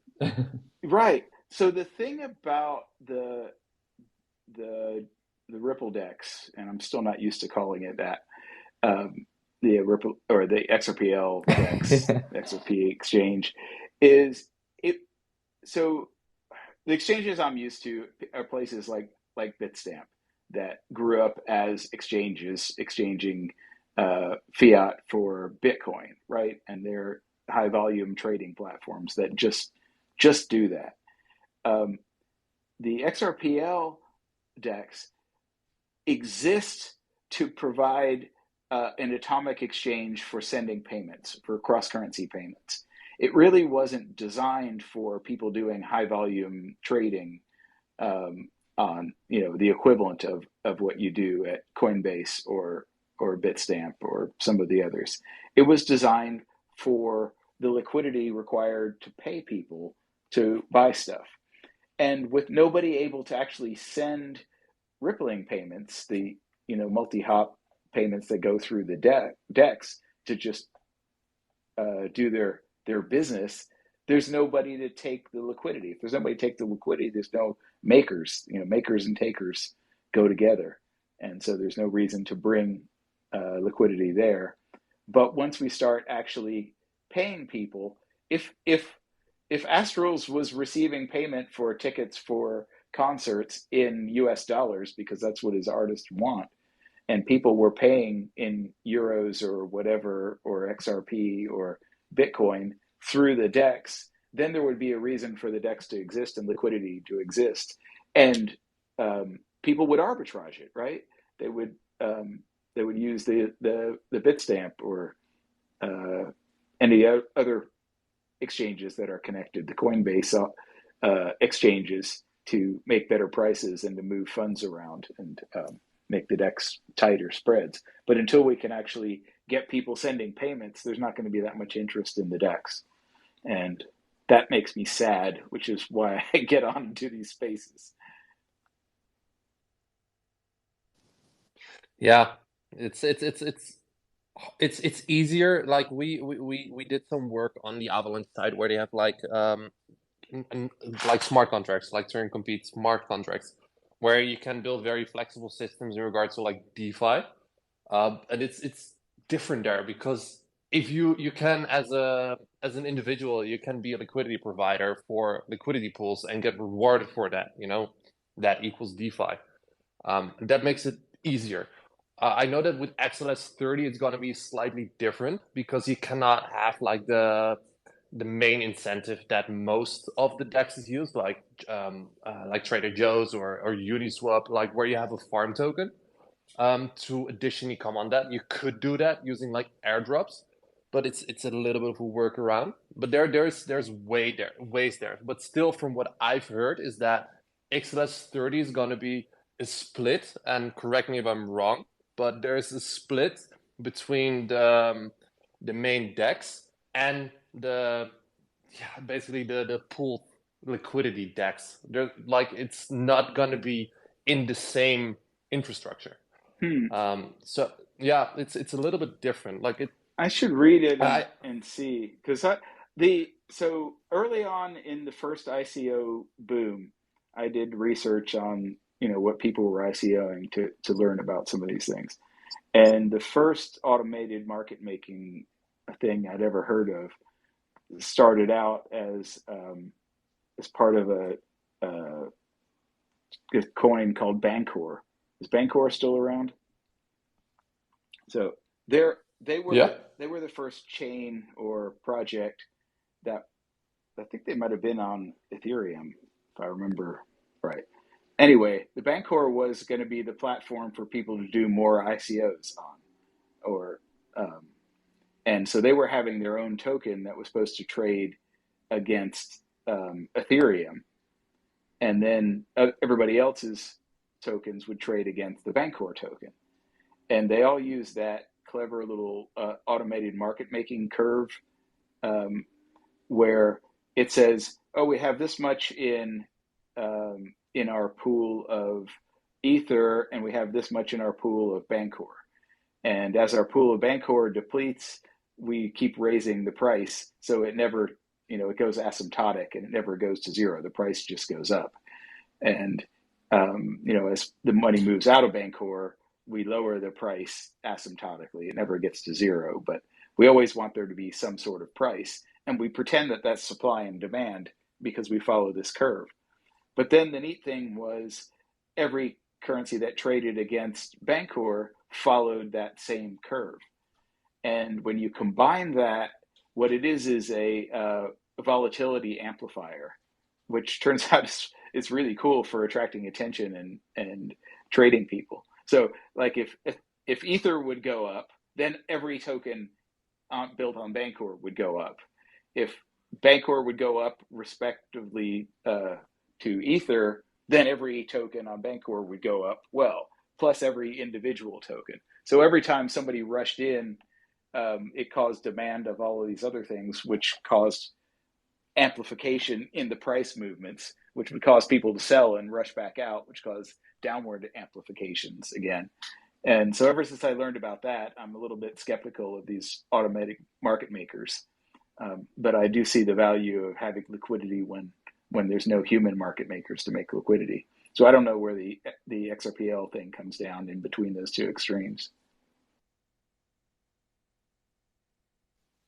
The this is what I was speaking with David about the at the Apex thing.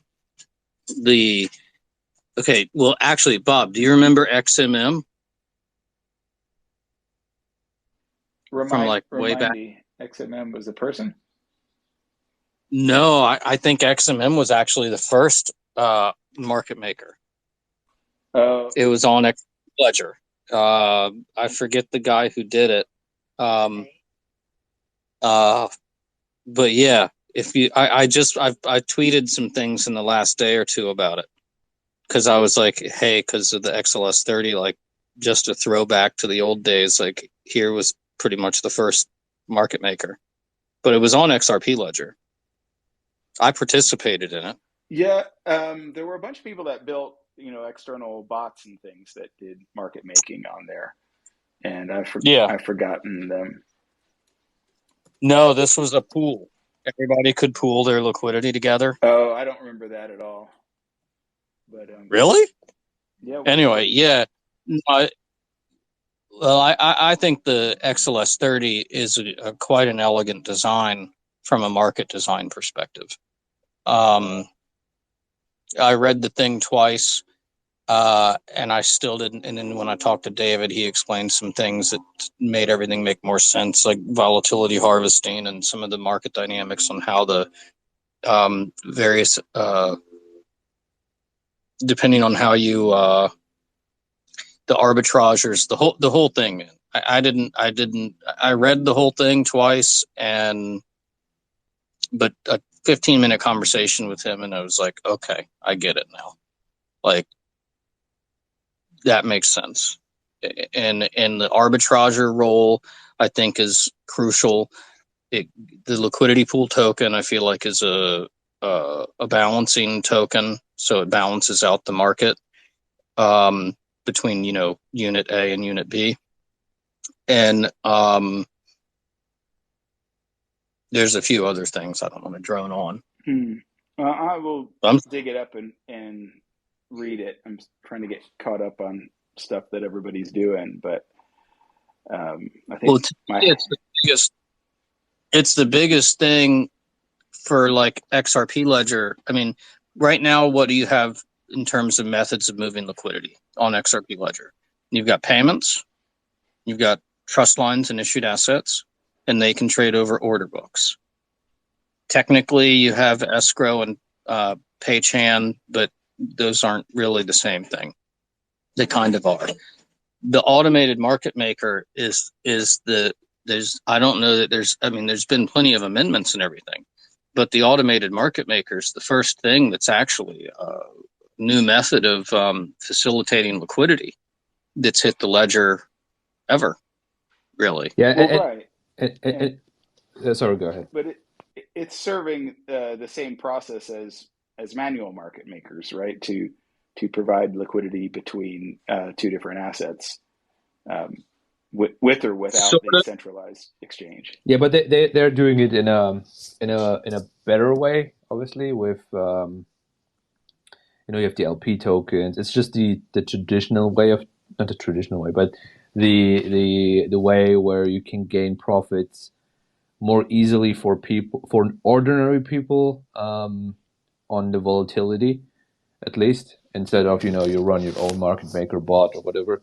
That's less accessible for someone who just holds XRP or something, and therefore it provides an incentive to provide liquidity for these stable coins that I just mentioned. They have absolutely no liquidity. They're absolutely bad designed to integrate in, I would say, in any market or marketplace or any app. Which stable coins are you talking about? Oh, I'm talking about, I think, all of the Bitstamps one. I can go through them. Just give me a second. Because we looked into the stable coins actually for XRP Cafe. But they just don't make sense. They have absolutely no liquidity. Let me see. So there's the stablecoin from GateHub. They use the C one.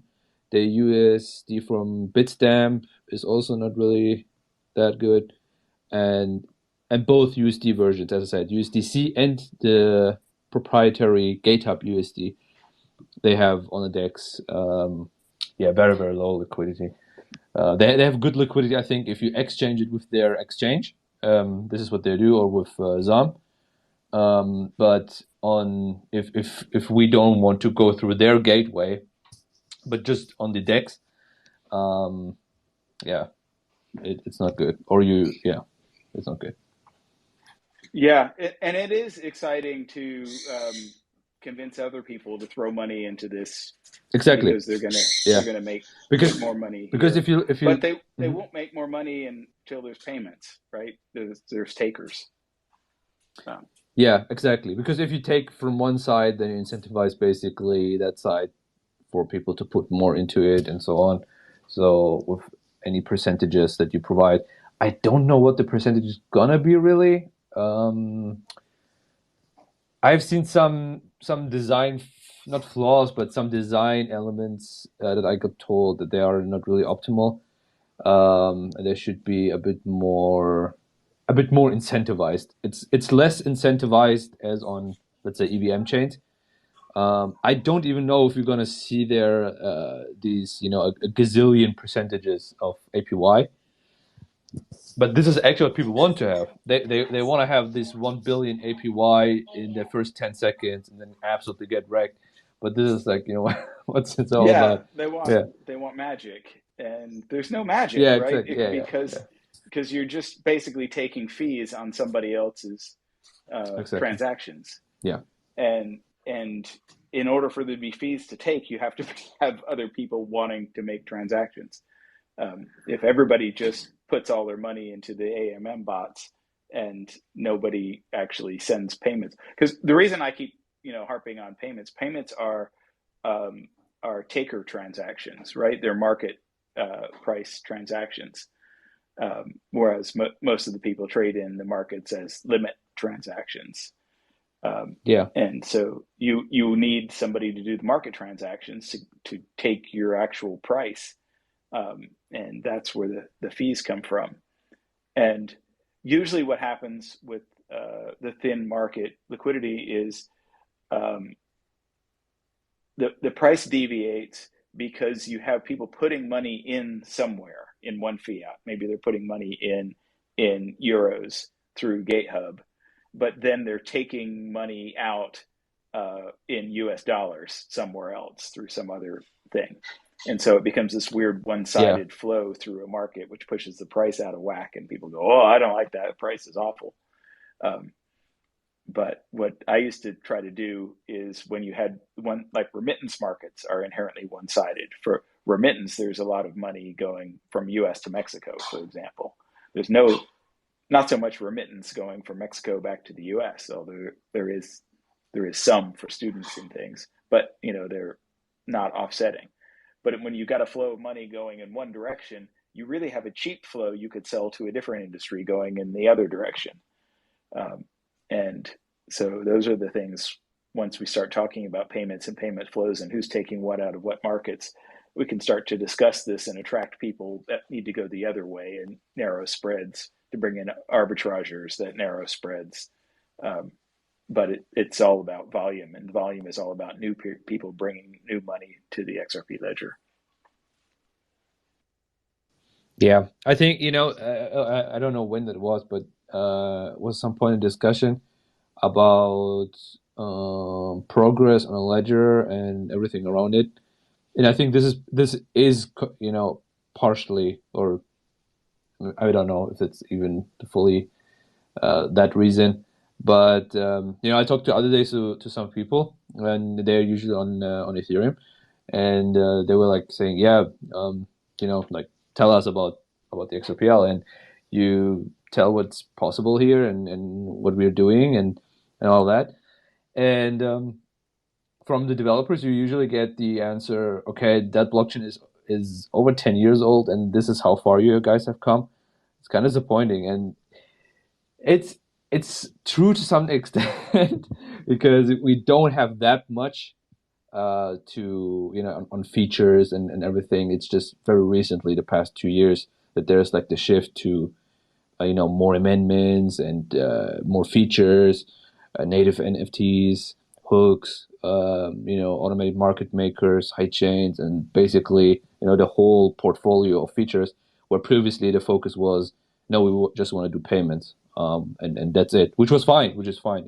It's just not fine anymore, and this is why we see probably the huge shift. But we are behind in tooling, behind in everything that those chains have already overcome, and learning experiences that we have to basically go through in warp speed.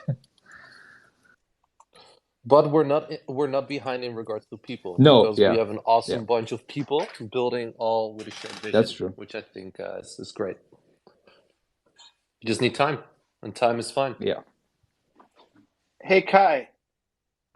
Hey, Well, Bob. Welly Scully is sitting here as a listener in the second row on my phone. Bring him up so he can say something interesting. Sounds good. I just invited to speak. I don't think I'm gonna be able to drag this for much longer, because we're nearing the 5 hour mark, I feel. Oh, But yeah. let's bring Wally up, and then well, I just want to say real quick, I'd love to hear from Welly. But Bob, one of the things with the AMM is, let's say you start a project like a karma coverage. Okay, you could do the XApp thing, like I was saying earlier. That helps reduce the cost of startup. But then also with the AMM, the old situation used to be, well, okay, just start up an order book between XRP, whatever your project's token is. But see, this requires manual operation. People have to learn. Nobody's going to learn. Let's be honest. And the AMM, you can just set it up, and like that's it. You black hole it. It's set. Everybody can have confidence that it works as it is set, and it's not going to change. Nobody can, it's black holed. Yeah, I mean, It's a real I totally get thing. it. And, it's a very interesting thing, and I totally get the whole point of it. But it's and I see on Ethereum and other places that these have exploded.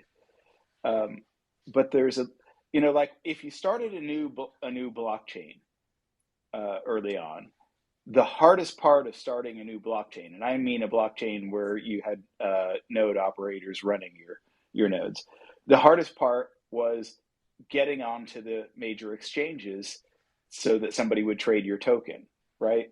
And get them to integrate into your particular blockchain. And that was like a huge barrier to entry to get somebody else to trade your token at Binance or Bitstamp or Coinbase or whatever. They didn't put every token on. But by issuing your token on Ethereum, you didn't have to go through any of that grief. Ether was already listed, and you were listed by definition, one indirection out there. But then once you had a token on Ethereum, somebody providing liquidity and caring about your token was the hard part, to get people to, invest and buy it and trade it in here. And so then we created automated market makers. So it looks like somebody cares. And so it's like lowering the barrier to entry to where everything just turns purely into marketing and a lot of times pump and dump hype. And so I am just naturally skeptical about all of these, having been through it. And so I totally see, it's like if you have some token or something and nobody wants to provide any liquidity, nobody wants to invest any time and money on it, and you fire up an automated market maker and do some traffic, then eventually people will want to invest time and money if there's value to it. But I don't know. I guess maybe I'm an old man yelling at the clouds here. I see it's the case. I want it to exist on Ripple, on the XRPL, but I'm still skeptical, and I would rather there be real humans making markets in things they've already invested and believe in. Well, and there's an arbitrage rule too. If you look at the XLS 30, you guys were talking about that a Yeah, minute I ago. did see that, and that was I found more intriguing that more people can add money into it if it looks like liquidity is thin. You know, there's a I don't know. I want to learn more about it because it seemed like a much more interesting uh, implementation than the stuff that I had originally read about. But again, most of that's 5 years old. People could have come up with neat things here, but usually the people excited, are there's so many pump and dumps, right? Sometimes you call them pulls here, um, and people get super excited, and it looks like there's money and other people behind it, and prices rush up, and people rush out, and people lose a lot of money, and but it creates volatility. It creates people talking about all the profits they make, and people go to casinos not because they know they're going to lose. They go because they expect that they might win. And to me, it just turns everything into a big casino. No shade intended, Daniel. Since I spend too much time in actual casinos with my wife, but it's still scary. I see this on Ethereum. I think it's so much liquidity there because it's basically a gambling, even if they don't call it a casino. So anyway, that's my rant. I much prefer Daniel's casino because there's rules. Just to add for Karma, you spoke about the X app, right? That you want to do that. Well, I think it severely reduces and severely in a good way reduces the startup cost. Okay, you're looking for someone to help you, right? Well, I mean, I can't do it myself, dude. I recommend actually I don't know if you are in it, but if you are not in it, join the XRPL Discord. I can send you the link if you want, if you're not in. And there's a job board channel where you can kind of, say, hey, I want to do that. And if somebody is, because usually a lot of developers are there. So you can say, hey, I'm looking for someone who maybe has some free time to, discuss that. And I'm pretty sure somebody will jump into it, because the pool of people who should be able to do it is fairly large because it's not that difficult. So you have great chances to find someone or many people to help you out. Is it sorry to get technical, but is it like JavaScript? I'm really not, I haven't looked into this. I've just the last 2 weeks been thinking about it. You can so you can integrate it very easily with just a front end. You don't need even a back end. They have that as well with the JWT, the web token integration. So it's basically just JavaScript. All X apps are essentially web apps, and you can integrate it with a backend, which is more difficult and requires more knowledge, or just with a front end, which is easier and super simple and yet secure. If you looked at Chris Thompson, Big C, how his viewer, that one has no backend and it's just front end, which is super simple to make. So this is why I said it should be very easy to find someone to help you out. Yeah, no, I talked to Chris about it, but I'm going to need a back end because there's actual business logic, that has to be executed. So he was basically like, look, man, I'm not that good.